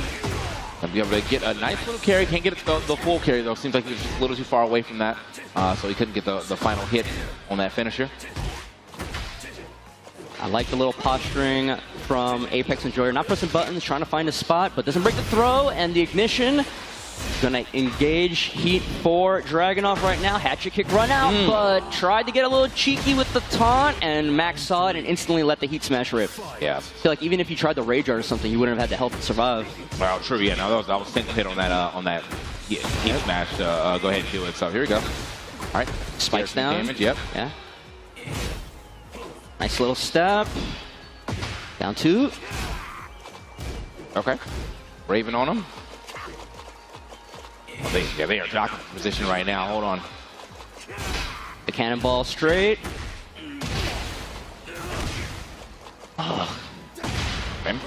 Okay, the down 2 starting to register a little much right now for No, only -10 on that.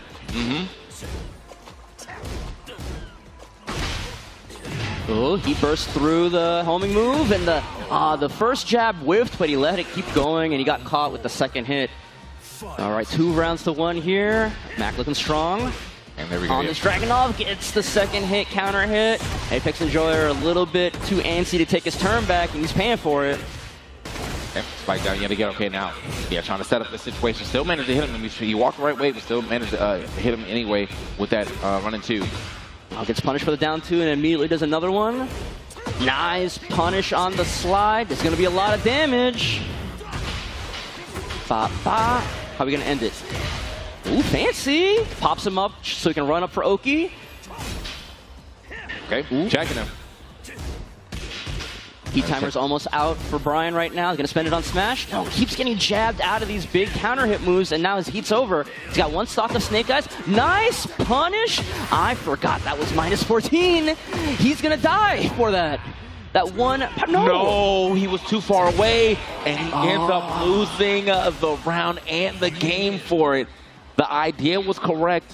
The execution must have been a little off. Yeah, I had never seen that combo route before, so I just assumed the Rage Art was going to hit. He did it so confidently. Like, yeah, it definitely looked like it was supposed to hit.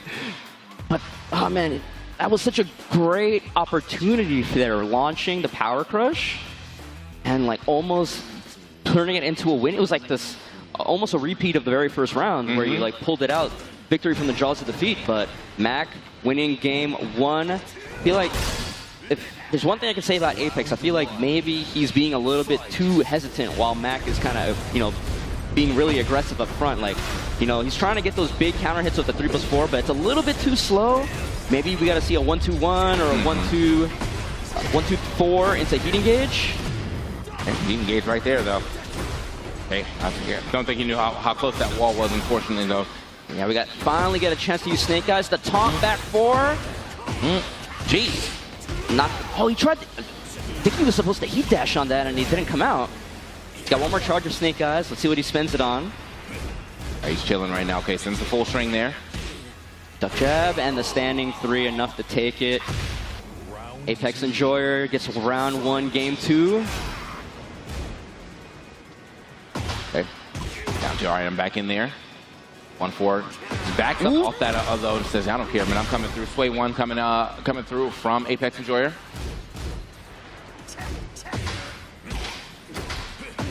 Down twos. I just feel like, Apex Enjoyer's been a little bit too hesitant in this up-close game. Then taunt into 1 throw. We'll take it. He was faking the red driver. The 4-3 comes out, but kind of want to see him try to, we haven't seen any, back ones from Brian or anything like that. Ooh, the sidestep 1-2 though. Finds a mark, he dashes it, and gets a second round on the board here in game 2. Hold on, bro. This is definitely what he needs to stay back into this set. Around round would be pretty amazing for his confidence for sure. Mac has been doing a lot of backing off right now, but it's not really worked out for him just yet. Might have to turn on that aggression. Stomp. Yeah, stayed ducking and ate that heavy overhead for it.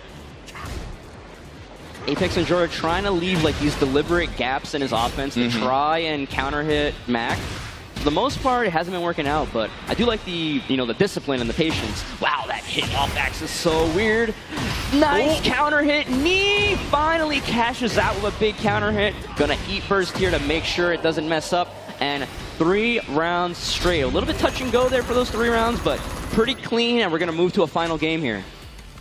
Yeah, that was, again, I felt like he was able to play a lot more aggressive that time around. And Mac, really just giving him space. A lot of respect there from Mac. Yeah. But he's not kind of turn the disrespect meter on if he wants to get through.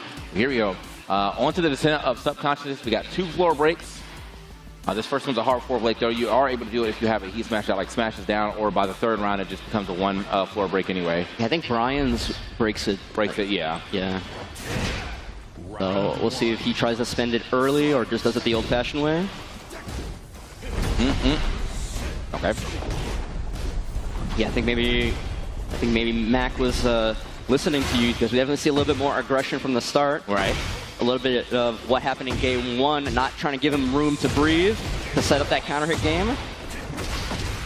Full combo, a lot of damage. Yep. Apex in rage. We'll see if that comes into play. Little punish on the wall standing 1-3. Again, trying. Yeah, I had so much reach on that back fist, but yeah, just a little bit too slow to pull the trigger though. Switching sides though. One thing you don't see, big counter hit. I'll try to get the tornado by the wall, but no dice. But he's gonna get another chance. Again, heat first to stabilize the combo and make sure it won't drop. 4 rounds in a row for Apex Enjoyers Brian. The Sway 1 is going absolutely insane right now for him. Just the pop out, you're not expecting him to throw out here. Trade. Yeah. Can't pick it up though. Yeah, that down 2 from Dragunov is -1 on hit. So Mac closes the wall standing forward. It's going to trade with the knee like you just saw. Something you got to keep in mind in this matchup. Okay. Oh. Look at that right there. Okay. Yeah. I like the posturing too. He was basically dashing to push Mac towards the wall to get that taunt going. Ooh, that hit max distance. This might be enough. If he gets to the wall. Uh-oh. Dead! Okay, Apex Enjoyer, after dropping game 1 in the set, he is 1 round away from moving on to the top 8. And now the floor is purple. That means 1 strong hit on the floor will break it, and we'll go down to the 2nd level. We'll see if that comes into play. Yeah. Cannonball straight coming out. Normally for Dragunov, they do just look for the bar fight. He hasn't really thrown out any grabs yet, so I'm not even sure if he's going to try it. Yeah, exactly. I was going to mention that early. One part of the match, finally. There it is. One part of this matchup that hasn't shown itself from Mac is he hasn't gone for any command throws before that. Okay. Readjust should be enough. Oh, Not almost. that too much scaling from breaking the floor. Right. All right, at least able to keep himself alive here in this. Oh, okay. All right, now we're seeing the command throws coming out. You gotta watch out. Brian's got 2 throws that actually breaks this floor. His 1+2 and his regular 2 throw, the cutter, the RKO. That's 1. Yep. Trying it. Requiem gets blocked. Okay. I think I have a couple sidestep ones, just continuously checking him with the sidestep down forward ones right now. Yeah. And it worked out, yeah. Yeah, because one thing that we haven't seen a lot out of Apex and Joyous Brian, we haven't seen him try to challenge with the 1-2 jabs. Nice step, though. Big starter with the jet upper. Okay, are we going to break the floor right here? 1, 2. Yes, we are. We're going down to the final level into the desert. Man, Jin, your brain is weird, dude. Why is this? Why is what's going on in your subconscious right now? Hold on. Your mom's hanging out back there, right there. Okay. Nice little float combo here from Mac. Tries to get some extra pressure going on with that snake dash. Watch out. E-burst is still an option here. Nice little thing. Nice little punish on the whiff. Okay, heat's over. Apex and Joyous still has one more stock of Snake Eyes ready to use, and any big launch, I think he has enough damage, especially now with that hatchet kick. Ooh, almost got hit with the mid. This is the scary part right here, because this is where the game definitely. Oh my! You knew it. Bro has been very good at finding that hit right around that area where the combo is going to take him, and Mac was really just one down forward, one down two away from taking that set, or that game. He only did 2 orbitals the whole set. He did 1 in the very first round to make that comeback, and he did 1 at the very end, and they both hit. Really good usage, keeping that move in your pocket. He didn't use it enough to make it an option in Mac's head, right? So he thought, down 2, relatively safe, and great usage right there. Apex and Jory gonna move on to top 8. Mac, unfortunately, out of the tournament at 9th place. A little bit of a surprise for me, I would guess, and for other people, but man, it's a very good set. Yeah, I mean, I honestly got to give it up. That was like a major call out too when you think about it, because yeah, Mac was conditioning so hard for so long that I'm just going for down forward with the mids. whole time. Yeah. And then finally when he goes for 1 low orbital. See here in the second game, Apex and Joyer basically won this run 3 rounds straight. Took a little bit while, but very strong. And then had an input drop or something, and then the wake up knee just enough to kill. And I appreciate it, even when it's coming down to the wire and you gotta clutch it out. Apex and Joy is still going for these kind of swaggy combos, like you see right there. And then Mac tried to bring it back. He brought it back to the final rounds. But man, that orbital right at the very end, especially that almost getting hit with the back 1+2 from Dragunov. And like you said, he had done so many mids to try to condition him to not go to this option, but something in the air, man, just made it feel right, and just the up orbital doing enough. And shaking hands right there. No, a disappointing exit from the tournament for Mac, but an Apex enjoyer. This Brian, I'm liking it. Yeah, I know he's got to be feeling good about that. So getting himself into the money there, and now into the top 8. We're going to move on to our next match as we get everything set up over here. Yeah, we got Kaishin versus Fighter JPN, I believe, coming out. So Kaishin, I believe, lost at the end of his pool to Pak 8's Hwoarang. I didn't catch all of it, but I'm assuming it was a good match. So, and then we saw Fighter JPN beating Delhi's Panda we saw earlier in the day with the Zafina. So it's going to be, I'm guessing it's going to be Li Xiaolon versus Zafina. We'll see how much character knowledge we have in the matchup between the two of them. But, you know, I'm glad to see, like we were saying, we wanted to see at least some of these regional qualifier guys make it into the top 12. Right. And, you know, hopefully we'll see one of them make it further into top 8, or even, you know, potentially take the whole thing. Yeah, I mean, like, they're slated for. I mean, they are on the loser side of things, unfortunate, but that does not mean that they are out of it by any means. It's got just a longer path to the victory. But before we get into that, we are going to take a small break, get everything set up on this stage, and we'll be right back with more CNE Master Clash.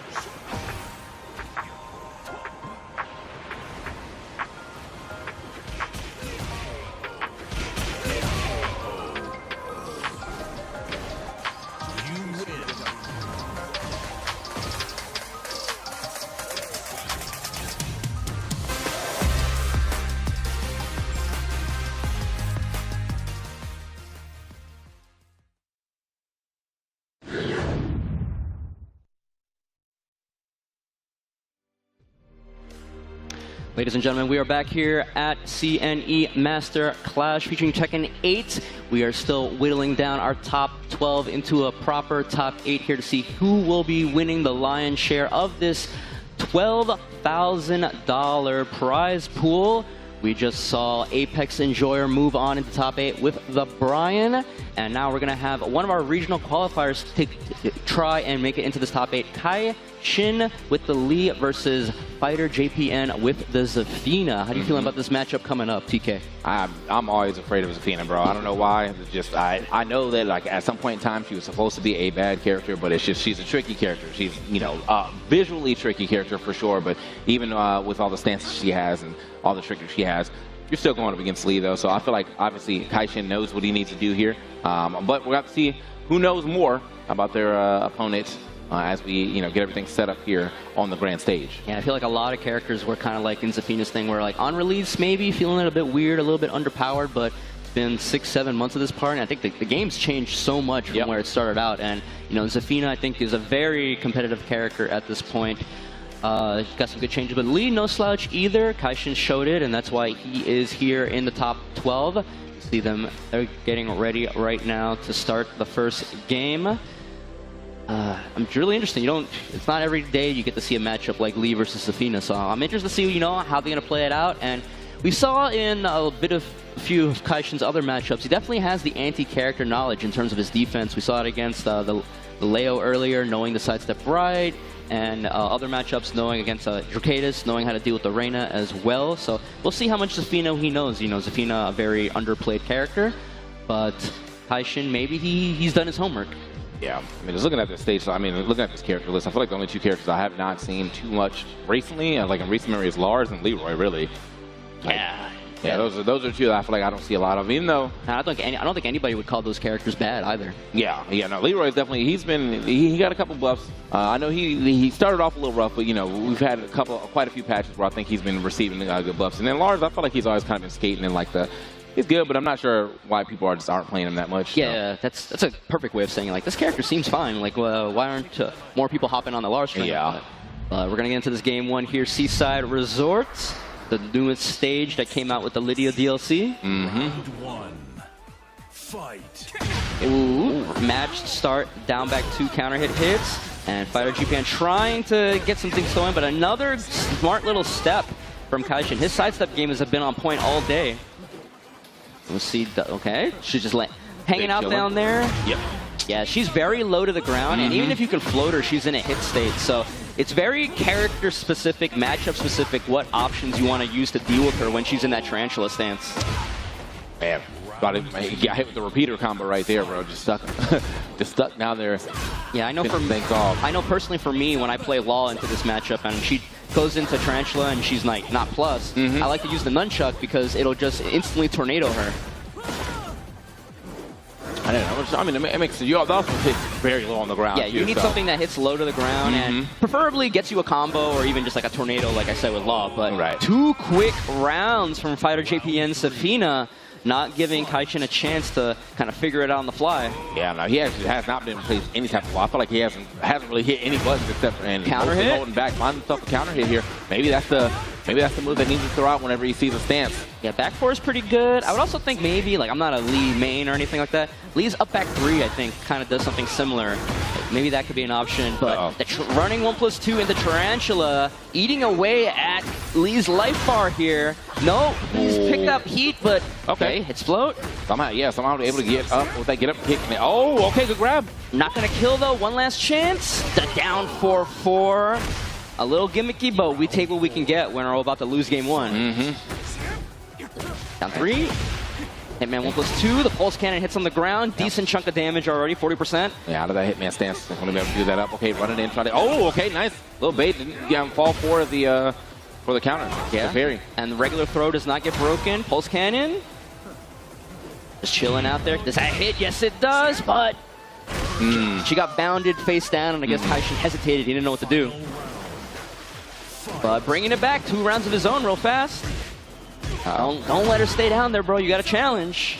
Yeah, one of the things where you're probably waiting and you finally look down and you get hit with that mid too. So, but now this is looking like a very dominant round right now for fighter JPN. He's in heat 2. We're gonna see it. No, double sliding in the Broadway. And there's a little touch and go there. It looked like he might have given it up, but fighter JPN takes game 1 here. Yeah, he got absolutely blown up by those lows in that last round. Just didn't want to challenge him. And like I get it, when you have like a lot of life. But like at the end of now that you're at the end of your life bar, you got to kind of look down a couple of times. So yeah, like I said earlier, like it's the end of game 1. It went to a final round. Like if you're Kaishin, like now, especially with that tarantula stance, you have to have a game plan now going into these next 2 games, or you're gonna have a quick exit out of this tournament. Yeah, I hope we figure something out there. I mean, he got there was a couple of times where he was able to do something with it. He got the heat burst splat. He got a counter hit. I think back 4, back 4 earlier. But don't know if that's like the end all be all, like that's the absolute answer. But I would definitely like to see him try to like go back to that wall at least one more time. Yeah, I mean, like I said, I honestly think, my opinion, I'm here on the couch though, so it's easy for me to say, I think up back 3. If she's close enough, but the sidestep DF2 finds it. Weird angle on the combo, so he tornadoed early. Are we gonna spend it here? Yeah. Boom, boom, gonna push towards the wall. Back 3 takes it. Yeah, little delay. Freeze. He got pushed. I think it was because of the angle of the wall, but the last hit felt like it pushed him so far away. Normally that last hit mid is punishable. Another sidestep. All right, this is the Kaishin that we were seeing earlier. All right. No, not going to go through the wall here, but now unfortunately kind of had to back at the wall himself. But as long as he keeps the defense up, might not matter. Yeah, what's up? I'm out of there. I think Kaishin has decided that if he doesn't know what's going on, like the best defense is a good offense. Yeah, run your offense right now, bro. Like, don't even give him a chance to start mixing you up. If you're the only one doing some mixing. Unfortunately, though. Got hit with the Mantis string, and it's going to lead to a full combo. Full combo, even with the wall for fighter JPN. With the high, goes under the high with the tarantula, but gets the counter hit down 3. The wall's real close. What are we gonna do here? Gonna spend it. Boom. Up back 3 gets blocked. Finishes the 2-2-3 with the biggest delay I've ever seen in my life. Spends the heat dash. Back 3 again, man. Bro is not allowing him to play. That's what we needed to see, though. Like, the adjustments were made. There was no having to deal with stance if the whole time you have to block. So, cannot get in the stance if the whole time I got you, fighting for your life out here. So now it's up to fighter JPN to figure out how can I get back on offense and quickly. Yeah, we didn't even. I feel like you didn't even have a chance to use some of the power crushes that he was using in the first game either. Like the parry power crush, it never even came out in the second game. So fighter JPN has to make the counter adjustment now. What do you do when Kaishin is just swarming you now? Running 1+2, tarantula eating away at that life bar, but heat engage immediately. We're gonna heal that back up. Yeah. Definitely like where he's deciding to swing now, though, because he's not allowing him, like, all right, bro, yeah, I get it. You created some space. You're probably going to go for another running move or something. Sidestep launch. Not going to happen, though. Boom. Okay. Mix up. Oh, spends the heat smash. Incredibly fast. Kind of thrown on that one. Now he's running out of heat meter himself. Warner's just going to run up and just do it.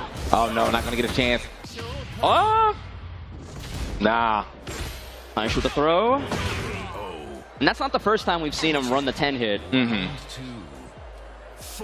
That actually, I mean, like, that 10 hit specifically was very good for just burning out the amount of time that he had left on his heat meter. So that was actually a super smart 10 hit. Even if it didn't hit, he was like, all right, bro, by the time I'm done, you definitely can't heat smash. Yeah. Or heat anything. Burning 3+4 to spike him down. Breaks on the 1+2. Another sidestep 1+2. Sidestep before he gets blocked.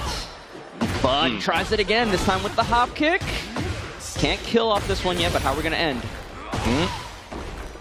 Ooh, ends it with the low heat smash. Yeah, does it himself this time. I wasn't able to use it the first round, but I am able to use it this round right here. And I believe it's -15, but I don't think Zafina has a 15-frame launcher. I think her DF2 is 16. Oh, really? So even if it got blocked, he wasn't going to get launched for it. Yeah. Probably get like a heavy hit, but yeah, nothing crazy, unfortunately. Okay. Yeah, it's like, oh yeah, I believe she doesn't have a 15 frame because like she can't, if she blocks rage arts, she can't launch it. Well, she most likely will always go for the grab then, huh?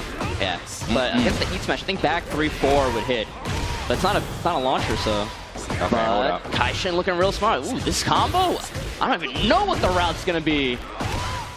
Oh, okay. I thought he was gonna pull that actually himself, but no, he went and tried to run up, get a little mix going, got the back 3 coming out, but unfortunately getting scooped up by the Rage Art. Yeah, I think he believed, and I think he was right, that the Rage Art wasn't going to kill, so instead of resetting the situation like the mid-screen, he wanted to try and end it on one big mix-up, but it did not go his way, and now FighterJPN's 1 round away from moving on. Ooh, big life lead, tries to punish. Wow, how active is that? So, yeah, I was going to say, bro, he got a chance to walk and throw a button and still got hit. He's running out of time, though, and health. Okay, gets a little bit of that health back right there with that grab. Swinging net breaker. Oh, no duck. This is looking real bad. And yeah, plus frames in to the Tarantula mid. It was it was back and forth there, but at the end, FighterJPN with the Zafina. He's going to move on into top 8. Kaishin, our Montreal regional qualifier, unfortunately out of the tournament at 9th place, but he had a really great showing off with the lead. I mean, I have to say, all things considered, even if he doesn't know too much about that matchup, or at least in that first game, he didn't feel like he knew too much, he was able to run his own offense regardless in that second match, and then it was just really up to FighterJPN to kind of bring that one back, and he did it. And I feel like a lot of that conditioning from these earlier games showed up right at the end, as you can see, because there was a lot of lows he was throwing out, so that at the end of the final round, he's able to finally like throw it in mid, because yeah, you're probably expecting that low now. Yeah, this is the first game where it looked like all FighterJPN got some little moments here, but was still trying to figure it out. I really like, in general, even though it looked like part of it was Kaishin's unfamiliarity on how to deal with it, I liked Fighter's usage of Tarantula. There was a couple of points in the match where he was just going into it raw. Yeah. Like it was like a pseudo wing AOP. And it was avoiding a lot of highs and even some mids from the lead. So interesting usage of the Tarantula. We'll see if any of his future opponents are ready for the matchup or not. But, it's always, again, like the character diversity this weekend has been really great. We've seen, the Lees, Zafina, Asuka, Jun Kazama, Brian Fury, and, of course, we got some Ninas, we got some Dragunovs, but, it's been a great variety here this weekend. I just couldn't tell if he won or lost that pop-off, bro. Yeah. I was like, damn, he's like, I've been thwarted again. But actually, no, he got the hit. He did what he needed to do. So, yeah, there's that championship trophy that we are scrapping for. Whoever first, we'll be walking away with that and a big chunk of that 12K.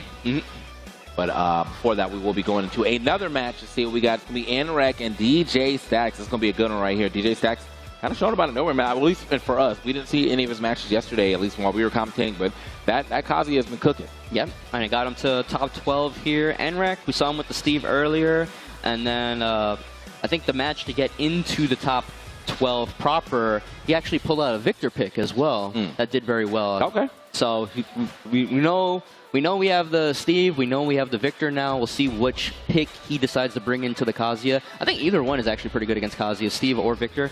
But that's it. Obviously he's the one in charge. He's the one that's going to be making the decision. I think on DJ Stacks thing, I feel like when you're a Kazuya main, you're a Kazuya main, right? You're like ride or die with that character. So really interesting to see.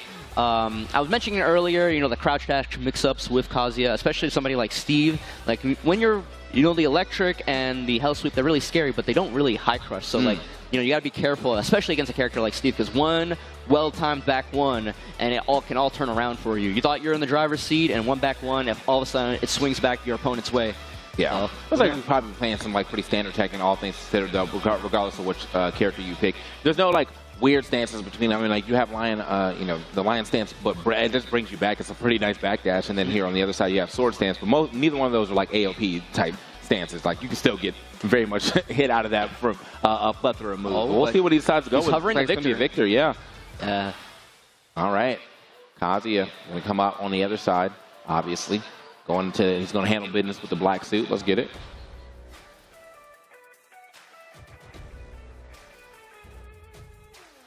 Yeah, I think he was thinking about it a little bit. Wasn't sure if he was going to go for the Victor, but the Victor is what's going to be coming out from Enrek. Yeah, going with the Victor, it can, on paper, it can be a little bit risky because, even his safest low is -13, which Kazuya can still launch with the twin pistons.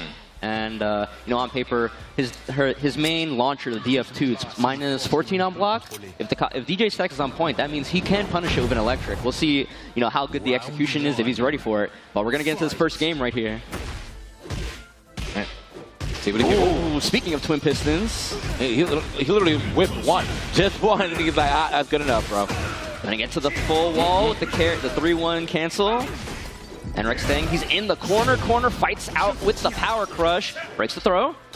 Oh, gunshots? Get off me, Roar of the Devil. Very smart usage of that. Like, not even have to deal with any mix-up. So he's just like, I'm gonna go ahead and hold this down like this, just like that, one more time. We're bringing out all of the options in the very first round. Kazuya, GH Stacks with the Kazuya, so much gray health right there. He's gonna recover a little chunk of it back. Ooh. Nice block. We're gonna launch. No, we're gonna go for the easy down forward 1-4 into follow-up. Yeah, no need to launch right there. You already know how much damage you need to do, especially with the guaranteed follow-up. Oh, yeah, I think that does like mid-40s. It's really chunky as a punish.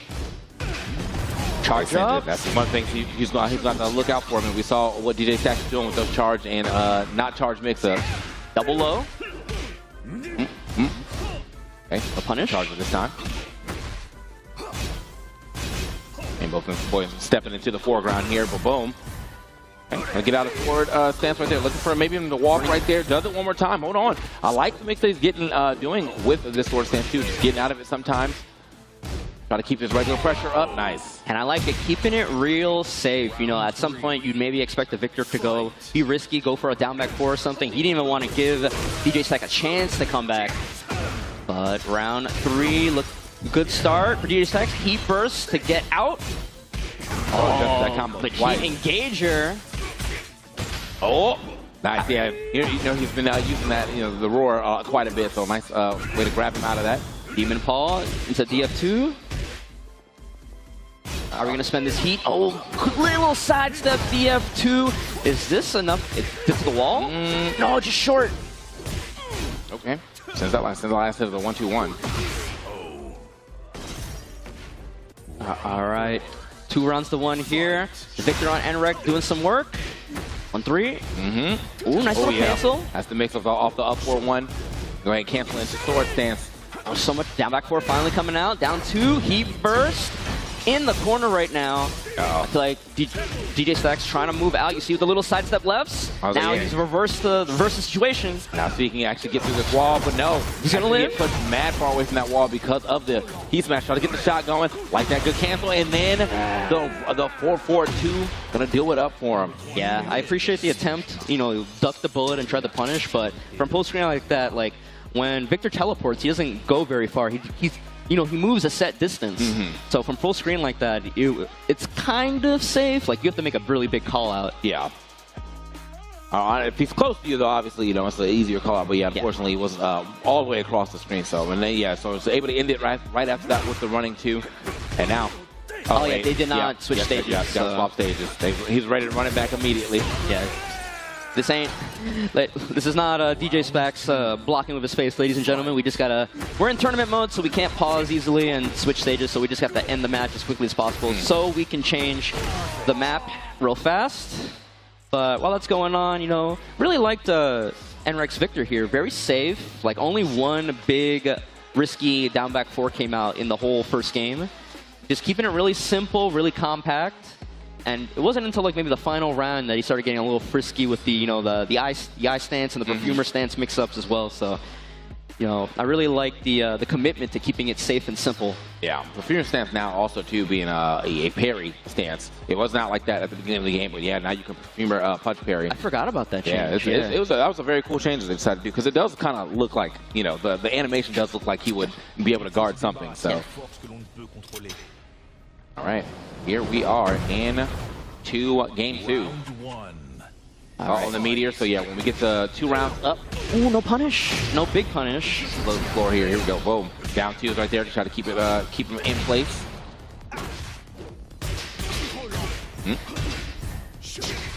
Okay.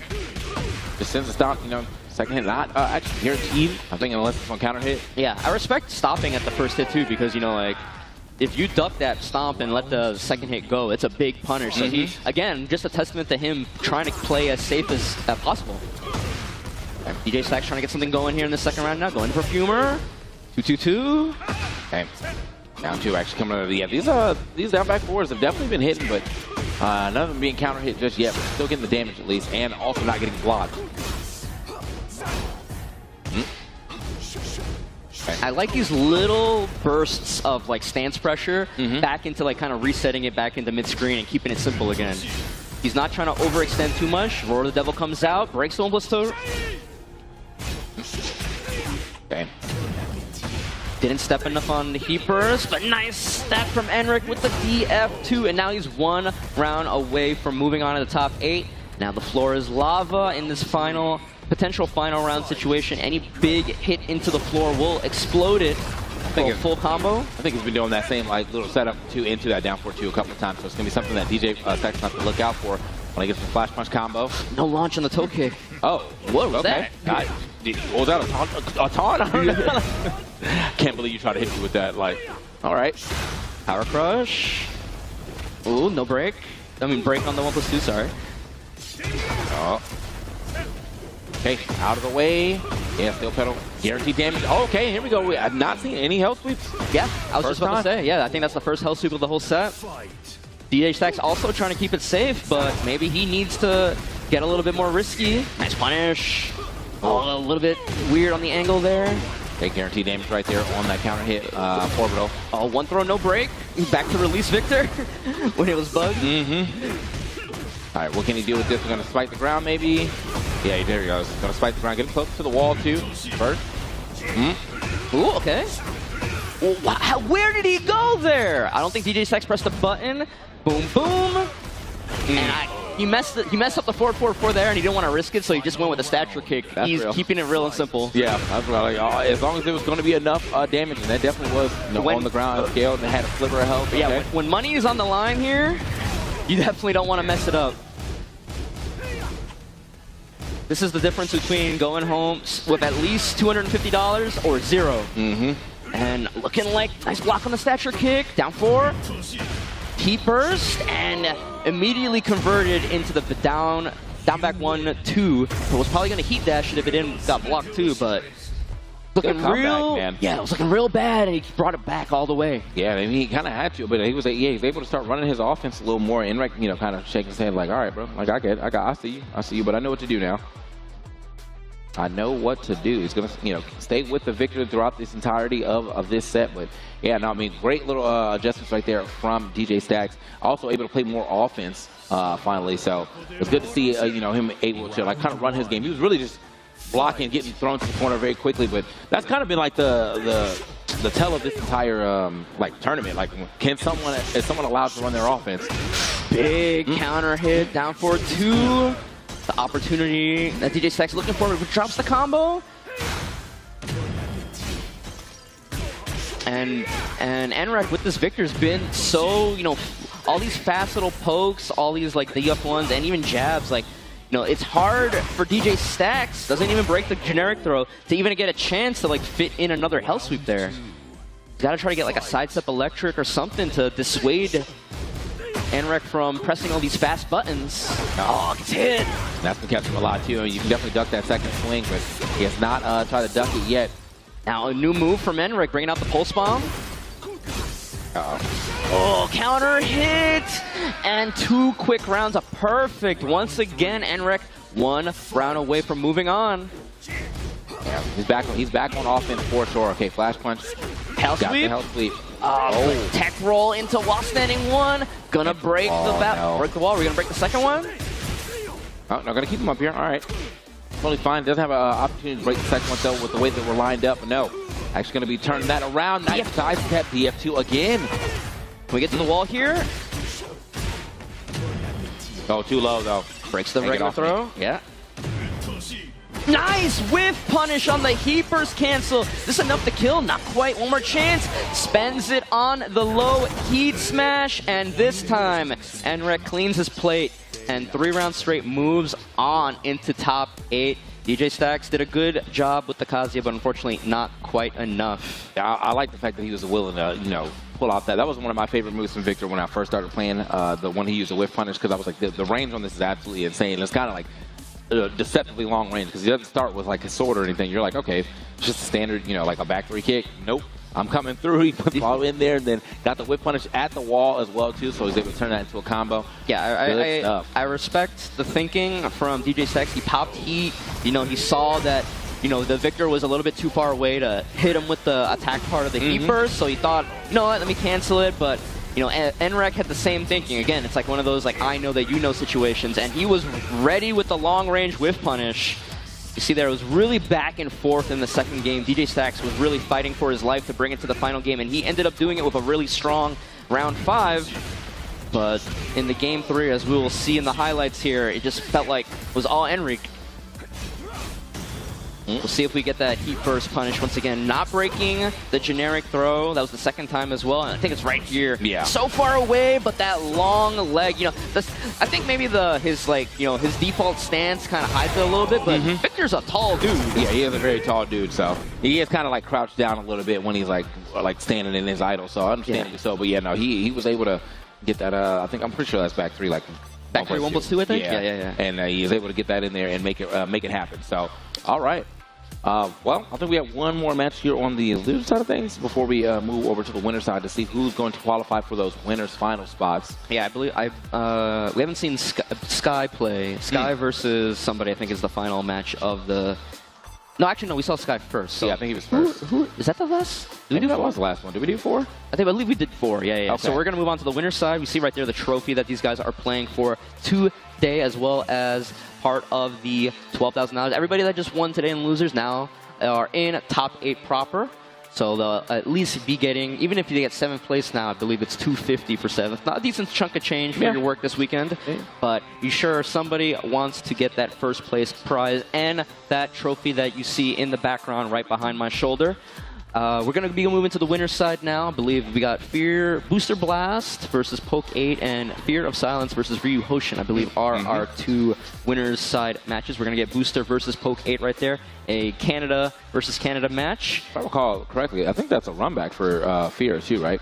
Ryu Hoshin from yesterday? Yeah, Ryu Hoshin put Fear into loser's bracket there. And, you know, Poke 8, the other guy that we're about to see right now, was the one that took him out yesterday too. So true. I'm sure he would love a chance to clean the record on both those losses from yesterday if there's a chance. But we got a Poke 8 has to get past Booster Blast here, the winner of our LCQ yesterday, looking real good with the Ling all the way until the very end of the grand finals where he played the Jack Mirror against Mac. And I honestly did not expect that Jack to look so good from Booster Blast. It was very clean and very practiced. So I'm expecting the Xiaoyu today. Especially, I think that character gives Horong a lot of problems. But once again, the trophy that these guys are playing for, very beautiful. If you didn't drive here, I don't envy you trying to get that through the airport and into your luggage. But you know, that's a problem. Customs will have some questions. Yeah, it's a problem you got to solve later. Yeah, but you're able to make it happen. So, but here we go. Getting our people set up on the stage right there. Booster Blast going to be in the red right there on the left, and then Pocket on the right. Huarang versus Xiaoyu, yep.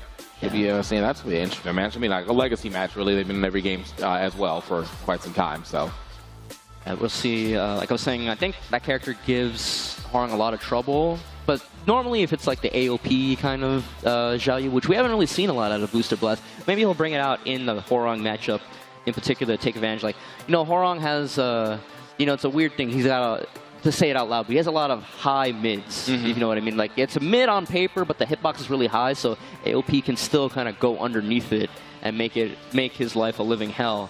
We'll see. I'm sure Poke has a lot of experience in the matchup, so he knows, you know, how to deal with it in the counterplay, maybe using some little obscure moves to deal with the potential AOP coming in. But we're going to see how it's going to play out here while these guys get ready. Booster, you know, in a good spot. If he wins here, he makes it to winners finals. Sure, he's one of the favorites in a lot of people's minds to hopefully take it.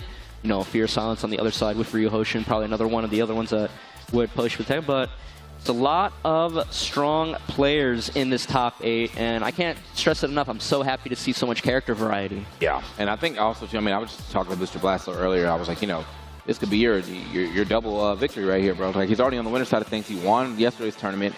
Then he potentially wins today's tournament. Like, that's got to be, you know, major props to him if he's able to do such. But for that, obviously, got to get him into the spot to make it a little closer for him to get that W, and that's winners finals if he can get this W right here, right now, over Pocket.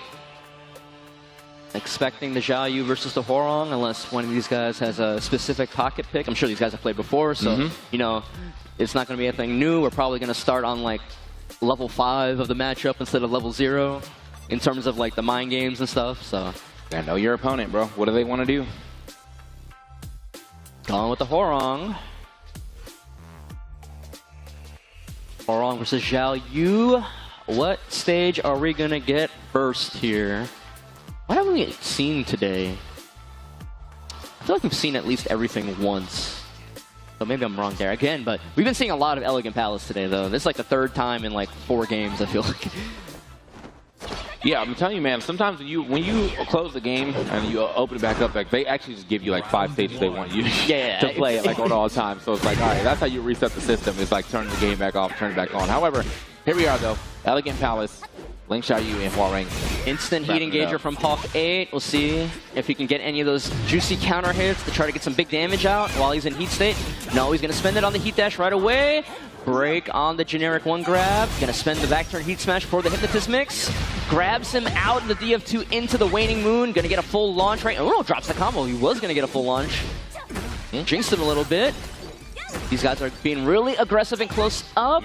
Runs in the DF2, but he hit it so far away he couldn't get his normal combo starter. An unfortunate drop right there gives Booster Blast a chance to come back.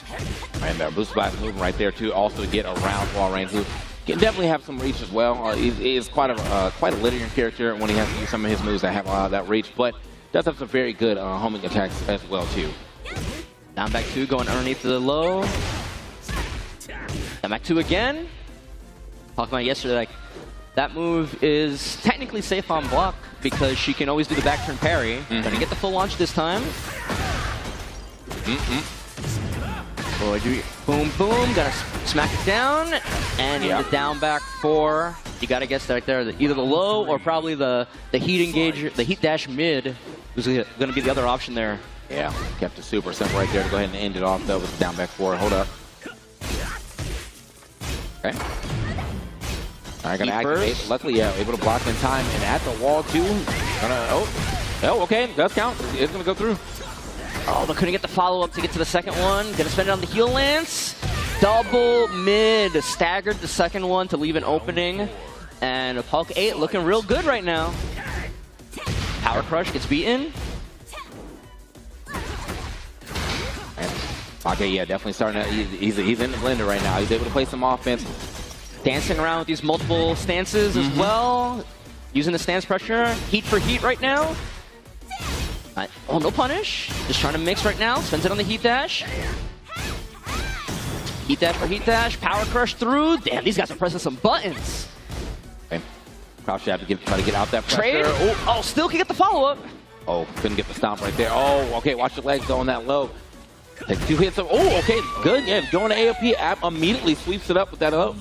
Smart stuff right there from Hulk 8. And I feel like that was more AOP than we saw the whole weekend so far from Booster. But, you know, Hulk 8, a little bit familiar with it. You know, like, he didn't fall for it.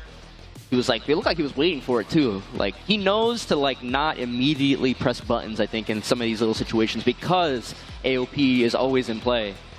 Definitely that level of familiarity, both with the character and his opponent. Yeah, I feel like he's, I mean, I wouldn't say that Huarong has like the best lows, but he definitely has very good lows to deal with that. Like, I mean, that back 4 or down back 4 is definitely doing it up for him when it's time to get somebody out of AOP. Even if it doesn't like get him to a full combo, he's still just making it so you don't feel comfortable going in AOP as much as you are. Okay. Full combo here. We're going to break the thing. No, we're going to spike down into the wall standing 4. Decent 50% right now.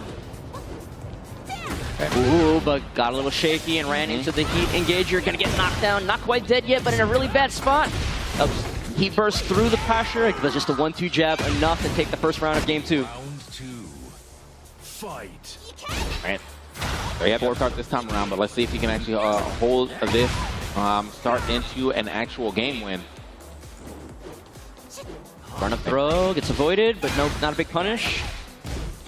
Pocket is moving though, for sure. Okay. Getting a little bit harassed by Ling over here, but trying to weather the storm. Ooh, I thought that would have jumped over, but I guess it's not a real jumping move. In the corner right now. And oh, he didn't send the second hit. Definitely could finish the game right there. But the counter hit jab leads into the launch. Are we going to spend it? No, we don't. Could have tried to maybe end it with Rage Art, but wouldn't have killed. Oh, gets punished. Tried the back one, and then tries it again, but it whiffs 2 rounds for Booster Blast right now in game 2. Trying to even up the score and go to a final game. All right, Booster Blast once again. Still checking him with these down back 4s, but...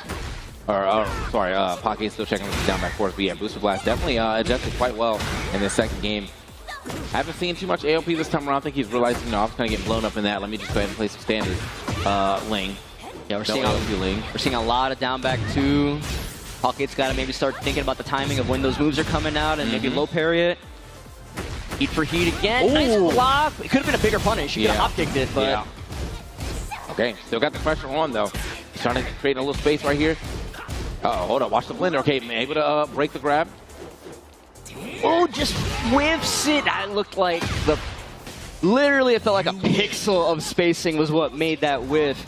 And Booster Blast just needed the little 1-2 jab punish. 3 rounds straight, bringing it to a final game. And like you said, like, looked like in that second game, moved away from the AOP. Wasn't really working out for him. Even though on paper, you feel like you should, but like we were talking about, like, there's a familiarity here with the character in the matchup. Both these guys using very obscure options to kind of deal with situations that may come up in the matchup. Yeah, it's definitely one of those things where, you know, they play each other, but like if this Booster Blast on like online per se and he saw Hard-Ring, like he probably will be way much more successful just kind of dropping AOPs on him. But as of right now, you're playing Pocket. He's probably seen you play before, probably played a lot against you. Like he knows what you're trying to do there. So I had to swap it up a little bit, go into a different form of offense, and it worked out. All right, we're on the dojo for the final game here. Ooh, using the Flamingo sidestep. It's like whiff punish, little punish right there as well. Gotta respect the heat. The Flamingo heat right now. So much pressure from Palk 8 right now. Finally forced to pop the heat first. The heat dash right there, ending it with a running 3. Very commanding first round. Yeah, bro. He's been doing a very good job of using like that too, that back fist out of stance to like keep his pressure going and keep somebody in place. Power crushes through the heat burst, hops his own heat burst. Got good use from Booster Blast. Another power crush. We're seeing the power crush comes out. Great. You block the DF, the down back 4 from Harong into Flamingo. It's just like the Ling Low I was talking about. Technically he's punishable, but he has options, and he used one of those options, the Power Crush, to go through Booster Blast's attempted punish. Yeah, what up, bro? Booster Blast now fighting back, though. He has to get back into this if he wants to stay alive. And on the winner side of things, long or walk right there. Can just walk. Actually gets the power first of the sweep. Ooh, great use of Heat Burst to extend the combo. Gonna do his best right now. There it is. Yeah, look at that. Got a little bit of heat left. Oh, just ran out. But keeps on him, keeps the aggression, and his own 3-0. Very, very decisive. Whoa. Third game, almost broke the trophy. Oh, come on, brother. Hey, brother. My man, you gotta try and win that. Don't break it. You haven't won yet, bro. He's breaking you by it for sure. Man, that would have been a nightmare, bro. I'm glad he has good awareness though. He's able to get in time before that trophy fall all the way over. But hey, well, I mean, like what? He had like a good 20-30 frames. That's like a throw break right there. Yes. So good stuff to him. Really good back and forth here. We were talking about it. Like, sure, these guys have played before, so they brought out weird options that you might necessarily see if you just ran into one of these characters in ranked. The first game was really strong. The second game, you know, Booster Blast, it was a 3-0, but I feel like it took a while to get those 3 rounds. Yeah. Unlike the third game, where it just feel like Poke just went onto another level and just maybe ran him down. The power crushes came out with a big thing. I feel like there wasn't a lot of power crushes in the first 2 games. Yeah. And Poke decided, you know what? You know, anytime I feel uncomfortable, I'm just going to try and power crush through your pressure. Yeah. There was like a little bit of rally here. Oh, and then right there, that was, you know, that might be a 3+4 break. Yeah, you know, and it's like we're bringing in some new breaks out here, but yeah, no, I think that was a very good, just in general, very good adjustment. I feel like there was a little bit of rally there right at the end from Booster Blast to kind of like, all right, maybe I'll start this comeback, but unfortunately, yeah, just couldn't rally fast enough, and then just getting sniped out. Yeah, before we move on to talk about the next match, I think a big thing that also came into, actually didn't come into play was. Booster Blast was forced to kind of use his Heat Burst a lot to just try to get Hwoarang off him. Normally, an ideal situation when you're playing the Ling Xiao, you get a launch, you carry to the wall or near the wall, you spend to pop the Heat Burst, and then you spend your Heat on that really damaging wall combo. And I feel like that never got to happen in this set. And when I feel like that is the worst situation that you could be on a Ling Xiao, because when you're in Heat and you get that wall splat, that wall combo does so much damage for you and allows you to, you get the Ender and you get the mix afterward. By avoiding that situation entirely, Pocket was like basically playing the best version of that matchup. Yeah, I mean, I definitely understand where you're coming from. But that's just like in general about the game. I feel like if you're always having to use your Heat Burst just to get out of pressure, then you're not really getting like the full benefit of it. Like, yeah, you may get out for now, but more often than not, if that's like your only answer, that means you're probably going to get put right back in pressure like 2 seconds later. So yeah. It's rough. Yeah, so just one of those things where just like, you know, being forced to use your Heat at inopportune times can really dictate the flow of the matchup. But we're going to move into our other side of winners semifinals. It's going to be a run back from yesterday. It's going to be Rio Hosen with the Paul versus Fear of Silence with the Dragunov. And Rio Hosen was on a tear yesterday with the Paul. I felt like, you know, doing a lot of damage, really on point with some whiff punishing and some really good counter hit confirms and stuff. And you know, I believe ended up getting 3rd place. Ended up losing to Max Jin in the losers finals, I believe. Is how the LCQ happened yesterday. And we'll see. You know, he's made it to winner's side.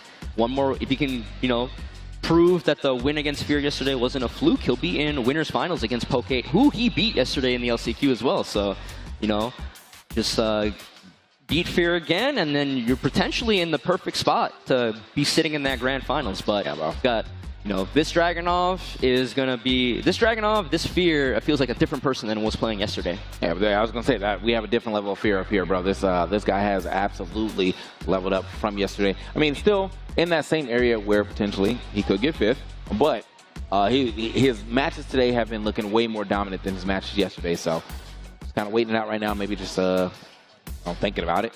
Yeah. Just like maybe like, yeah, thinking about like how exactly did yesterday go? What was I losing to? What was I getting hit by? How do I make sure the same things don't happen today? Like I'll tell a lot of people that are just getting into fighting games or just, you know, trying to get good. It's like, you know, it's okay to lose. It's okay to make a mistake. The thing is that you learn from the mistake. You never want to lose the same way twice. Right. It's okay to lose a different way and learn a new lesson, but you don't necessarily want to always be losing the exact same way. All right, here we go.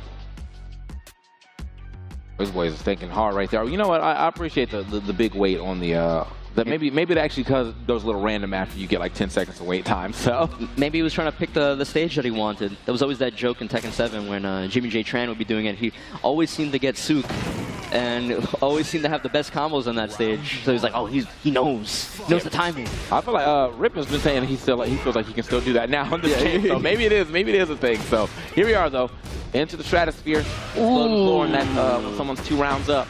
Oh yeah. Big starter for Rio Hosen right now, ending with the Iron Mountain. Okay. Already looking like shades of yesterday, but Fear trying to fight back here. Yeah, Fear only just hitting with simple pokes there. Didn't pull the trigger on any of those strings, but yeah, he's still like hit every single one of those though, so that's still data that he's getting. Ooh, the back one again. We saw a lot of like, you know, kind of YOLO back 1-2s from Rio Hosen yesterday, and it was working out until he ran into Mac. And I think Mac was the only one that had a big read on when he was going to do it. Okay.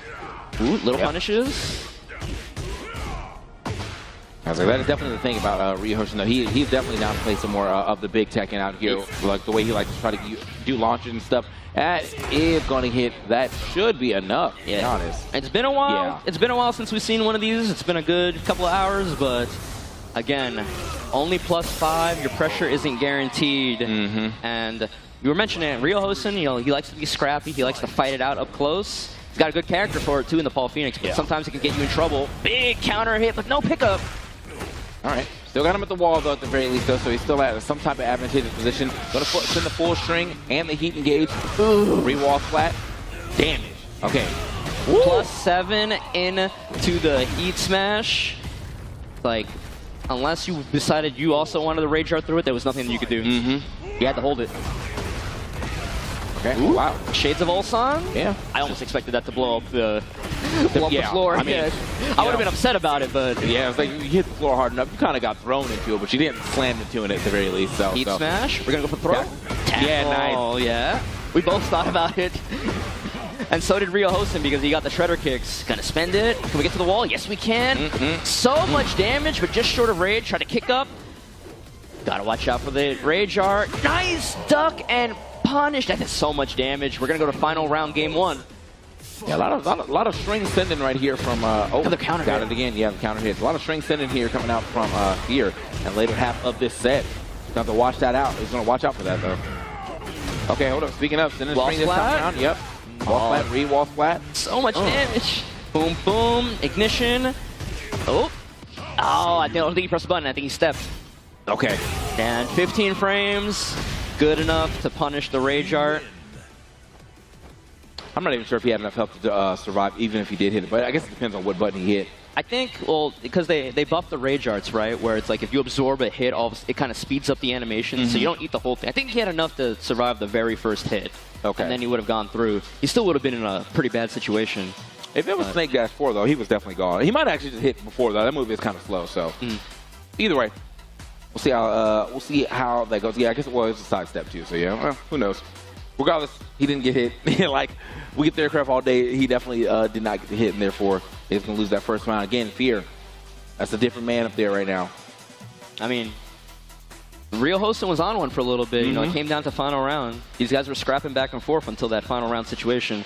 But this time, Fear is in the lead. I'm sure he would like nothing more than to not end it here, not bring it to a game 3. Oh. Okay. Stepped out of the running too, but doesn't matter. Again, the back one, he loves that back one too, yeah. Everybody has like that one move that they're like that's their crutch move right now. And I wouldn't say it's bad of a crutch. It is a very good move for Paul, but yeah, we'll see a lot coming out from Ryu Hoshin. Hey, one thing that I don't see out of him, I don't see a lot of, trying to fish with the Sway 4, the big counter hit kick in the mid-range. And I wonder why. We're seeing him to use the forward 2, trying to get something, but the hatchet kick after the heat smash. Another round on the board for Fear.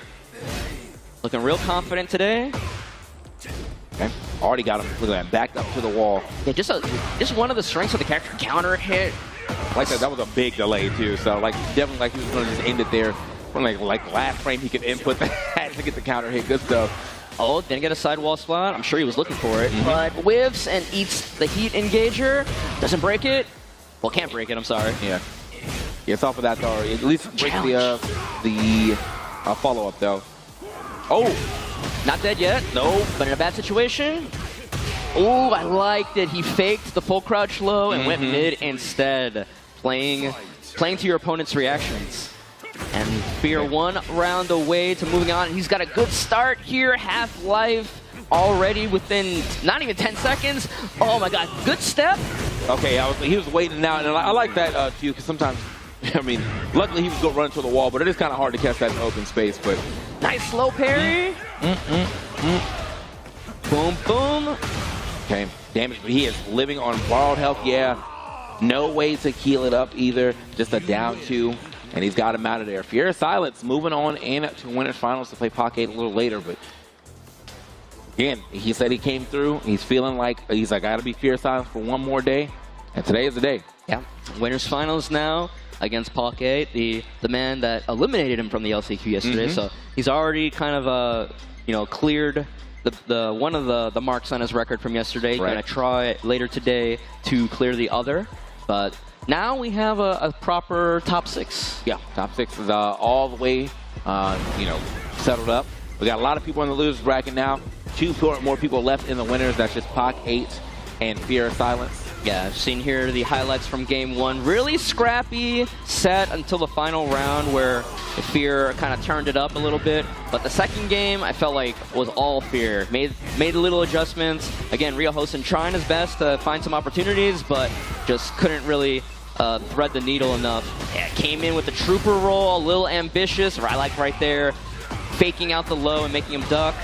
The situation right here where the heat smash whiffed and he kind of punished with a 4-4-2-1. I feel like if he had done the death fist instead, he might have actually got a clean wall splat.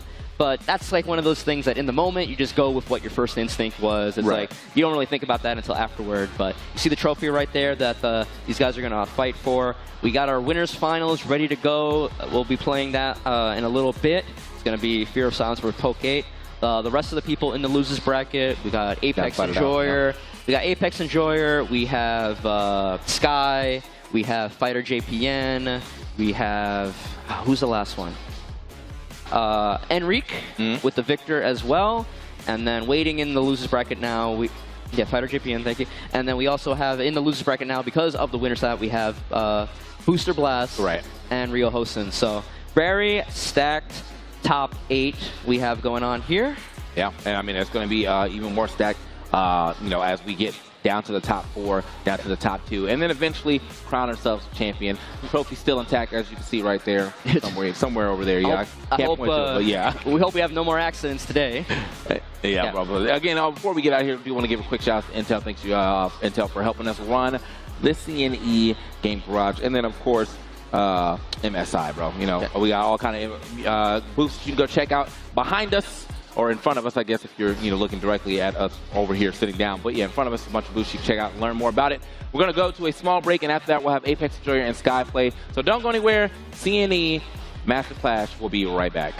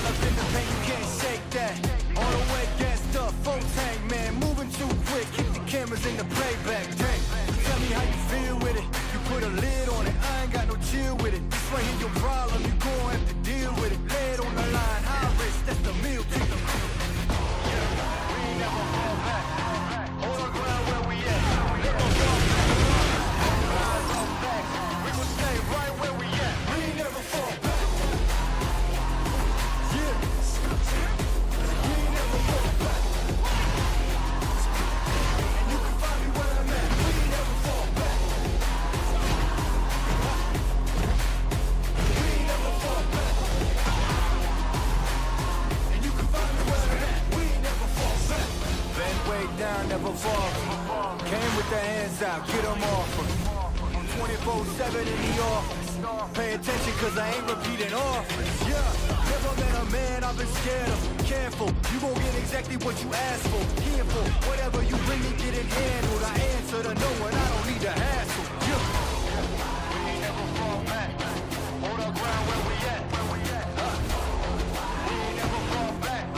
Hold our ground where we at. Never fall back. We ain't never fall back. Hold our ground where we at. Yeah. No lies on the path.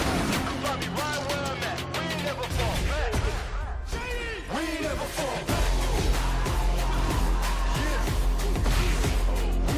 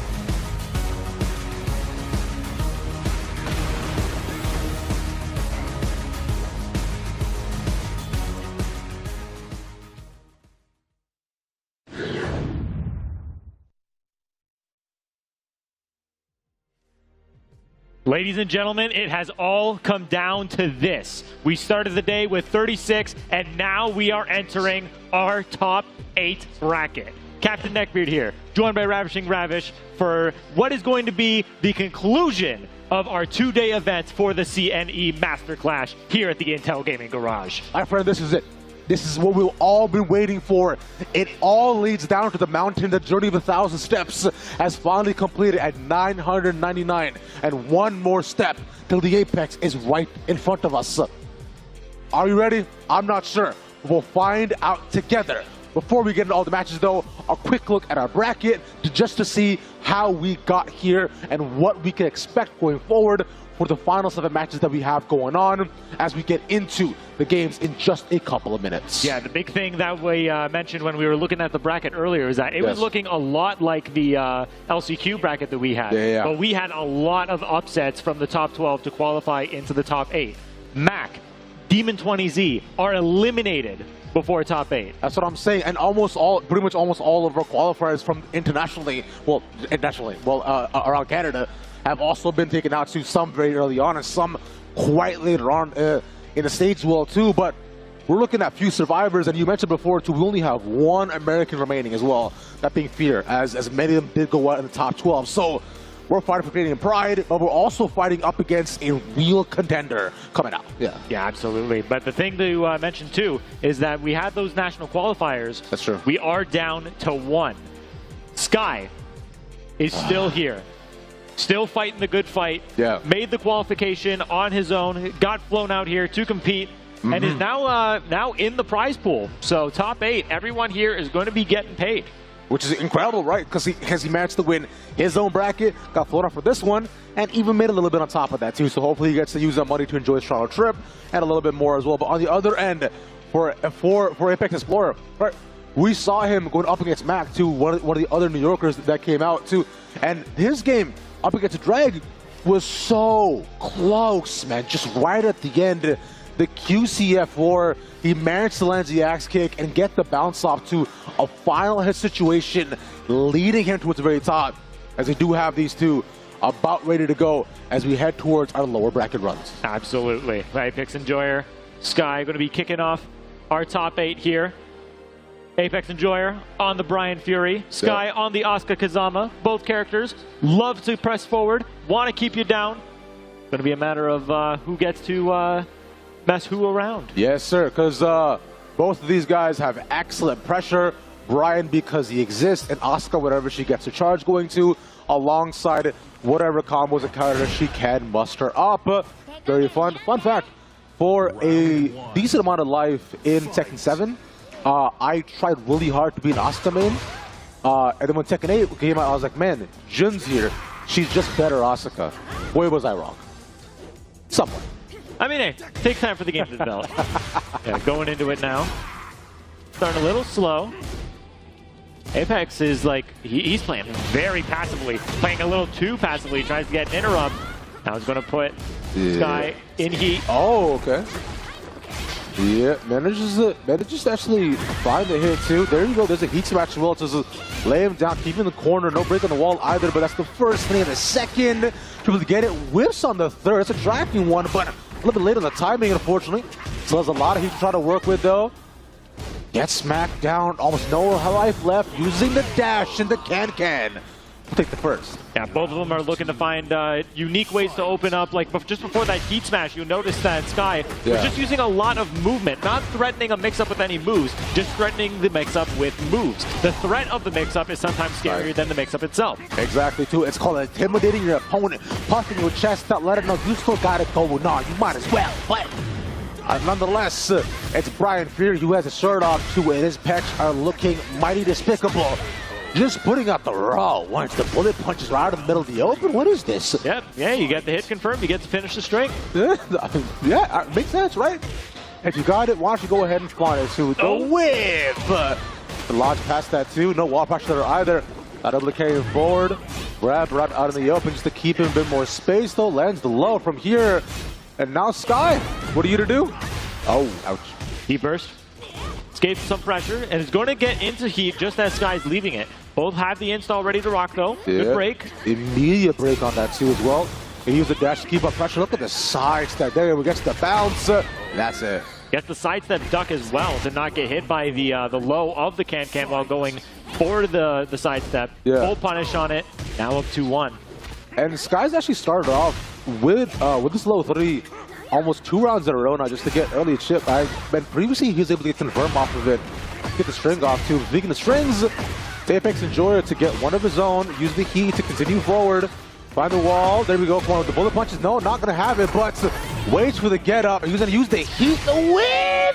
No! Heat bursts, no longer homing. So already catching Brian in the middle of the string. So just goes off axis, just goes completely not where he was looking to go. Apex Enjoyer, though, happily going to take a free gift like that. Why wouldn't you, right? Because you know that this is easy, does it? Like, this is a quick start as well. To remember, this is still BO3s until we get towards our lower finals, upper finals and grand finals. Those are all BO5s.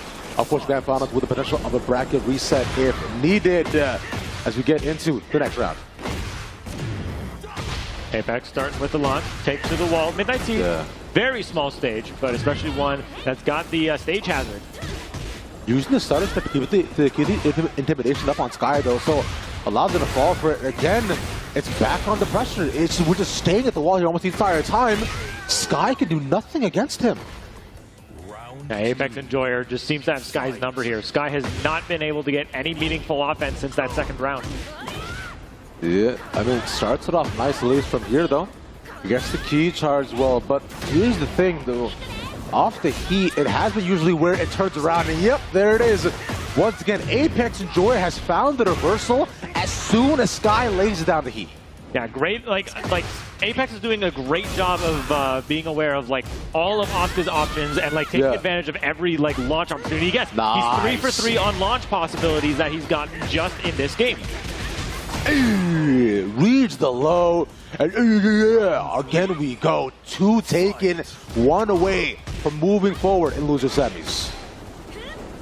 Back 3, not gonna hit, not gonna get punished. Bit too shallow, unfortunately, but using it as a spacing option. Nice. Gets the heat off from this though. 1, 2, 4. Keep pushing in the corner, but duck of his own. No punish off of that either. Heat smash does land, but it's just a bit of damage though. Oh, they're looking for something. No one wanting to press first. Gets counter hit, which is why you don't want to be pushing buttons. Right out of the open to double A, take the wall, and that should be it here, Cap.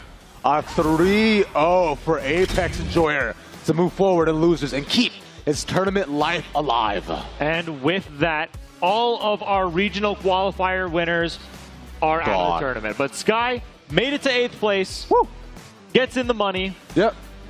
Good showing from Sky, giving everybody a good show here. I would say, I agree, you know, especially coming in with the diversity as well on the character with the Asuka, right?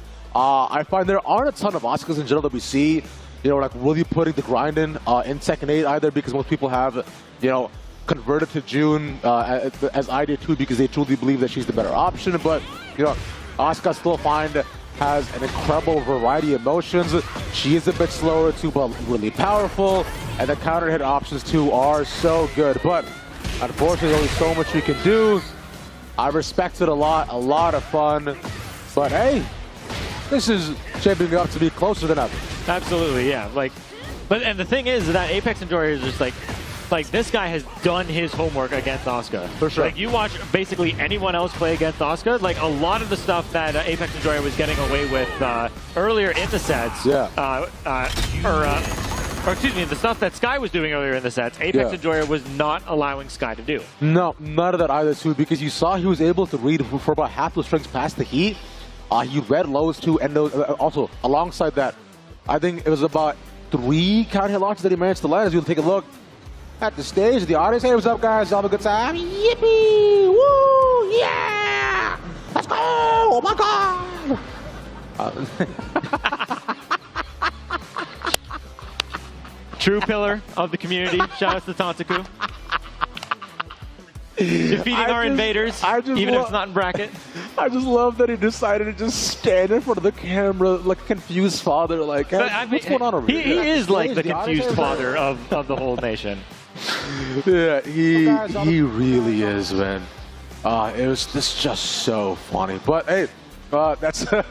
But we're also gonna be we'll try to collect ourselves as confused father as well to see what we got going on for the next game that is coming up, right? Yeah, well, we've got NREC and Fighter JPM. So Fighter not able to crack top 8 in the LCQ, but able to do it here. Going up against NREC though. NREC wins locals pretty frequently whenever he is able to make the trek out. Has shown a large variety of characters this weekend as well. Yep. We saw the Victor. Yep. We saw the Steve.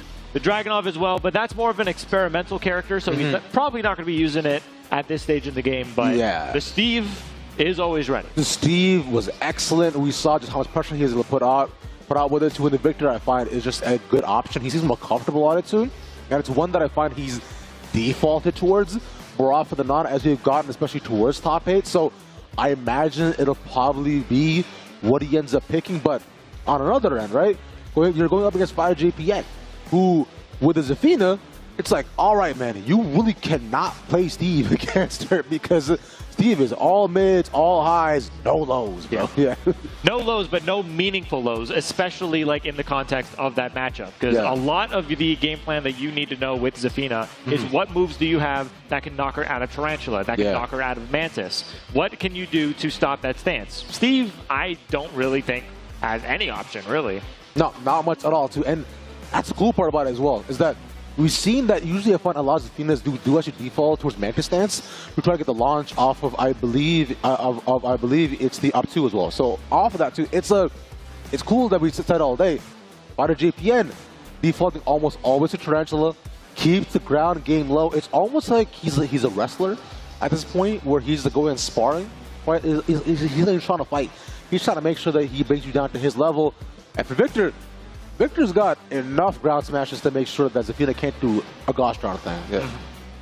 Victor, definitely going to be the smarter choice. Yeah. In the context of this matchup specifically, but I think NREC could have done it with any character. I think so. Yeah, that could have been good. NREC. Alas, there is only one way to find out. True. He has shown his resilience throughout the entire bracket and group stage, both yesterday and today, surviving all the way up until this point, but there are no more second chances here. This is where it all ends. So, I mean, good luck to both these guys. They fought very, very hard to get here.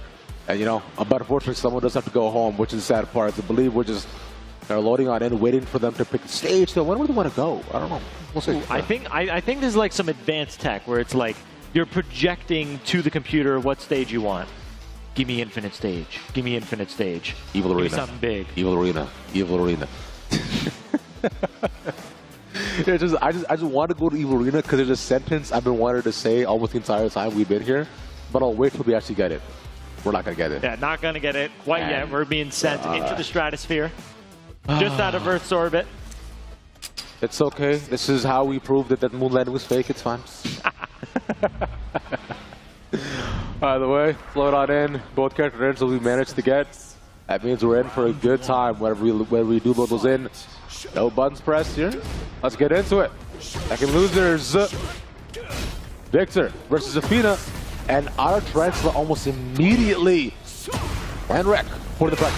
NREC doing a good job of what we saw earlier, just going for the quick, small little strings into the immediate sidestep, force some options out of the opponent, and get a big punish for it. This is almost going to be a perfect, if this momentum keeps up, gets it with the sweep. It was a single jab that he managed to land, but just barely as well too from there. And now from here, gonna go ahead and finish off the stance. Oh, look at the logs off the side. Actually carry all the way towards the wall. Big damage. Okay, that kind of clipped the wall a little bit. Made it a bit awkward in terms of interaction. So, Fighter JPN gets to live for a little longer. Yeah, good. You know, he gets an opportunity, gets to squeeze out a little more damage. Goes to him at the sidewall. Nice battle card. Counter. Yeah.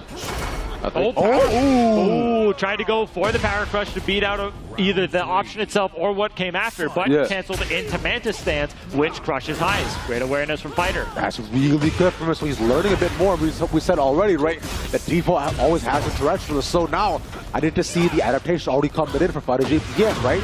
Defaulting more towards his mids, not going against low anymore because realizing that NREC realize his game plan, he's just stuck on the wall. That was so much damage. Guaranteed after the low heat smash. Now Fighter on the precipice to take the first game. Okay. Force the mix. Oh, that still caught him. Here comes the 10 string, but yes, got the duck on the 6th hit of a high. Yeah, and through the pickup too. He gets the ground smash, I like that. And with the bullet, man, try to continue it, but forces the wake up as well. That's a 1+2. More damage, no explosion actually off that, but the low to finish it off. 2 apiece. Gonna be back and forth here. Looks like it might just be it. All set. Gets the wake up mid. Ooh! Tried to wait for it, was patient, but still forced up against the wall. To Fighter JPN is trying to force anything out of Ender to get the punish off to, and finally managed to get it. Not a ton of options, lands the mid. And Zafina cleans up first game. Yeah, catches him getting impatient in the last interaction to get that hit. Confirm the win, but you'll notice too, like at the start of that last round, like Fighter was getting some really good momentum going. Enrek just decided, you know what, I'm just going to sit here, I'm going to block, and lost almost half his life to chip damage. So Zafina, it's the wrong answer to just block against Zafina, but it's also the wrong answer to mash against Zafina. You need to go deep into the lab to figure out what exactly you can do for each option you have, for each interaction with you have, for all of her stances that she has. She is a nightmare to learn to deal with. Yeah, because like you're saying, again, it's like similar stances in terms, similar like instances in terms of Xiaoyu, right, where you have these stances and all these options. We need to learn what she can get done. But here, JPN has lost half of his health bar within a matter of seconds, and Enric probably tries to pick up the pace here a bit, but not out of it just yet. The swipe is nice with the Demon Claw. Tries to get the second, but gets the ground smash and the pickup off of it too. The Demon Claw came out 3 times. She's transforming. I mean, hey, if you're not going to be blocking the mids, why not stop throwing at them? Yeah. They're working like magic for Fighter. Heat smash continue. Yep, there it is. Able to get it. Using mid for the launch, almost to the wall, and Coliseum, a rare instance, but a welcome one, especially for Victor, but we'll get the reversal if anything. Possible grab if Zafina wants to use the wall pressure, if anything, but instead we'll go for the strings. Once more, blocking love, explosion, a little bit shallow. I like that. Gets the launch on it. Ever so important that, like, oh my god. Even with the spacing intact, Fighter JPN able to get the launch. Yeah. And now it's looking real good for Fighter, who's now up 2-0 in the game and is on set point to advance. Exactly. And remember, one person has to go home here to it. It might just be Enric as a match to find it. What gets the low from there? The ground impact, nothing going into Mantis, so no launch. Into Tarantula, gets the starter, engage, and again we go! Into the mid, all that damage will allow Fighter JPN to move forward into losers finals. And Enric, I would say bye-bye to him. Yeah, and Fighter JPN takes it in a very confident fashion there, especially in that last game. Yeah. Everything going right for him was perfectly in Enric's head with every motion. But Enric is out, but is out at 7th. Exactly. That's not too bad at all. It's something to be proud of. Like you mentioned, he's still in the money, so it's okay, but he played a very, very good game. He showed adaptation, character depth as well on top of that too. You know, bringing almost 3 different characters throughout the past 2 days. Well, very impressive, as you say constantly as you look back at this game, right? It is hard enough to master one character. Being able to be quite good at 3 of them, that's a feat. Yeah. Yeah, it started looking real good for Enric here, but these small interactions that that Fighter was able to take advantage of, and like, man, they're just it's literally just so scary, the high-low mix that Zafina gets. You literally just have to sit there and guess. And guess right, did Fighter JPN. Exactly, right? Because we were talking about before, because if we're down in Tarantula, she can either use that to be able to knock through the ground, or she can use the mix, like you're mentioning, use Demon Clark at the mid. And both options are scary because once she gets a pickup off of it, a string, and the second she gets to punch you in the stomach and take a half your health as hey audience, what's up? Y'all having a good time? Yeah? Y'all still vibing? You chilling? Yeah. Yippee, jazz hands. Yeah, I like that. Hey, I'm not hearing anything. CNE, how are you doing? Woo! I'm hearing some things. That's All progress. Right. I heard a couple of claps as well as we look at the reflection down a trophy. Also prize possession that everyone here is fighting for. Unfortunately, 2 have fallen, and they will not be the last to do so, as we have a decent amount of matches come out for ourselves, right? We still got to look at both losers finals, and then both losers finals, and then winners finals and grand finals as well too. Yeah. So the way we're going to be running things here, we're going to go all the way through loser side as far as we can to the losers semis. Then we'll go up to winner side. Get that match between Fear Silence and Pac. Yep. Go back down to loser semis. Losers finals. Grand finals. There you go. And those last 3, once again, are first 3 or BO5, and of course with the final game being, of course, a potential bracket reset if needed for the loser as well. But we'll see who does manage to actually get over there as well. As we mentioned already too, we're still down in losers. This is losers quarterfinals, right? So we're still looking at just these next 2 to continue to move on forward, as we have the first 2 losers quarters, the losers semis, and then after losers semis as well too. So we still got a little bit of game to go, right? At least about 2 more sets before, well, 4 more before we do manage to see how Fear and TEKKEN will match up, which that's going to be a very, very good game. Yeah. Absolutely, yeah. But yeah, looking ahead to what we have in the losers quarters going on right now. Yeah. Apex Enjoyer and Booster Blast, who has found himself on the loser side, entering the latter half of this top 8. Yeah, indeed he has. It is an interesting predicament to be in, right? Because we've been singing Booster Blast's praises almost the entire time. His Xiaoyu has shown a lot of resilience, like an excellent adaptation game too, especially with his knowledge checks that he managed to give out, and consistency when he manages to get in the back stance, alongside the punishes that he happens to have. But the same can be said about Apex. He has been a punish demon with every single matchup he's had. And if Brian gets to punish you, Brian gets to kill you. Absolutely. But yeah, the big thing to keep in mind with Boost is that Boost was the winner of the LCQ we held yesterday. Getting to top 32 was just to make your spot inside of this bracket. Yeah. But getting first place meant he got the best seed possible for someone who played in the LCQ. Exactly. We're up against anybody alongside losers too, and he made a pretty deep run in the upper bracket as well too. An unfortunate loss on the other side. But speaking of unfortunate, that was also unfortunate to pick up off the heat. And that is that's a pretty good start for Apex Enjoyer. Yeah, counter hero running 1 is going to give a very good position here for Apex Enjoyer, but Booster Blast slowly whittling away. Looking for the QCF kick to get the bounce off the ground.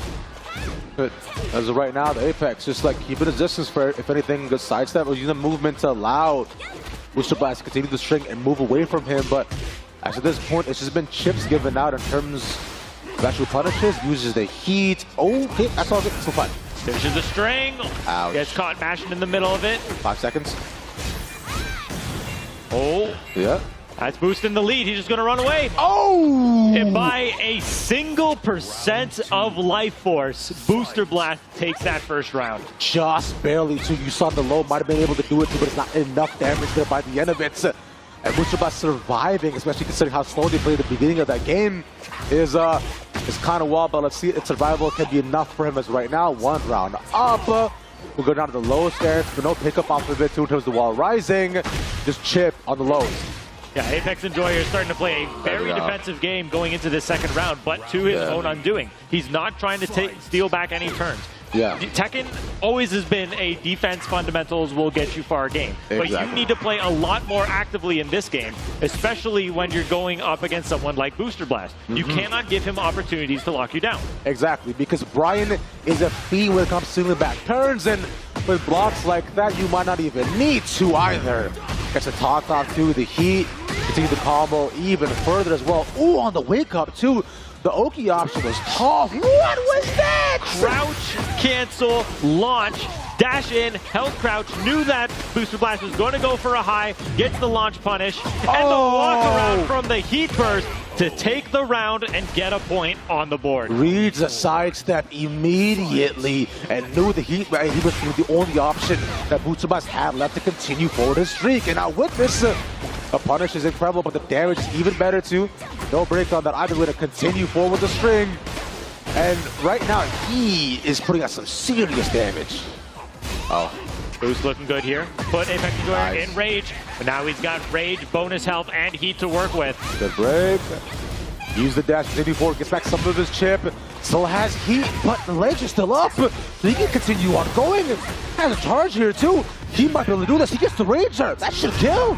It's not going to kill. We got it post Heat Dash. A lot of scaling going to be into it. Yeah, he's in the air. Yeah. Going to have a very good life lead to go into these last 30 seconds or so. But it's nothing that Booster Blast won't be able to quickly turn around. And just like that, Booster Blast is taking the lead in terms of life. Two lows given over. Tries to go for the third over and over again. And yeah, it's just and it finally gets the small mix-up by the end of it to get the final round.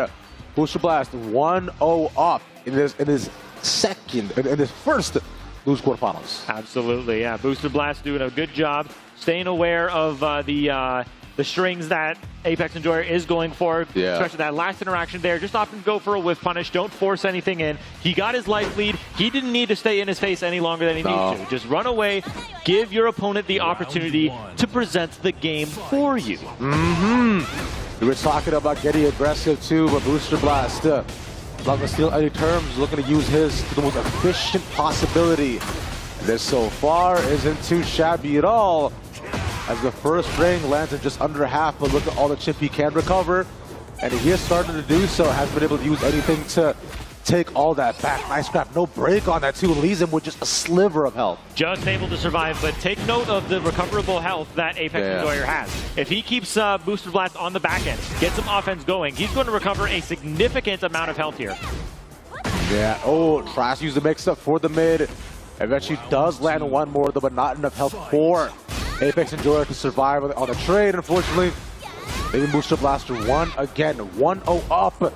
This second game up, fight for survival in losers quarters. Booster Blast doing a very good job of just using some very funky and unorthodox movement. Create some whiff opportunities. Not cashing out quite yet on them, but knowing what he can do in these soft possibilities. Counter hit, hatchet kick. Hatchet kick is nice too. Oh, that was cool. I haven't seen that before. Hey, you haven't played against enough Shao use that. No, I have not, and thank God I haven't. The AOP going under the running three. Still, Apex Enjoyer again, just playing very scared here. Does not want to press any buttons, but you have to do something here. Brother has held back for almost half the entire game, and use a side step to perhaps get a punish off too, or maybe just use the movement to catch him mashing, but so far nothing there. Quarter circle, use the heat smash, gets his turn back, but there's 5 seconds left. It doesn't matter what he does. He has to either put out Rage or something. Yeah, that's the only option left. That's just the round. Yeah, I mean, it was a bit of a checkmate scenario. 5 seconds left. That's such a big life lead. Brian doesn't really have any big lows that can lead into enough damage to steal the round from there. So, you know, you have to throw a Hail Mary at that point. Exactly, and his slowdown play as Brian Fury, I find, just does not suit his playstyle well at all.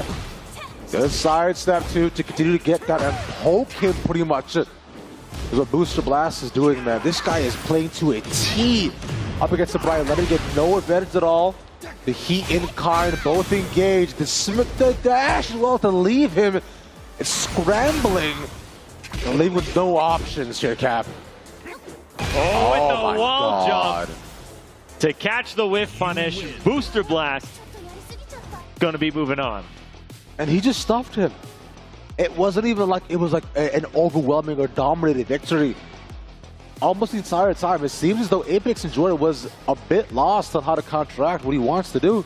So he spent a lot of it just holding back, right? Which is actually feels bad, man. Like, because you're thinking, what options do I have? And if you come with nothing, you land in scenarios where you're forced to rage, you're losing in terms of health.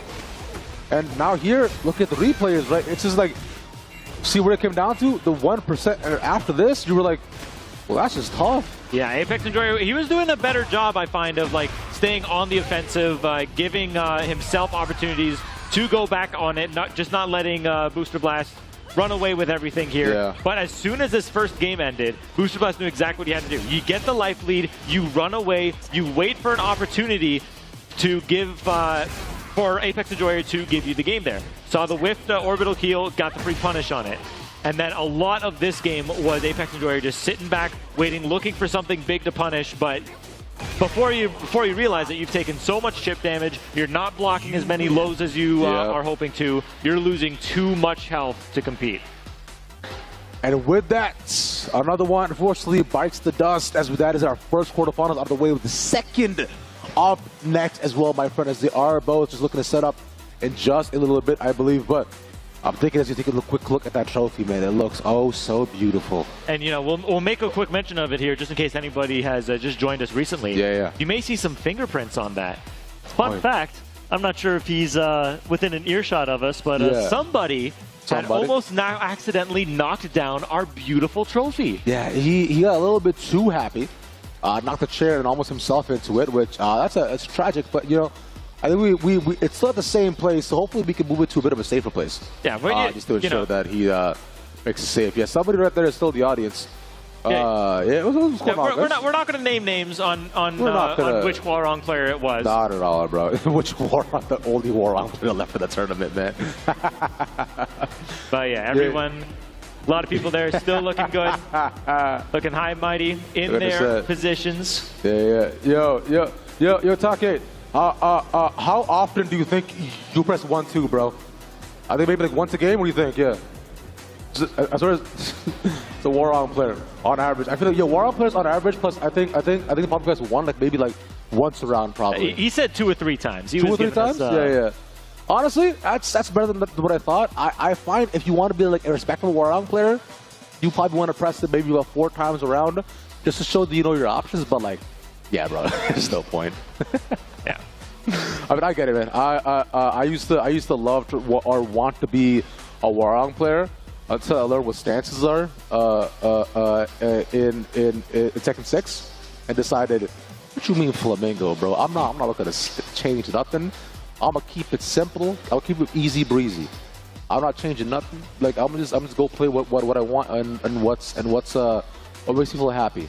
But hey, I mean, as much as I respect it, at that point, you're losing basically like 3/4 of your move list then. I know. Tekken is a game where you need to know your character inside and out at this high level of play. Especially a complicated character like Hwarong. Like, you're not going to be able to do it just knowing 2 or 3 stances. You got to know it all. I mean, but here's the thing, though, because better than mine is that I was a filthy casual, right? Because I was like, I was playing with friends, and I was better than almost all my friends, too, which made it fun. That's why I decided I will play Eddie Gordo instead. Well. And he stances galore, but here's the thing. Eddie Gordo, it does not take a lot to be able to use him mildly effectively, if anything. But you get characters that you do need to be used effectively are both of the ones that are being locked in right now on your screens. That's right. We got Ryuhosen taking on Fighter JPN, a rematch from what we had yesterday at the LCQ. Yeah. But now a match to decide 5th place. So this is losers territory here. Still in the money, but want to do the best you can, advance as far as you can. And then yesterday's match, it was Ryuhosen who did take out not only Fighter JPN, but also another Zafina in Old Greg. So very comfortable with the Zafina matchup, it seems. Yeah. Let's see how they're able to take it today, because Fighter has just been on a tear. Oh yeah, he has been mixing up his opponents so constantly with the knowledge and depth of his options and what he can get done with most of the character, right? Like you were saying, using almost everything your character has. Clearly he knows the feeling inside and out, but so does Ryuhosen clearly, because he read that engagement to a clutch percentage, landing him near this dub. Yeah, if there's any player who's going to know, like, not only his own character inside and out, but his opponent's character inside and out, it's Ryuhosen. This guy's a lab monster. I've mentioned it again. I'll say it a million times. if this guy is not currently practicing Tekken on his own, he is just discovering stuff with other characters. Sometimes even at the request of other people. Like, this guy wants to know every interaction possible, and like, it's paying dividends here because he knows a lot of what to do in this very tricky matchup. The double sweep so makes it a little bit more tricky right now. For Ryuhosen soon not be able to get much off, though finds the way up the drops out with the power crush as well. Ryuhosen letting a bit of trouble, a lot of chip left for him to try to recover, as Zafina does too. But in range, well, finally uses the heat. That's been all his options. No break on the grab, and that is a deep hit. Oh! Tried to go in for the low, fighter ready for it. Had a good life lead. I'm not sure if Ryuhosen necessarily needed to go in to take that big of a risk, but at the same time, we know how squirrely Zafina can be. Giving her all that distance can give her all the time she needs to go into stance and force you into another mix for free. And that was just a good read from Fighter Japan to be able to predict the low as well. Paul can do a lot off that, gets the pick up, the smash, but doesn't manage to land the full string, unfortunately. Power Crush to stop him in his tracks, because gives a nice little haircut, and Ryuhosen forces trouble. Tough go of it for now, though. But we'll see if the shoulder check doesn't manage to land. Nonetheless, we'll see it continue so far. The grab alongside the heat. It gets the pickup off of it once more. Fighter JPN, after the first game, looking much more comfortable in the matchup. Yeah, looking real good here. It's definitely not looking nearly as one-sided as it was yesterday when we had this matchup. But, small little adjustment there. Got the slap on the slide. Stopped in the block, but stops blocking at just the wrong moment. Gets caught by the counter hit launcher. And it's going to be Fighter JPN taking this first game. Man, I know we were worried for a second, being like, yeah, Ryuhosen, Lab Monster, guy does his thing, he knows it all. But after the first round, it was like an immediate switch up. Fighter JPN, right, just like was able to fight almost the exact same way he has against all his opponents with just complete dominance. And now I've got to think, all right, Ryu, what do you have to show us? But that is now or never. And the thing to keep in mind, too, is that this is the final bracket, so tournament nerves have got to be getting to you at some point. The biggest lab monster, the person who can practice the hardest, they're still susceptible to tournament nerves. So just because they practice a lot, that doesn't always guarantee that they're going to get the right option every time. But these counters from Fighter JPN adding up like crazy has already put Ryuhosen in rage, and the Devilman immediately gets blocked. Fighter JPN is inside of Ryuhosen's head here. He saw, because more often than not, past the heat, he almost always goes for the Devilman mix up as well too. So made the prediction and blocks the low, and now from here, Fighter JPN 1-0 up and gets the perfect. Oh no. Fighter JPN looks like he's got the download on it here. Just backdashes away from the big elbow. Oh, there we go. Nice. Big button, going to force Zafina out of stance as well. Get the bound for a free combo. Stuck on the wall as well too. There's a side angle that might not be able to continue the wall pressure, but big grab, tons of damage. The low from there, but nothing significant off of it. Ryuhosen still in control and around to keep him alive. Got all the important punishes necessary to take that round. Ryuhosen still alive. And again, showing that like this is like stuff that not a lot of people may know about Zafina, he's aware of. And that still chips, as Zafina was very much to make it past him. So life is still decently in his control. Tries to flip out at the wall. Pop doesn't actually work out either. So that should be a perfect back, and it is indeed.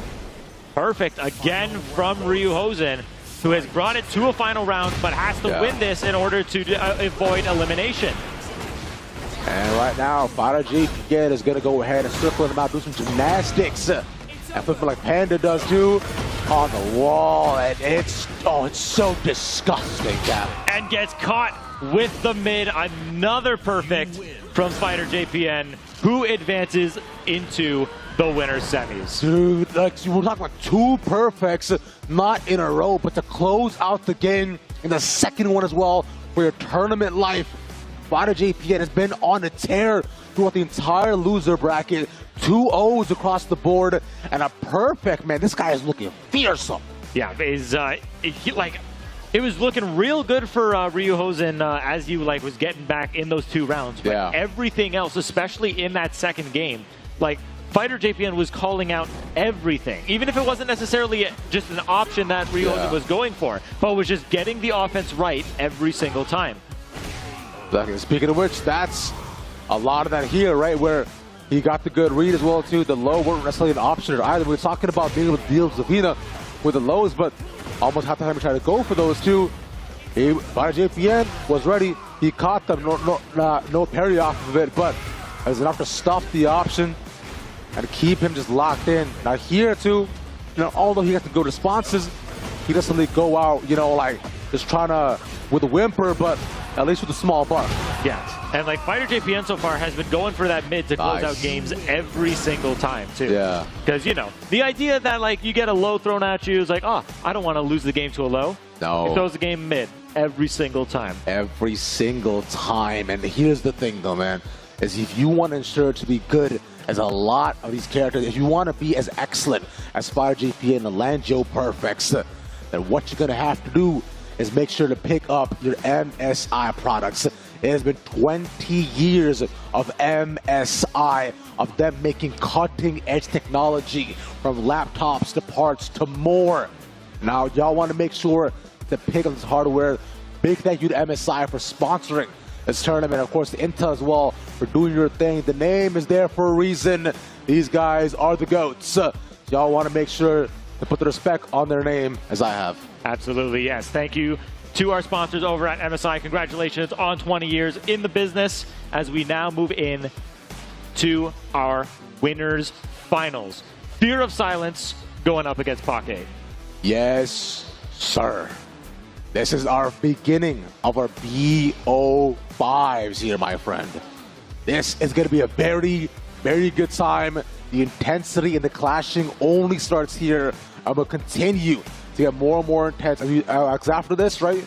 Winner of this, right? National Grand Finals and a shot at $12,000. And losers, we'll have to see if they make the way back up to, as past this, we'll go back down to loser semis, 2 more BO3s, the winners final as well too, BO5 to close it out. For the rest of the 3 games, as we know what we're getting, bro. It's Drag, it's Warong, it's their mains. Absolutely, we're not getting nothing out of the ordinary here. I know we saw we saw the Pocket Victor from Fear yesterday, but but you were talking earlier about how at that point in the LCQ it was just it's whatever. It's seeding, but Bahui. But Fear Silence is playing a completely different game today. Different animal and the same beast. At the same time. Crazy how he does that too. I'm not too sure what that really means, but what the point is that the word exists. As you lead into it, Fear Silence, controlled, good reads, and excellent pokes. He loves that down two to start off the game, man. That is a Fear Silence classic. Walking down any sort of evasive options that Pak has been going for. 3-4, change the stance as well too, tries to use it up two, see if he can get the launch as well, and meanwhile on the other end, Fear Silence playing his claw and controlled. Oh, okay, lands a knockdown, and we'll finish it off the round from there. Yeah, gets the Sabaki, able to get the combo off it as well, take that first round, which goes to show just how familiar that Fear Silence is going to be with the offense of Hwarong, which does get a little scary into the mind of Pak 8 if you know that your opponent is looking out specifically for like the bajillion moves that you have. Exactly. And he also needs a sidestep as well too, who's going to make sure to land that running too, to knock him down to the ground once more. And what's interesting is that we see a lot of Dragonauts, right? Go for the go for the 1-2-4 every time to be able to get the mix up, but Fear has stopped himself at the 1-2 almost every time because he realized that, if the first two get blocked, that means the low probably will as well. So doesn't want to get low parried, playing it much safer in control this time. Gets the heat engager. Sportsman in the corner. Ouch. Good block on the down two and punish. Oh, what the heat smash. 15 frames of fury. Fear of Silence in dominating fashion taking that first game. Kill, crush, destroy.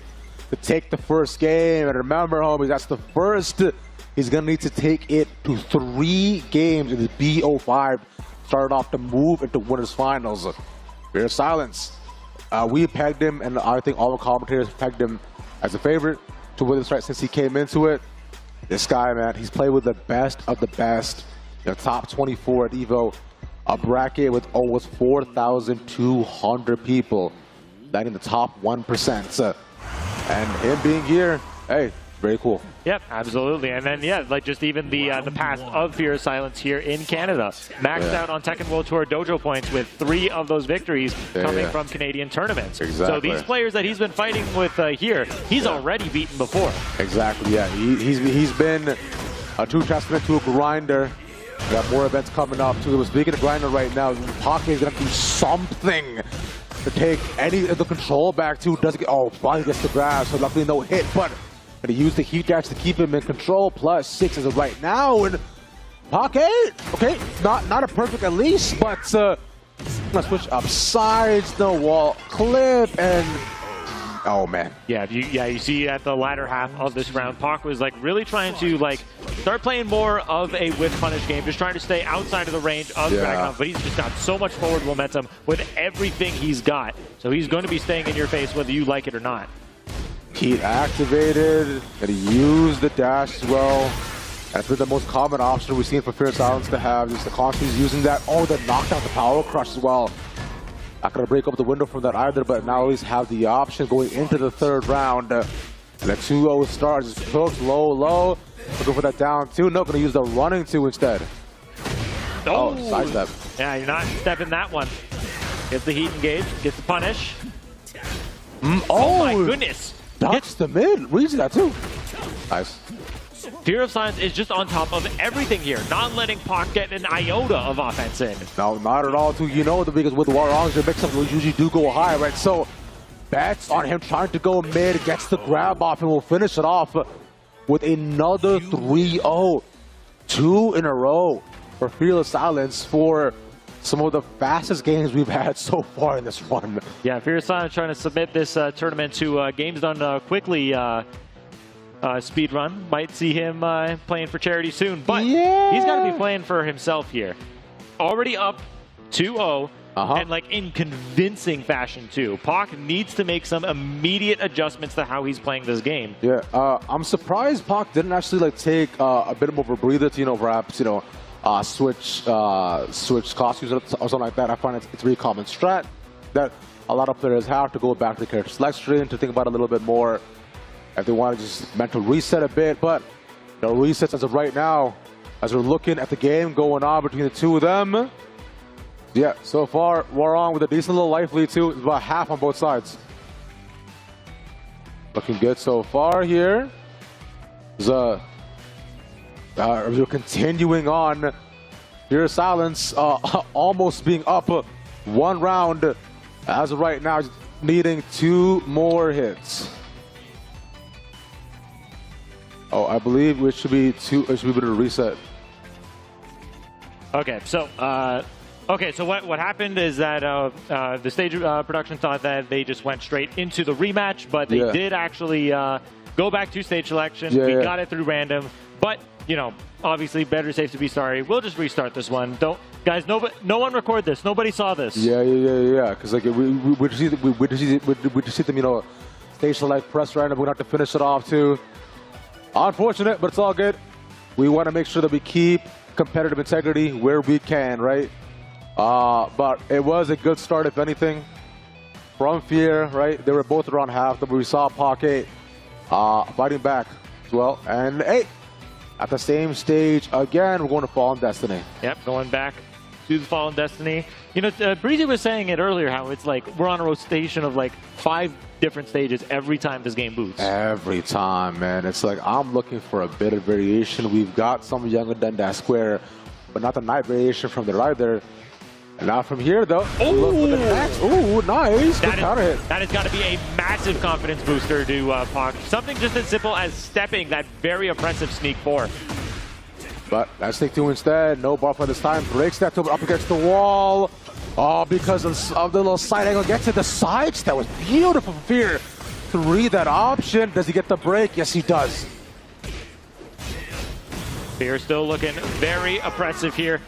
Gets the finish on the string, takes the first round, looking just as dominant as ever as those first 2 games. Continuing that too, ducks to 3-3. Looks nice, stand switch to go and get the heat engager as well. No Peacemaker either to continue that forward, but connects through with the Sabaki again. Fear of Silence. oh, Playing 3 to 5 business days ahead of clock here. oh yeah, he's looking good, but this might be the best chance we've actually seen so far. I like that the mix-up too beautiful from Pocket to get his first round in this entire set. Taking first round.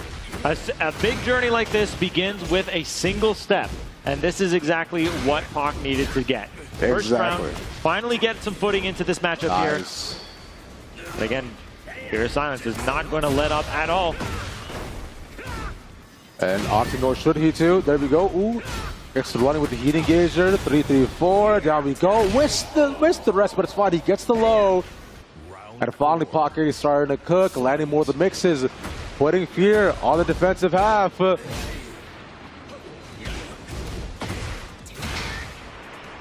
And now you see Fear, who's playing a lot more defensively now. Someone who was fast and furious in your face this whole set, but now that Pac's in the lead, Nice. playing a little more passively, but also opening himself up to some big punishes here. Exactly, and that big punish as well too, when he read the heat, which Fear's done almost the entire time. And will stand switch to finish it off with another big hit. Pocket just did a bit of breathing room. Has finally won up in this BO5, staying alive and avoiding going to losers. Finally taking a game. Ever so important, but still has to come out with 2 more. The big important thing about a best-of-5 set is that it gives you a lot more time to understand what your opponent wants and how to change up your game plan surrounding it. So, Pac getting just enough time to be able to get that first game is now looking to take more. Looks like we're running into a bit of a controller issue here. I think we're good. I think they're good. Yeah, it was a bit weird how it managed to like DC the bit, but doesn't necessarily matter though as we're looking to get back into the game once again. There we are. That lands the hit, dude. The Magic 2s. Oh my, oh me. Yeah. I mean, hey, still willing to gentleman it out to let the controller reconnect and then get that first game in. Fear is better man than I. I was absolutely taking that game. Not that it mattered for Fear, who still took that first round with a perfect. That's what I'm saying, man. It's still disgusting so far, though, but at least we'll manage to raise ourselves. The beautiful launcher from Pocket. Liz gets some wall pressure, but because the side clips doesn't manage to do anything more past it, as the heat gets the dash, still puts him on the back end. Now, Rudge stuff for Fear if he wants to try to use the rage, but I don't think so. He needs to find an option, a way out.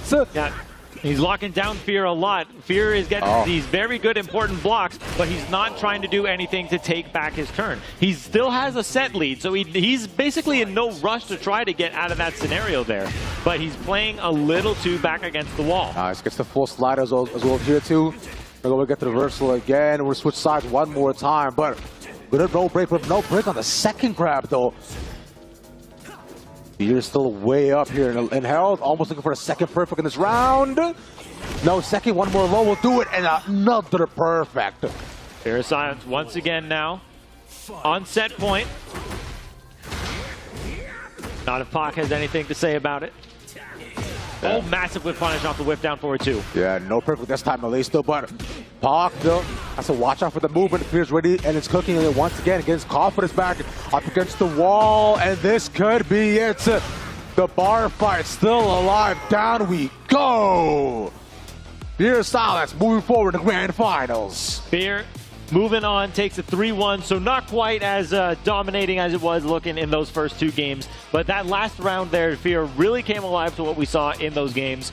But yeah, Pac doing a good job, coming back wherever he could. But yeah, this was still like a monumental task to have to come over. Yeah, it was very, very tough, especially considering the start that Fear had too, right?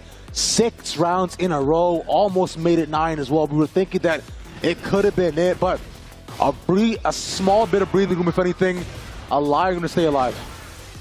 Yeah, looking back at the replays here. Game 1 in the Elegant Palace. This was just all Dragunov, all Fear of Silence the whole time.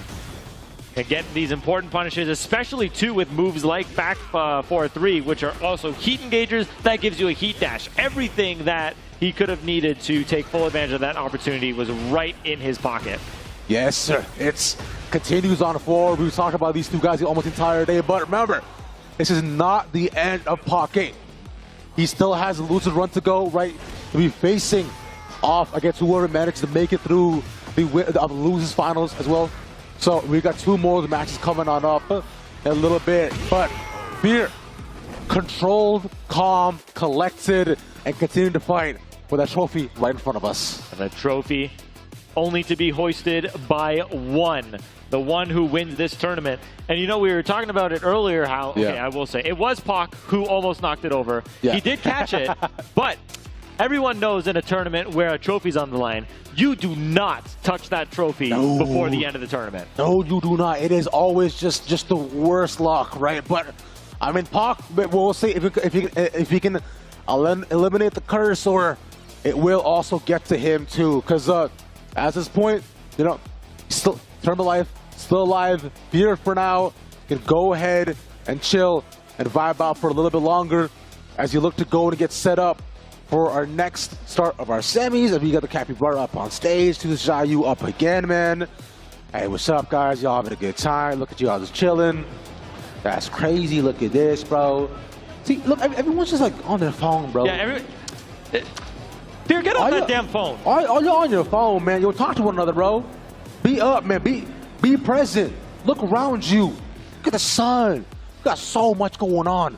Life is happening in front of us, not down here, man. In front of you. So, y'all, you know what? Here's what we're gonna do. Y'all make sure to, in fact, take a quick 2 minutes. All right. Get off your phones. Get off your PCs. Go stretch for a bit. Go hug your mom. Go talk to your dad. Take some water. And we'll be back in just a little bit. Quick 2 minutes, all right? Y'all don't go nowhere. We'll be right back.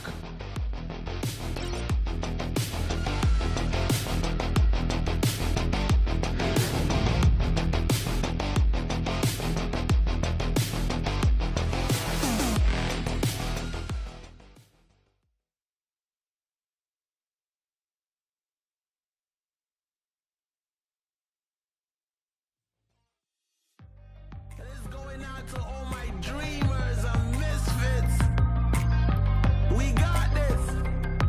Yeah. Let's go. I'm a rocket man.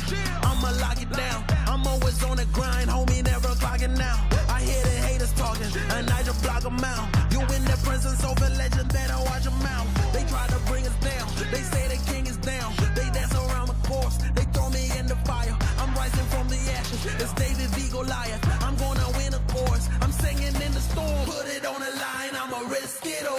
My feet on fire, on my fists are gold. All that's on my mind is where I wish to go. Are you ready? 1, 2, 3, 4.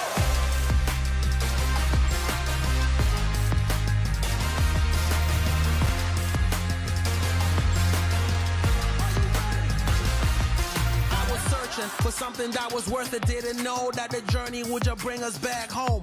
Bottle up Patron, here's a hip-hop. Didn't have a lot, now there's Gucci on the flip-flop. Sailing till the ship stops. On El Dorado we be riding. Forget a saddle made in God's image, yeah, I live with him. It is never too late though, Band-Aid rip it. Try something different, time to start lifting. Put it on the line, I'ma risk it all. My feet on fire, on my fists are gold. All that's on my mind is where I wish to go. Are you ready? 1, 2, 3, 4.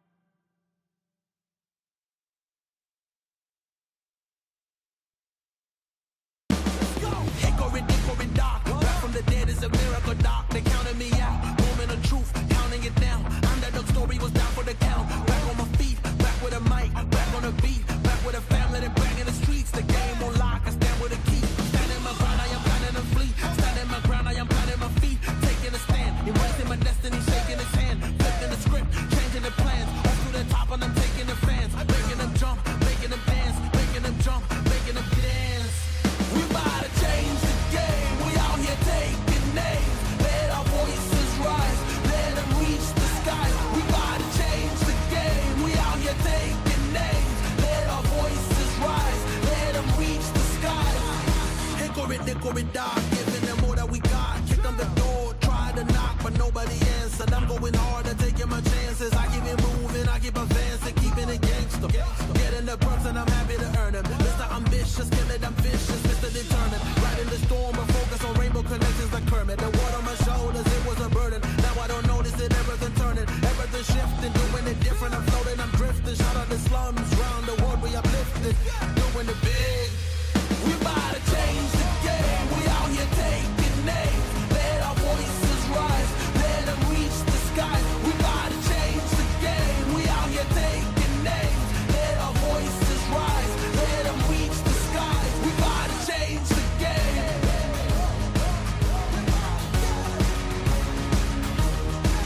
We about to change the game. Let's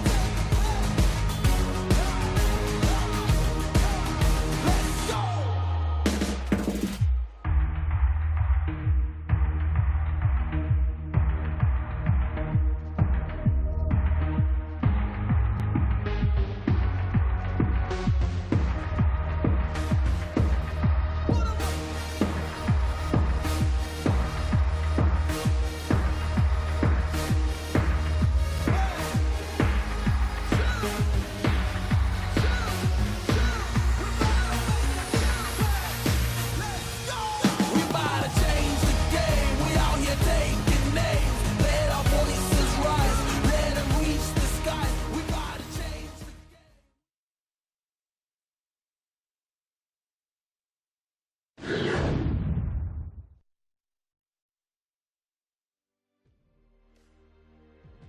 4 more games are left with the CNE Masterclass right here for Tekken.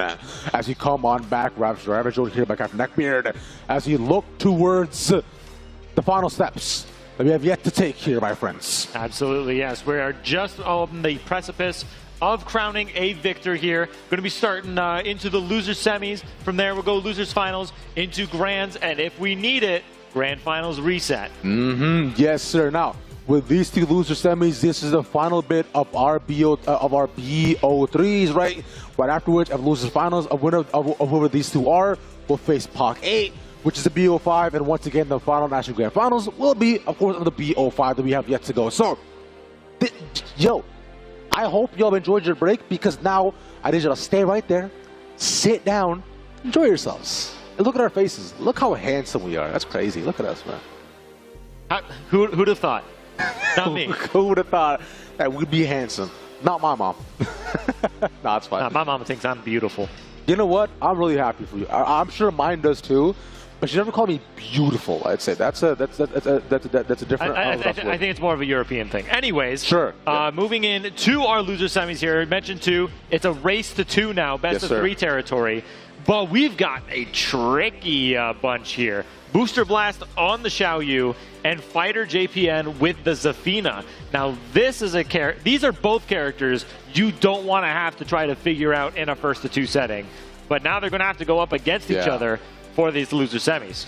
And we've been talking about these 2 characters almost the entire time today as the ones who present knowledge checks, right, independently. And now the question is going to be is, who knows the other characters better? Because both these guys are specialists in their own rights for both of them as we get into game 1 and our first loser semis. Booster Blast, right? Bring us classic chip play style, and Fighter JPN is sticking to his tried to trench stance and to try to get big hits off in the mid. Yeah, it's looking pretty even thus far. So far, slightly advantage over to Booster Blast, who has been making some pretty important evasion techniques in order to not eat a big chunk of damage. but is not able to go through all of them. Some of these gaps keep getting just squeaked by. And that fast heat smash definitely going to be in Zafina's favor to take that first round for Fighter JPN. Nice, I like that. Puts a little double palm stance to stop him in his tracks though. And finds the low, no sweep on it, but good low block, but don't punish off of it either. For Fighter JPN, will continue to land more of these picks. Ooh, good power crush. Takes turn back. Never mind. These parries are super active. It's paying so much dividends to Fighter JPN this far. It's almost reminding me of a Street Fighter 6 Amnesia, the way that used to work. Obviously, the active frame's not nearly there, but Zafina just having a near get-out-of-jail-free tool. Given in this game, you're still eating a good chunk of damage, even if you are absorbing the hit, doing it. But look at it. Look at how much damage you're giving. That's a quarter of your life gone off of a successful guess. Which is huge from there, right? And we've seen that Fighter JPN now back once again of defaulting to his low mid mixes, but the low guess it does get red, and from it finally, Booster Blast and small punish activates the heat, lands him on the ground, and with just such little health, it'll be only a matter of seconds, and catches him in the middle of getting the stance. So far, Booster Blast has been the only person who's matched Fighter JPN's aggression streak. Matches freak. I said aggression streak, don't worry. Yeah. But yeah, it's keeping the offensive on, trying to lock down Zafina as best he can. But Fighter JPN just slipping through the cracks at some point. Oh! Massive jump. Yeah. Gets the bound. Going to force Fighter into rage though, so gets a little bit of bonus health. Or bonus damage, excuse me. Yeah. Oh, hold this guess. And it's the mid. Giving Fighter a taste of his own medicine. Goes into the stance and goes for the mid. Big damage to close out the game. Booster Blast taking an important game one in a first of two. And that was cool as well in the final round as well, how he managed to, you know, after just the first little string that he had to, he kept the heat going, and from there too, he's a Fighter JPN. As soon as he got up, right, there wasn't a chance to actually take his turn back because Booster Blast was still plus. And so from there, forced to defend, and with nothing and no big options or power crush to take his turn back because he's already too low, he couldn't sacrifice his health for that. And so with that, he unfortunately left on the defensive, and if you're blocking in Tekken 8, you are losing. Simple. Going into this second stage here. Nice and small now. Going to be getting some stage gimmicks once we get somebody about to take this game. There it is. Good, nice. But right now looking explosive for Booster Blast. No, it's not explosive on the stage just yet, but still, that does allow him to put up moves like 2-2. Yeah, does not mash on the second hit of it. Gets the punish, goes into the heat dash to 7 golden letters to start this second game. I like that. P-E-R-F-E-C-K. Looking as good as ever, man. But tries to get a 2-2-1 though. Nothing off of it. Launcher also blocked here, but from here we've been seeing that Fighter JPN has not been able to get into any of the stances where he found a lot of his setups either. He's been staying upright almost the entire time. This is troublesome. And something that keeps getting caught here is that Fighter keeps going for the parry stance, but like 2 for 2 in this game. Booster's gone for an option that actually beat it out. One that was fast enough to beat it out before it became active, and the other time just to throw Fighter out of it, and has quickly taken 2 rounds straight to bring us into the final portion of this stage and potentially the final round of this set. And now that we got stage hazards up and ready to go, let's take a look at what they plan on getting done from here. Right there, the grab right away, but no break means that's big damage. Yeah, immediate spend of the floor blast. If you're always in a position to take away stage hazards from your opponent, always take it. Don't worry about if you can save the damage for later. Don't give your opponent a chance to get that big damage on you. The second again still has the heat, uses the dash here, Cam. Now from here, one more hit will be able to do it. Fighter JPN, but nothing at all. The mid gets blocked once more, and just point blank. 3-0, 2 in a row right now for Booster Blast to continue to survive and lose the semis and move forward. Booster Blast taking that in convincing fashion, but Fighter, he went on a tear today. Once again, wasn't able to crack top 8 yesterday, but making a very great run here, going all the way to 4th place, loser semis. Yeah. Incredibly impressive what he managed to get done here to Bear this mine. The loser semis not out of the way too. We've got our final BO5s left to go, right? Yeah. This is it. So Booster Blast have to go up against Talk 8 by the end of it, and after which, whoever wins that will possibly get the run back against Fear Silence, and it could be Talk 8 to try to do it again, or Booster Blast could try his luck up against Dragonov. Yeah, we're going, before we go into that, looking at some of the highlights we've got here. Boost getting those punishes, which thankfully, as he was in heat, going to get the heat dash to guarantee big damage. And like just throughout this set, like especially this second round, like you already knew that Boost had Fighter's number basically this whole set. Looked very confident in snubbing any sort of offense that Fighter wanted to get in. But now we get Booster Blast versus Pock 8 in losers finals, and we get to watch the RPS. Finally, dude. They would do off stage every single time. Rock, paper, scissors, shoot. Rock, paper, scissors, shoot. Oh, 1-1. Okay. Pock. Oh, 1-1. 2-1. Oh, there you go. Hey, if I've said it once, I've said it a million times. Boost probably learned that from me. You throw scissors, you win. I mean, maybe, bro. You not wrong, but here's the thing, man. I am personally a rock purist, but here's the thing. I always throw out rock first because it confuses them thinking that you're cringe and probably an anime watcher. And right away after that, you throw out double paper, catch them off guard. No one ever expects double paper because inherently we assume paper to be the weakest, but it's the biggest mix-up that you can do. I beg to differ. I'm telling you. We can run right now. Right now? Right now. Right now. We can run right now. First to two. You don't know. You may not know my strategy, but I'm telling you right now. Here we go. We gotta go quick. First to two. On shoot. Fuck it.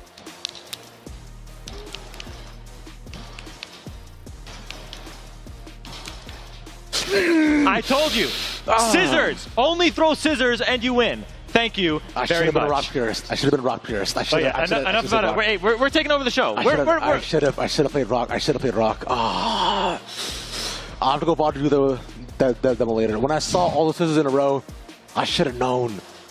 I should have known. You don't change this.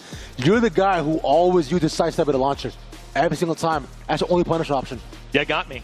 Caught me red-handed. But again, enough about the RPS game. They already played the important RPS to decide their side, and now they're going in to a losers finals. Booster Blast and Pock 8. These two could be like the grand finals of locals, like every time if they so desire. Indeed, they could. But lower finals in front of us. Best of 5 to start it off. Winner going into grands to face Fear Silence for a shot at $12,000 and that beautiful trophy. Sponsored by Intel and MSI, as we're getting the Evil Arena where the bad guys hang out. Finally, you have been begging for this stage all weekend. We finally get there. To start off losers finals, Booster Blast on the Ling Xiaoyu and Pock 8 on the Huarong. Oh, he started to cook here too, and I want to remind us that we actually did see the matchup just yesterday, and last time Booster Blast had Pock 8's number, did not let him get off anything of significance and dominated him through the entire BO3, but this time Pock 8, look at that. Yeah, looking real good, has made the adjustments quite literally overnight. Yeah, got a good step into the launch. Like, this already is looking closer than it was yesterday in that LCQ match. Yeah, managed to find it, too. Tries to get the mix up, too. Has a stance out in case of anything, but for now, though, using 2 punches in a row. I like that 3-3. Whoa! Double KO! Double KO! It's not every day you get to see a double KO at this stage in the bracket, so now both of them get around. So yeah, that first round was all for naught. Now it's just a race to 2 to win the game. That's so sick. Okay. Use the back one to be able to get out of the way, but from here, though, it's just a punish city right now for Booster Blast with no pickup off of it. He's down so much health. 1-1-2. We're going to get a little successful string. Back to the middle of the Evil Arena where the bad guys hang out. Oh, the key charge setup gets the low, guaranteed because of the key charge, gets counter hit properties. Get a good punish, good launch. Both of them doing a very good job of checking each other's offense, staying on each other, but doing it a little too far in advance, getting a little risky with the Rage Art attempt. Again, like up here in Toronto, those of you who don't know, we love our Rage Arts just to interrupt offense. As we should, man. It's just a good time and necessity even, because if you got a tool, why should you not use it? It would be cringe not to, personally. not one up. Hawk 8 and VO5 finds the high, gets the heat into the corner we go. Not be able to activate stage hazards just yet, but they not even need to. Look at all that damage. One hit remaining. Gets the hit, but it was floated, so not going to be able to get the heat engage. Gets that low parry, spends it immediately into the Rage Art, and you know what? This is fine. This is not because you're losing so much damage from scaling from the low parry immediately, but it gives you a chance to just focus, reset your mind, and also get that health back. So now it's an even game, but still has heat to work with now. Which is crazy to all of these options. Use the dash. The back one going to evade the jab. It's a one-hit scenario on both sides, but Booster Blast gets it and takes it to a final round. Stays alive once again. We're going to continue on the final round of the first game of this BO5. My God, this is close, Cap. Oh, the sidestep launch. Looking good for Boost here. Gets the stage hazard, pops it off. It's down. Hypnotist sweep blocked, but no punish. Keeps it going with the offense, trying to find an option. Open him up. Hypnotist sweep again. A second sweep taken in a row. The grab bacon almost immediately too, but gets the launch out of nowhere. Sitting wide open for the taking. And Booster Blast taking the first game. Get the massive whiff punish off that whiff down forward two. And that last round, excuse me, that was looking a lot closer to what we were seeing yesterday, where Booster Blast was just doing a very good job of staying just outside of Pac's range, but staying in just inside of a certain range that anything Pac does, he's putting himself in a nice position to get a big punish off. But unlike last time, though, I've had Pac has been able to find some options in these rounds to make them close and so not have it be the blowouts they were previously, but close, not going to cut the cheese, right? As we go inside the mind of Jin and see what the Sanctum has to hold for us.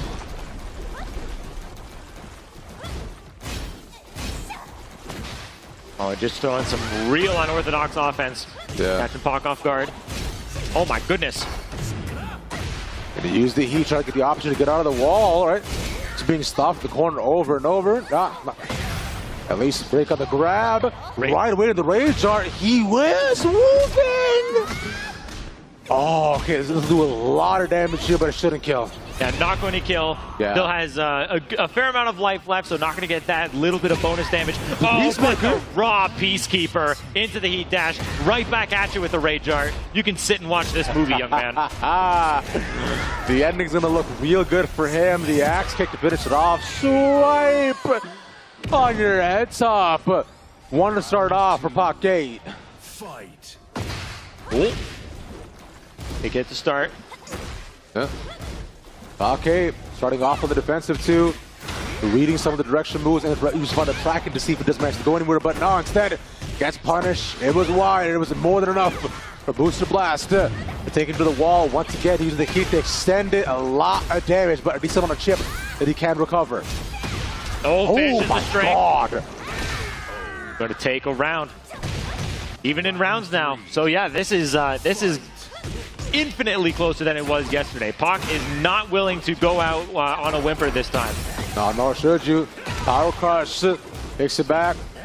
No launcher here this time, though. Gets 3-3-4. Stand switch once again. There we go. Gets the mix-up out of the low and high, but from there into the mid we go, and I'm liking this a lot more. I want to see a lot more of that from Pac, right? You're going to use ass kicks, use them with low-high switch and mix-ups. Is really going to catch Booster Blast off guard. We're finally going into this possible final round scenario here, which means we're going to get that floor weakened already. There's orange. A single floor break is going to go through now. Whoa. Gets the pickup off the floor again. There we go. Not extend it. Not going to get optimal damage because it was a float. Nice. But again, you take away those options for floor breaks. You take what you can get. Good break. That's the throw that would have broken the floor. Oh, nice read on the low. We were talking about the mix-up all happening, but you notice that this is what's going to be. The final floor, we go right into the bottom of the desert. Booster Blast will going to get his second of the round to stay alive. Rage Art available, but not a toe kick. Not going to be able to use that Rage Art. Going into a final round here, just like we saw earlier. Oh, Punish finds the opening of the interruption. Booster Blast will get up, string up his own, quite a far launch. Almost tried to get the grab, but not close enough to Pac 8. Oh, everything is just death by 1,000 cuts for Boost here. Not looking for anything too big, but is taking advantage of every opportunity to squeak in that little bit of damage. Nope. Something as well. Make the grab, get off me. Has to use the heat smash right away to at least keep some of his turn and use the resources, but like you mentioned, right? Getting cut over and over. The codes are ripping apart. The bleeding is starting to show here, Cap in the low with the perfects. Booster Blast has his number in that last round and is looking to get a repeat of what we had yesterday. But again, this time, yesterday, that was a match for winners semis. This is losers finals now. So Pak does get that little bit of buffer room to have one more chance to get some adjustments in, but has to do it now. This is losers finals. No more second chances after this. It's tough right up for Pocket.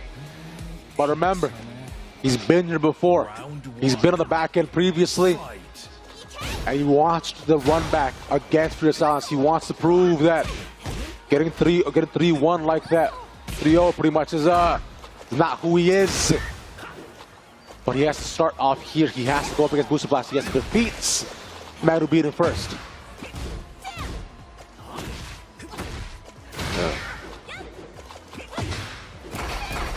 Oh, okay. Boost so far having some trouble. Trying to get him to open up, but gets the grab, no break on it. Full combo to go into it. Good pick up too. This should be able to just enough to kill as well, Legs are still up in the air. And Booster Blast, him getting the grab off too, ultimately just spelled his demise right from the beginning too. But Pocket at least a stronger start off in the next. For the mix-up too, Stanfish will not find anything significant. With this, that means the Booster Blast keeps his turn, gets the pickup. No way. Yeah, wasn't quite too sure of what Boost was going to go for there. So cancels the heat burst, whether it was on purpose or not. Gives Boost a free launch into a punish. Oh, gets caught by the mid into the heat dash. And now Boost on set point. Almost a 3-0 to start it off. Booster Blast wants to go up to see Fear Silence once more and see what he can cook up again, sorry. As we lean on the pressure, everything rides upon this. Both players trading continuously. Yeah, keeping it going, trying to find something to get starting going. Now we're both into the heat burst, wanting to work, find something. These lows starting to add up. Now he's getting Boost impatient. Finding these big counter hits, catching him ducking, catching him in the middle of strings. Oh, this could be bad. Cap pushes it back. The low once more. One more hit is remaining. And the final thing to end it off. Booster Blast eliminates Pak 8 and will move on to Grand Finals. Grand Finals, where New York's Fear of Silence has been waiting patiently. Now, this matchup here, Grand Finals, Booster Blast versus Fear of Silence. This is something we're not new to. Most recent time that we had a situation like this, up here in Canada, Toryuken, back in July, Grand Finals was those two, where Fear of Silence was able to take it. So these guys have faced each other a ton before. We'll get into that once you take a look back at the highlights again between these two. Starting the game off super hot with a double KO, but I find from there it just leaned more and more toward Booster Blast side after we got past the first game. It was so close here until it wasn't. Yeah, it was looking real close, like basically throughout that entire set. It was going back and forth, round for round, clip for clip. But yeah, Booster Blast was just able to get more of those opportunities to work out in his favor. Getting stuff like that Hypnotist sweep, taking perfects, which, perfects on their own is already just big mental stack that you're able to take. But then doing a very good job of locking down Pak 8's options and staying just out of range to get these big whiff punish opportunities in order to close out this set.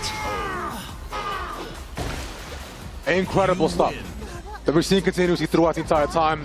But of course, all this incredible and this phenomenal gameplay could not have been possible without MSI. 20 years of them making the most cutting-edge technology, laptops, handheld gaming systems, products, PCs, and more. MSI is your go-to for whenever you want to game, you want something on the go, you want to live your life better. Get yourself a piece of MSI hardware, and big congrats on them for 20 years of cutting edge and continue to innovate over and over again. And of course to them for sponsoring this event, and of course to Intel as well for allowing ourselves to get into the final RPS of the day. Those scissors. Those. Oh, Oh, wow. damn, 2-0 clean. Yeah. My tried and true strategy didn't work. I saw Booster Blast go for the double scissors. Not going to work that time. I told you, man, it's a rock man's game out here. Rock remains supreme. Be a rock purist. You will win. Oh, yeah, Booster Blast going to be going to the P2 side. Obviously, players like these are not going to really have performance issues depending on the side there are. But, you know, having that preference is always a preference. Yeah, I mean, of course, especially because if you are playing as a Xiaoyu, right, you know, you have a lot of veteran inputs that you kind of have adapted to muscle memory if you do play ranked a lot, which I'm sure these guys do. So, you know, it does maintain to see a small advantage can go their way, but nonetheless, it'll still remain and push us down to grand finals here, finally, for the Intel Gaming Garage here at the CNE. Incredible days here so far over the past two here, Cap, as we finally reach the top. Absolutely. This tournament started with 70 people total. Yeah. Considering the LCQ, considering the 4 people who qualified nationwide, we're down to 2. It's either going to be New York's Fear of Silence or Ottawa's Booster Blast. The capital of America versus the capital of Canada. I'm not too sure if New York is the capital of America. I mean, bro, everything happens in New York, man. This is true. Everybody loves New York, baby, because you know New York got it all. New York got, you know, like chopped cheese. New York got Queens. New York got New York also got the MTA. They got rats in the subway. They got rats on the subway. They also got a bunch of buildings. Did I mention Queens already? You know, they got Harlem. They got Manhattan. Right? What more could you want, man? Yeah, you know New what? York got it all. I'm convinced. New York, capital of America. You heard it here first. New York got Times Square. Times Square, man. That's also mad cool as well. New York also the ball drop as well on Times Square. Have you ever been to one of those like ball drop in New York type ceremonies? Oh, I could never. End of the year, right? No. Nah. But what am I going to stay up till midnight for? I got some beauty sleep to get. I'm at work the next day. And you need it too, yeah. I understand. It's fun. Nonetheless, as we look to get set up in a grand final as well, too, I believe both players are, you know, RPS has been done. We know here on the left side, it's going to be Dragunov against Xiaoyu. I do wonder if, you know, because you mentioned before how Booster Blast was a Dragunov player, but then he switched completely to Xiaoyu. I wonder if he decides, you know, if he wants to maybe switch back for the mirror, or he just, you know, keeps himself composed for this. Yeah. Now the thing is that I want to think that he's going to stay with the Xiaoyu, because completely switching over to your character at this point is not going to be a good idea. No. Whether we see that, who knows? We're just going to take a quick 2-minute break, and right after we're going to go straight in to our grand finals here at the CNE Gaming Garage. Don't go anywhere.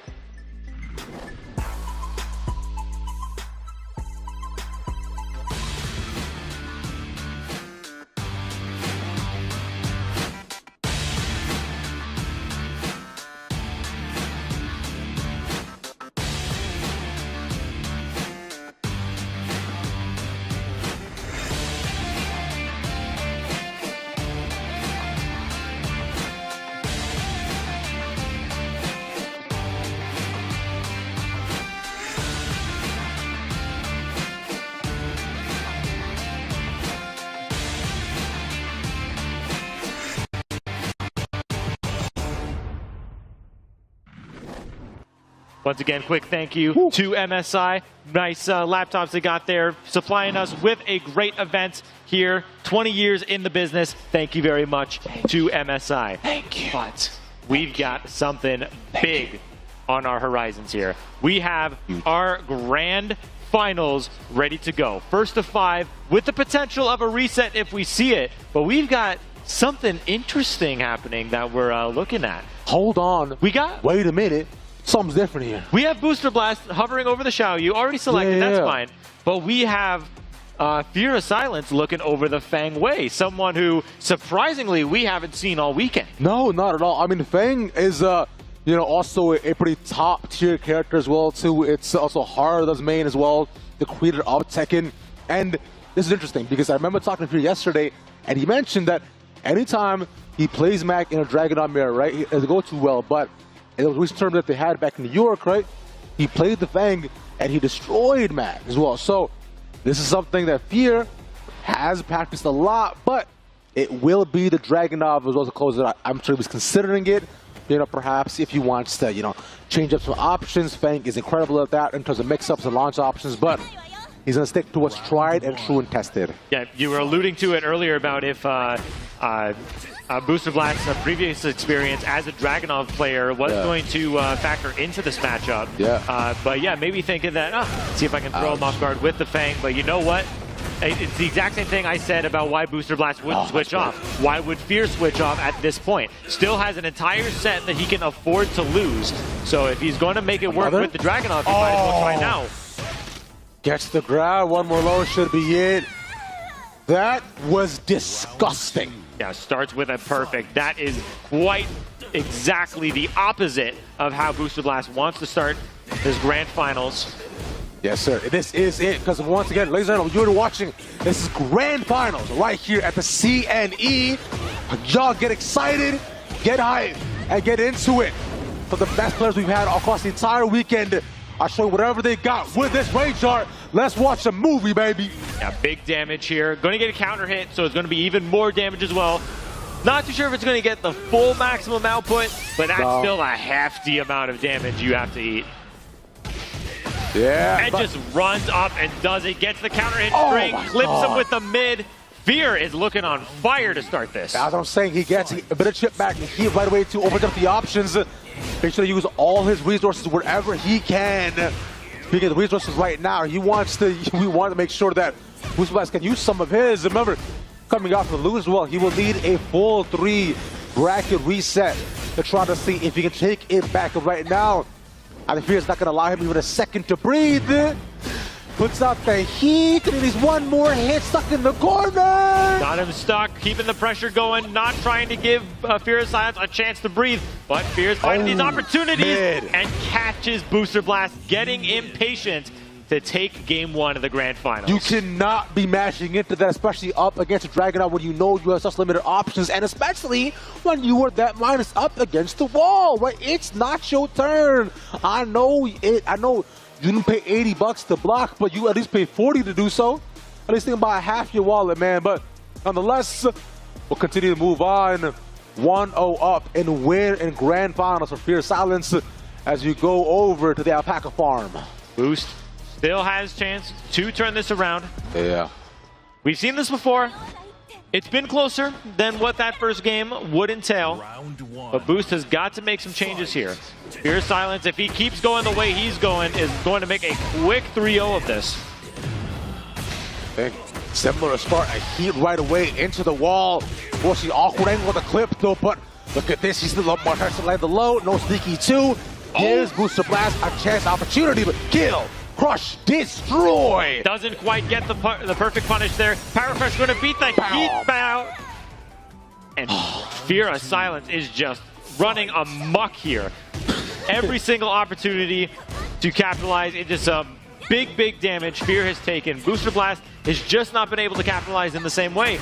Sidestep. Step back, 4-3, heat engage. Now you have to worry about so much with Dragunov in heat. Immediate 50-frame heat smash. Great duck on the high, gets the launch, and going to be able to get this balcony break as well. Should be able to. Legend still up as well, a little bit more hits. Wants to keep it here, wants to maximize on that possible damage output. I like that, I don't mind this at all, because we want to make sure, with a full flip off though. And now from here, kill, crush, destroy. Once again to end off the round. And Fear of Silence looking as comfortable as ever. No launch to start off here though, but to go back to the poke play style that we've seen him do against so many other competitors. Now, you were mentioning that poke play style earlier, but just immediately just trying to run Booster Blast down. Woo! And just speaking of movement, Circles. running circles around him, escapes the pressure. Who's trying to lock him down, but Oh just my rolls out of God. the way. Tackle, No break. break. Almost dead, and also takes away all of that recoverable health. All right, gets the This is heat big. dash. Keeps it going.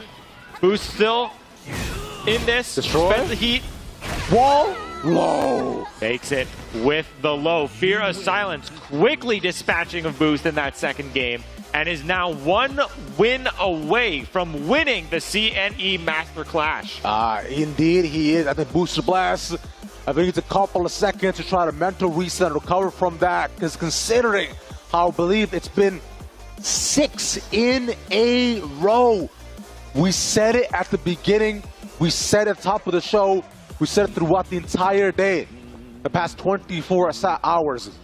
We saw his name in the bracket. We said, yeah, this guy's taking it all.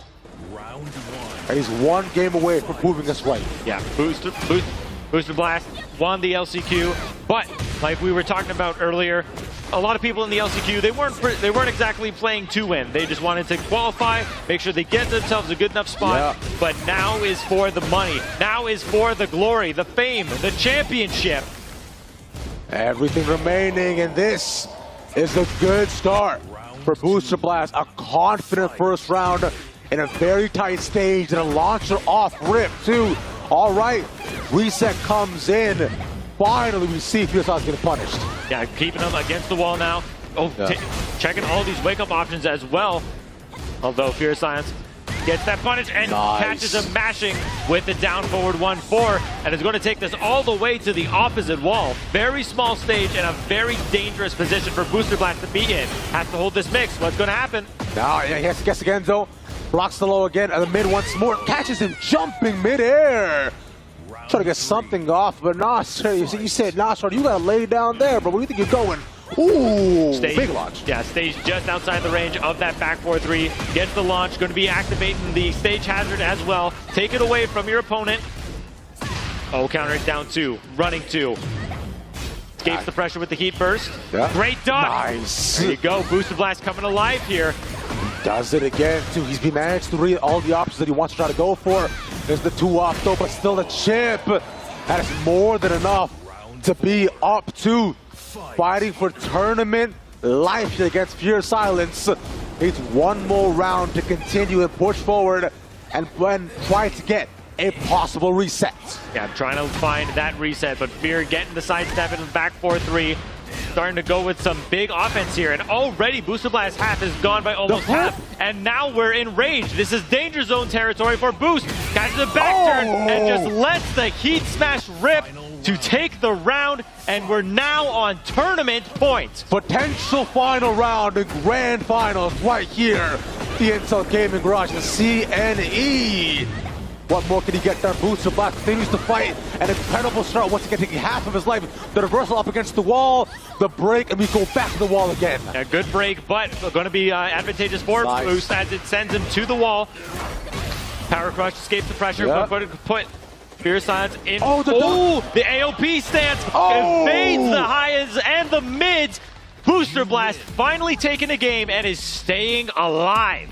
An incredible effort, and that was off of the back of Booster Blast, starting the rounds off in such aggressive fashion, not letting Fear start his game plan either, because you saw in the previous 2 games, Fear was more than down and ready to continue playing, to continue to try and stuff down whatever Booster Blast wanted to get done. Very confident starts, but now finally a bit of an uplift for Booster Blast. Can he continue as he moves forward into round 4? Boost forces a game 4, and it's going to be starting it off, popping off with heat. Oh, just evades the aerial move. Yeah. Dragunov was looking for it. Catches him with the mid. Yeah. Looking good for Boost. Gets the punish. Down 2. Nice. But Fearless. Not letting Fear strike any sort of fear. How many times did I say fear there? Can we just talk about how Booster Blast is getting these incredible dunks and like dodging what has been the most crucial rounds and reversal options that Fear has had to have. And again, another dunk reads it down too and keeps the pressure on Fear. No break on the grab either. This is the round once again. Nerves are possibly starting to get onto Fear of Silence's head here as Booster Blast has taken it 2 straight in this game 4 and wants to keep this momentum going. Gets the step but not able to get a full punish. Is connected with these down 2s but is not capitalizing off the advantage that he's getting. And remember, Booster Blast needs to be able to get this run and one more beauty after this to force a reset up against Fear of Silence in this bracket to try to move up to winners. And Fear continuing to fight so far, but not being able to get a single good punish off too. He's trying to beat matches into it, but there's not your turn. Gets the air-to-air, completes the combo as he gets the wall splat, and just as fast as we saw those first 2 games go to Fear of Silence, Booster Blast has taken it right back. 2-2. Booster Blast finding his momentum, and Fear taking a quick breather, having to think about how the last 2 went and trying to understand where he's being read here, Cat, because he's been being stuffed. He's a Panzer rider right now. He needs to open up into a pizza. Absolutely. He's playing a little too defensive, trying to stay in that shell, trying not to overextend while on the offense, but by not overextending or at least trying to get something going, he's giving Boost these opportunities to go on the offensive himself. Offense being the name of the game for Tekken 8. And we'll continue down over into the factory system. This is where we saw Boost Blast start off his run and continue to cook. No full slide, but at least this time diverts back to that poke play style, right? Just those down 2s over and over. We're at least looking for more of those mids, but completely springs heat for heat, matches him where he knows he can continue to fight against him. First round. Yeah, goes heat for heat, but catches with the down forward 1. Snubs Boost out of any offense he was planning on going for there.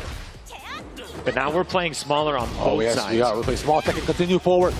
Dash for dash, backstage for backstage. We're going for it around the world like we're Daft Punk. Going grab. Trade hits. Nice start off. Gets the sneak 4. Big heat engager, big damage, big advantage to start as well. All right, the red stuff though. Rage not available right now for Booster Blast. Oh, interrupts the running 2. Oh, gets blocked and killed. 1-1 to start game 5. Booster Blast fighting for bracket reset. Fear of Silence fighting for the win. Crush every single hit, every round counts. Gets the back 4-3. Both of them in heat. Good block on the sweep. Nice block. Low to the wall. Gets the interrupt on the tackle. You can't break the tackle. It's a great option. Gets some options left, but he gets the wall breaks too. He continues into a full string. And Heat is running up right now for Fear of Silence. Breaks the grab. He wants to use it. Kill, crush, destroy. Force to use it by the end of it. The down 2. But a down below of his own. We go back to the pokey once again. Another break. And we're going break for break. They're going break for break, saying unhand me. Throwing lows at each other whenever they can. Get the punish. Not going to be able to get anything massive off of it, though. Big life advantage for Booster Blast, who gets the punish and is 1 round away from resetting our grand finals. This could be incredible. This could be everything we wanted. Booster Blast coming out from lowers, fighting his way through round after round. Almost a full lower bracket run. And Fear staying comfort at the top, the most dominant person we've had, this entire tournament. Gets that sweep. Looking good for Boost here. And now Fear's not going for anything. Massive hit. Going to lead to big damage. Spend the heat possibly. No, holds on to it. This could be it. The low is blocked. Heat is there. The low again. Blocks the down 2. And we have a reset. That is what I am talking about. Going back to character select as now Fear is going to need to take this breather. Oh, actually, hold on. That's right. Boost is using what he is allowed to do. Once again, RPS for side. Boost, I'm telling you, stick to what you know will work. I promise you. Nah. I think he's look, man. He wants to try to get down to comfort, right? He wants to try to ensure that he can, not of course, use the options that he has, but maybe even throw off Fear of his game a bit. All right, here we go. Oh. Paper again. Oh. Rock, man. Here's just too good at it, bro. Just loves throwing that rock. I'm telling you, it's the meta. The rock meta stays undefeated.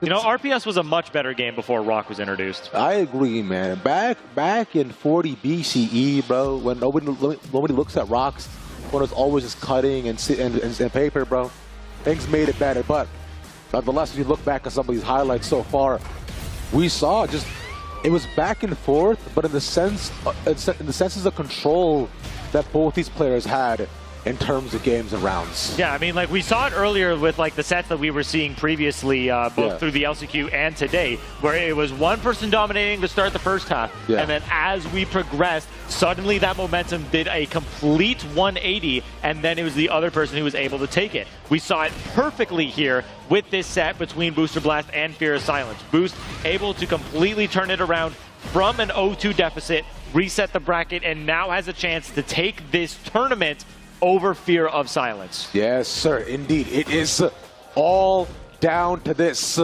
Once again, a BO3 remaining, right? Remember, 3 in a row to continue to reset it. And before we thinking, this could have been it. He was 2-0 up, and a full reset back is what we saw.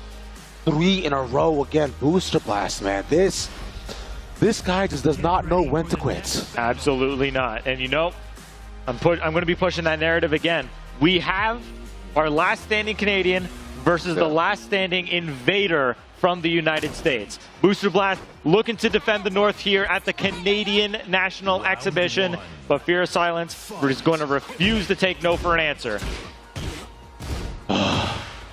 Again we go, ladies and gentlemen.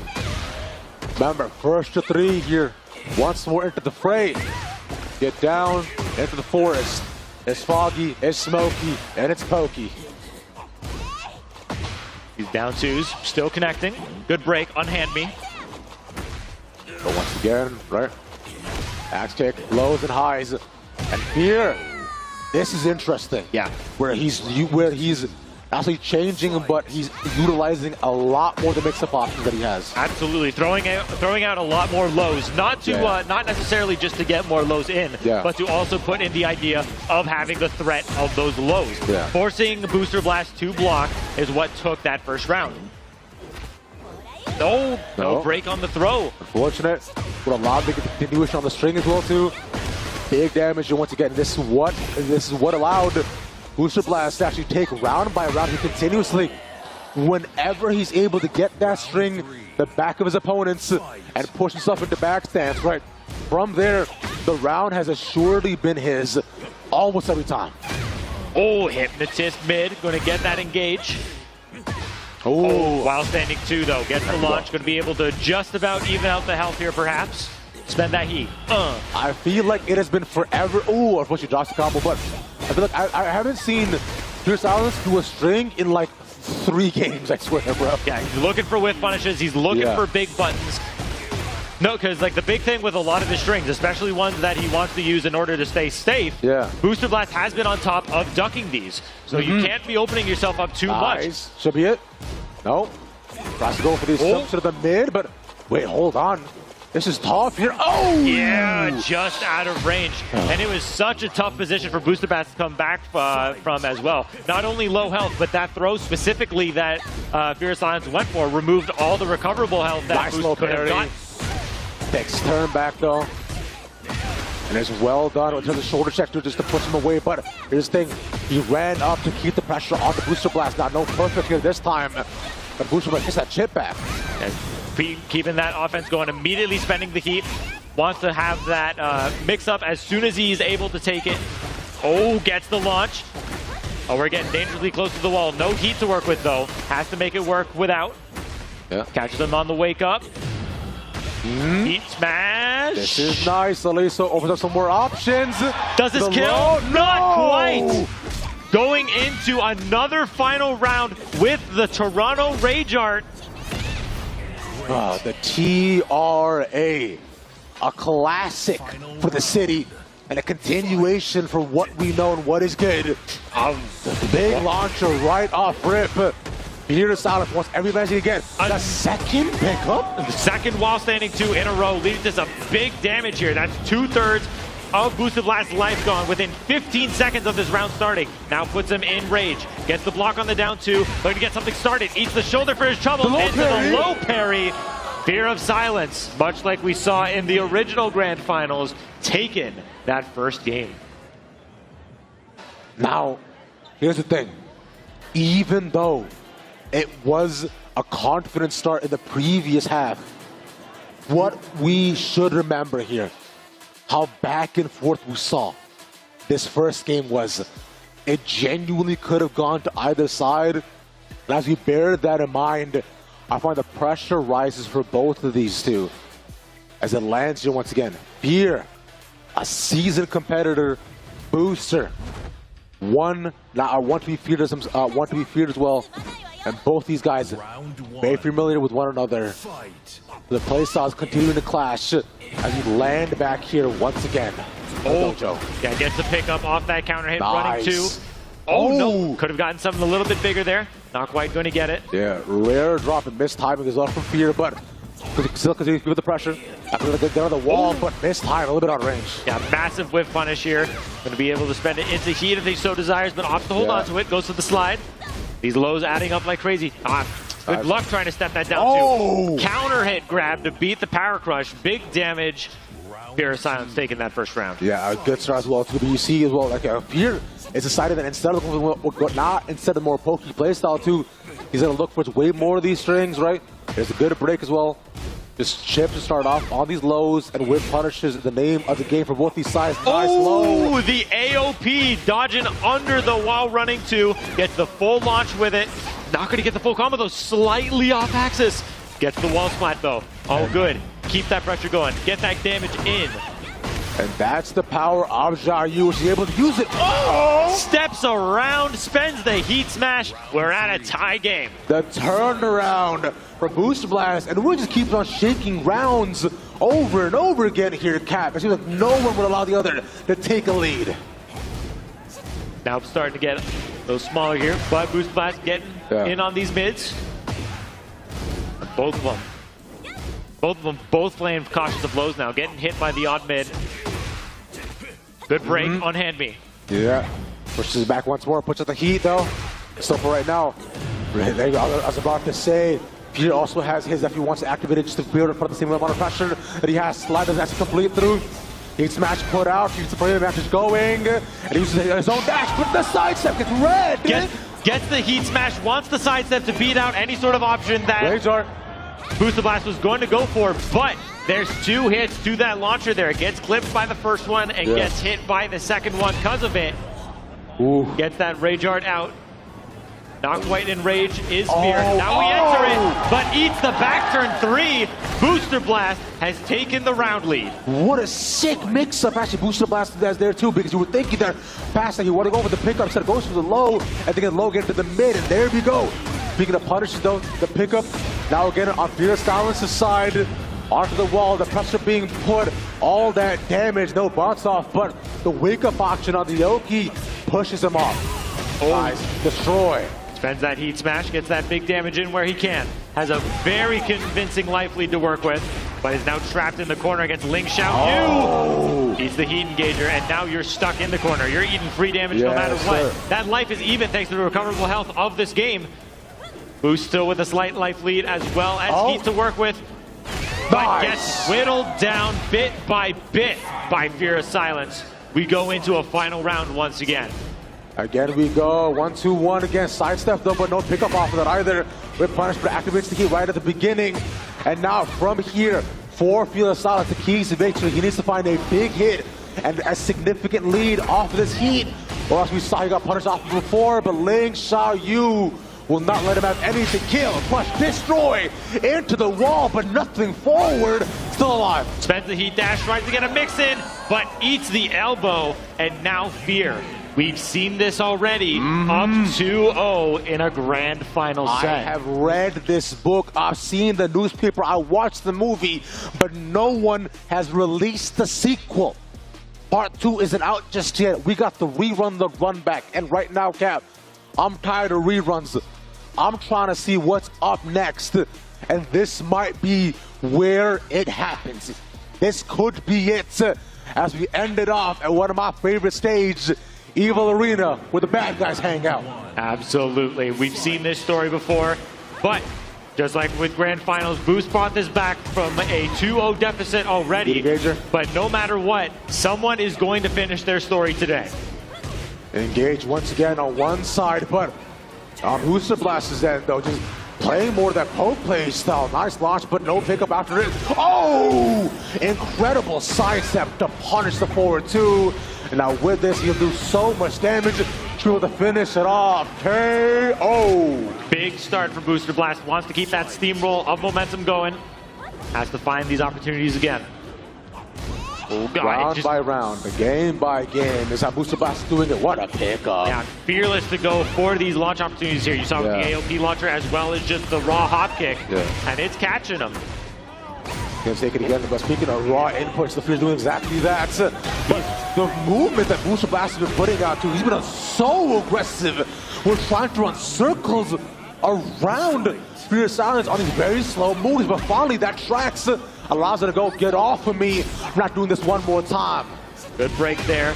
But no, matched into it. Oh, nice use of the long range low. Fear of Silence just does not have any options for it by the looks of it. Big wall blast. Spends the stage hazard. Still has heat to work with. Spends the heat dash. This could be it. Yeah, he can do it again. Takes to the wall, but not quite going to be in range. But despite all of that, a convincing 3-round straight for Booster Blast to get a point on the board in this Grand Finals reset. A rare whiff by the end, though, but again, that's costing him so heavily. And now leading us to a 2-1 here once again. I told you before, we're watching that same movie here, Kat. 2-1, and it was a 2-0 continuation, but in the Coliseum is I find where we can be on a bit more of an even footing. No walls means it's just moves and whiffs. Oh no. Good start here once again from Boost. Down forward 2, that's going to catch him. Big opening here for Fear. Yeah. Those heat work with big damage still on the horizon. They extend it, there's a bit more chip, but look at all that other chip that he can manage to get. Heat still an option as well for Fear. If he wants to try to get it off, if he can, but Xiaoyu, nothing there. There we go. There's keeps it forward, kill, crush, and stops him in his tracks. Yeah, great use of that move to stop any sort of tackle attempt. Again, that tackle coming out of heat is unbreakable. You get hit by that, you're forced into a free 3-way mix where you're still not really at the advantage even if you guess right. So having an option to beat it like Xiaoyu does there, very important for Booster Blast to potentially turn this set around. Yeah, and we see it for now, the Fear looking for any sort of knockdown attempts too. Before running twos, instead this time he had no knockdown once more, but instead finally finds the high to really get the combo after towards the wall. Kill off of this too, one more reset. Yeah, there it is. Back forward. Round for round. Yeah, back 4-3, just able to clutch it out there. With that combo scaling, it was looking a little far, but just in range. Close out the round. We have got a close game on our hands here going into game 4. I'm on the edge of my seat and it might just fall off if it continues to get even more intense than this. Booster Blast on a massive upswing on the second round back at the Coliseum. Tried to go, charged the full unblockable. Tried to go for the unblockable there, but you've got the reactions of Fear of Silence. You are not eating that, not for free. You got to wake up pretty early in the morning to catch a top player like this with an unblockable. Whiffs on the orbital, but still cleans it up with the quick low. And now Booster Blast, 1 round away from tying up this Grand Finals reset. Booster Blast is finding so many pickups over and over, and really what he wants to get done. Bar fight not broken, and that does so much damage, but still not out of it yet. Heat now put on a heat of his own, gets the hit off, and the low will finish it off. Potential final round once again. One more round to decide if either Fear of Silence takes this whole tournament, or if Booster Blast gets to fight one more day. But this low parry is looking disastrous for Boost, as Fear is going to be running away with some big damage here. The slide gets the counter hit, even more damage. Just out of range for the full crouch down forward one. Gets the launch punish, is going to be able to take this to the wall. Into the wall, both of them have heat as of right now, but Booster Blast, a must-needed hit, the quick swing back, tries to get out, catches him on the roll away. And he has heat, the rage darts, tries to use it, and the heat dash again. We go back and forth, the low once more. Heat not used just yet.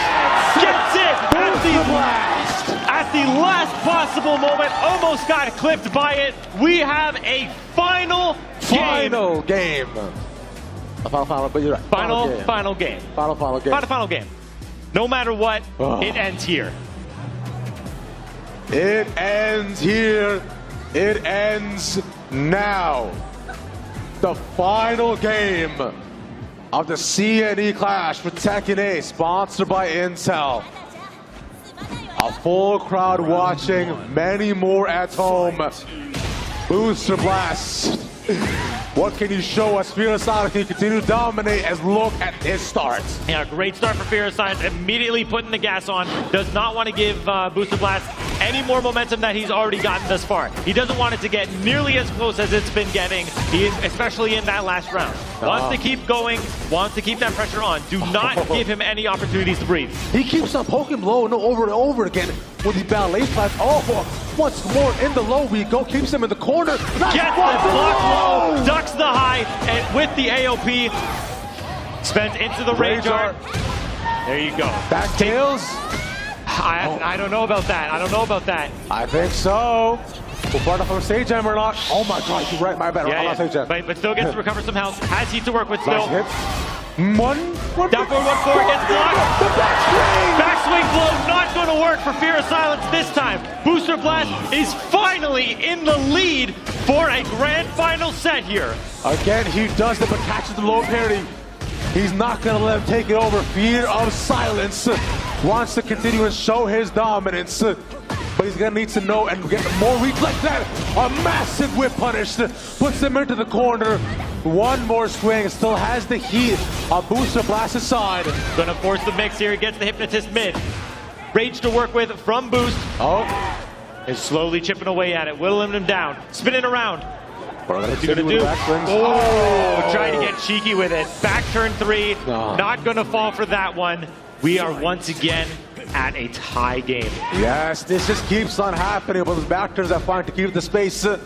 Not doing me any favors at all, too, but he's going backwards into sidestep and getting caught out, stops the momentum, and finds a chip of his own, but no clips off out against the wall. Oh my god, how does he keep doing that? The wall's not going to mess up the combo a little bit there, but still taking full advantage of the opportunity presented. Pops the heat, going to force him to not be able to go back on the offense. Heat burst, right back at you.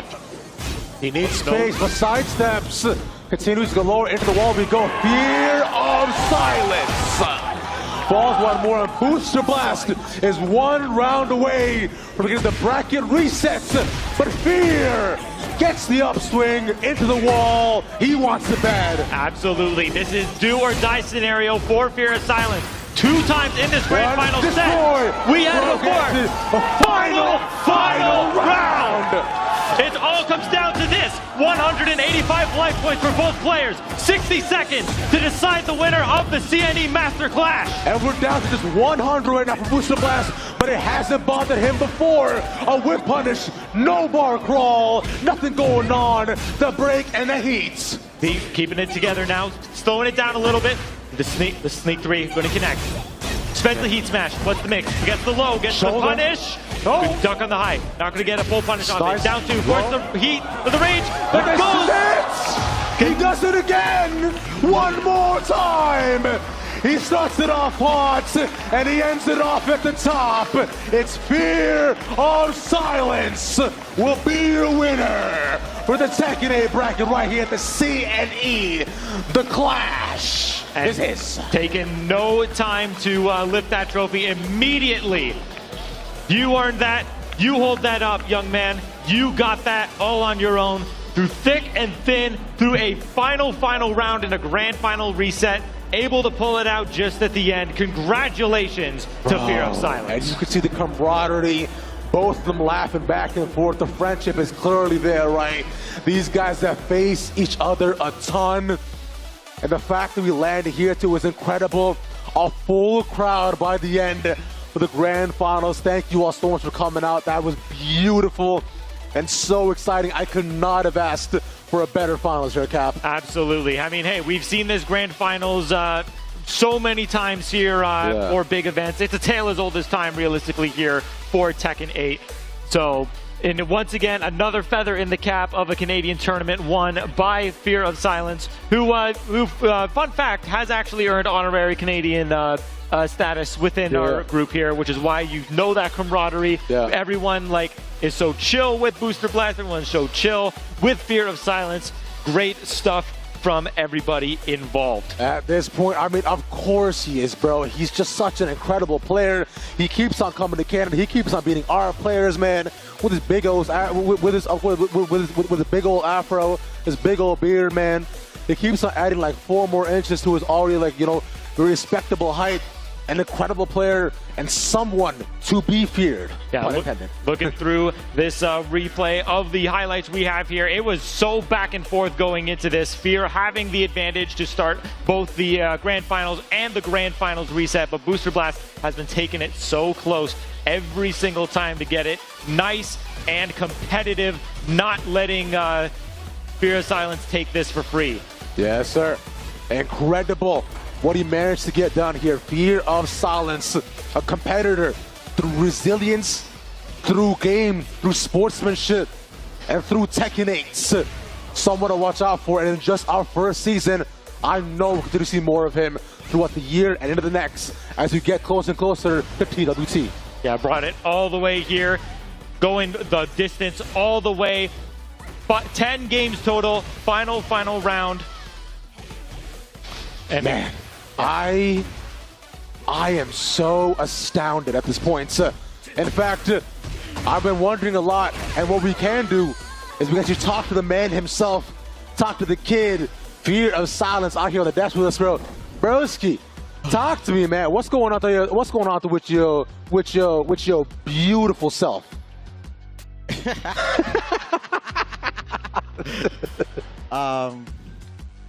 First, I just want to thank, first of all, Booster is my training partner. Yeah. Right? So, that shit... Hey, watch it, young man. My bad. That stuff right there was, extremely competitive. I threw out some Hail Marys and a hit, right? That was basically it. He was outplaying me basically the entire set. So, I want to shout out him. I want to shout out Canada, because I am from NA. You are indeed, But I do love it here. It's awesome. The community's awesome. I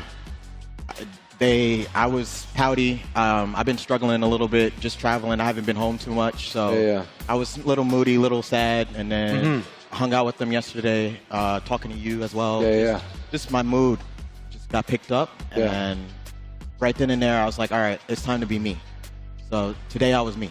That's what I'm talking about, man. Today, on the days that you are you as well, you can see just the incredible adjustments, the resilience, and I want to talk through that as well, too. Take me through after the reset, right? We're looking down to, the RPS happens again, too. Your mental in terms of how you look to adjust against a partner that you both know in and out, right? There's only so much you can actually change up as well.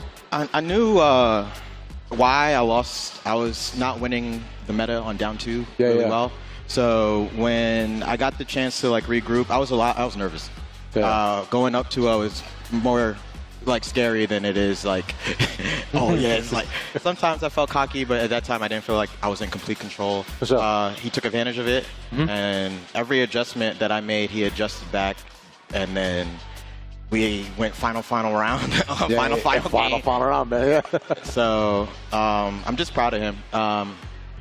He started, I don't know when. He just came to, I was a streamer with 10 viewers. He was one of them. And then he is way more passionate, labbing, doing all this stuff than me. And he picked me up. And I have a lot of love for him. That's basically it. Makes sense, man. But so before we go on with any further questions, just want to give a quick shout out to Intel, who not only put on this big event, but also got a nice little swag bag for you to Damn. take out. I mean, hey, Let's go. who can say no to some great free stuff? So yeah, Intel has given you Bluetooth speaker, water bottle, a Chippy plush. We got one of those earlier. Yeah. T-shirt, hoodie, charging cable for it, just as another little bonus, because you know maybe your shiny trophy was not quite up to snuff for you. I don't know how I'm going to get this on the plane. But yeah, you mentioned it before. You've been traveling so much and especially too, you come here to Canada so often. You max out on your dojo points with the tournaments that happens here. What keeps you coming back? What does this place, the Great White North, mean to you for your legacy? Yeah. Not much so to the legacy. It's more so just the friendships that I make. Booster, Miles, Sammy. I'm gonna miss some names. Enrec, Phaetons, Montreal, everybody. Canada, interestingly, always rocked with me before I was even good. So I feel like it's my responsibility to also show love and come back, and I have the ability to do so now. So this scene is boosters getting there. Yeah. They just need that one person to get them over the hump, so I can be that boss battle for them. I mean, you have been every single time, man, of course. But speaking of battles, yours has won today. Any final thoughts and shout outs that you want to give out, brother? Yeah. Shout out to Kenny, Budhawk. I wouldn't be here without NYC Tekken at all. Yeah. Just in general, they fund everything. Even though I'm like an hour away in my hotel. They deal with my whining. They deal with everything, and they believe in me more than I believe in myself. So right there, my girlfriend, she was texting me the whole way through when you was on me for being on my phone. My bad. So I love her. I love my mom, my dad. And then I can't wait to get home. I bet, brother. You have earned it. Thank you very much coming all the way here to the Master Clash. Ladies and gentlemen, your champion for the CNE Master Clash, Fear Silence. Make some noise one more time. Let's go. Ooh, everybody has left. I'll play it. Well, I appreciate you, brother. Let's go take a look at our bracket for one final time. As you take a look at it all, this has been beautiful. Look at the runs that we have had with everybody else here, man. Like, if we start from the very top, right? Look, Booster Blast getting sent to losers immediately and making such an incredible run right from the jump, right? It was 2-0 after 2-0 after 2-0. No one could really match up against him. A fearsome opponent, and Fear even said it. He is getting there. We need a little bit more time, and he'll continue to be that boss battle until we do. Yeah, iron sharpens iron. So if Booster Blast wants to keep running this against Fear, wants to keep getting this this level up as we get closer and closer to Booster Blast finally being able to take us over that hump, get a big win on the board without Fear Silence gatekeeping us, it'll be great for us. It will indeed, my friend. And speaking of us, though, we have landed here finally at the apex. The mountain has been climbed, Kilimanjaro has been conquered, and as we look at it, the view from up here, Kat, is beautiful, it's wonderful, and I feel whole once again. So thank you all once again for watching and sticking with us for the past 2 days. A big shout out to everybody in the audience, to production as well, our observers and producers, everybody else making sure to make this happen, and the CNDX, and of course our sponsors, MSI and Intel, 20 years of excellence for doing their thing. I want to thank, of course, TK, of course, the Blood for casting, and of course, my man Cat, bro, the entire day. Oh, that was awful. That was awful. That was terrible. Let me go. Oh, he's so strong. He's just so strong. My hand hurts every time I do it. And with that all being said, I've been ravishing man on the internet. Y'all have a good night. Peace. Potentially losing. I like the way that he got up right there. Could have been down throw, but he ducks it after. Down throw, but he ducks it after. He knew. Well, say hello, guys. We see you on camera. Hey. Oh, thumbs down? Thumbs down? What's up, everybody? Still early in the day. Quite low, they're using the dash, pushing the corner, but he's left something of significance. No way, man. Got the block on. No way, man. This is gonna be so much damage, Cap. Great spot here for Enrek. Gets the punish. But he's gonna get a go for Chicago punch. Grab. Grab gets broken again. Enrek in the corner. Switching sides once more. Nice. Oh, with the hit. More nice. Oh, with the hit is so good. The quick 1-2-2 punish. That hatchet kick. Ooh, almost got hit with the mid. This is the scary part right here, because this is where the game definitely. Oh my! You knew it. Bro has been very good at finding. You can definitely. Oh my! You knew it. Bro has been very good Right now. There it is. Yeah, look at that. Got a little bit of heat left. Oh, just ran out. Very decisive. Whoa. Third game. Almost broke the trophy. Oh, come on, brother. Hey, brother. My man. The stage, the audience. Hey, what's up, guys? Y'all have a good time? Yippee! Woo! Yeah! Let's go! Oh my God! Range, well, finally uses the heat. That's been all his options. No break on the grab, and that is a deep hit. Oh! Trying to take that. And gets caught with the mid. Another perfect from Fighter JPN. Who I told you. Scissors. Only throw scissors and you win. Thank you. Find it. Two tries to get mixed up. Two has stance on in case of anything. But for now, though, using those 2 punches in a row. I like that 3-3. Whoa! Get that health back. So that now shit. it's an even game, but still has heat to work with now. Which is crazy to all these options. Use the dash. The back one going to evade the jab. It's a one-hit scenario on both sides. Damage. Spends the heat possibly. No, holds on to it. This could be it. The lowest block. Heat is there. Logan! Blocks the down 2, and we have a reset. Right, my bad. Yeah, I'm not yeah. But still gets to recover some health. Has heat to work with still. One. Down forward 1-4 gets blocked. Backswing blow. Down forward 1-4 gets blocked.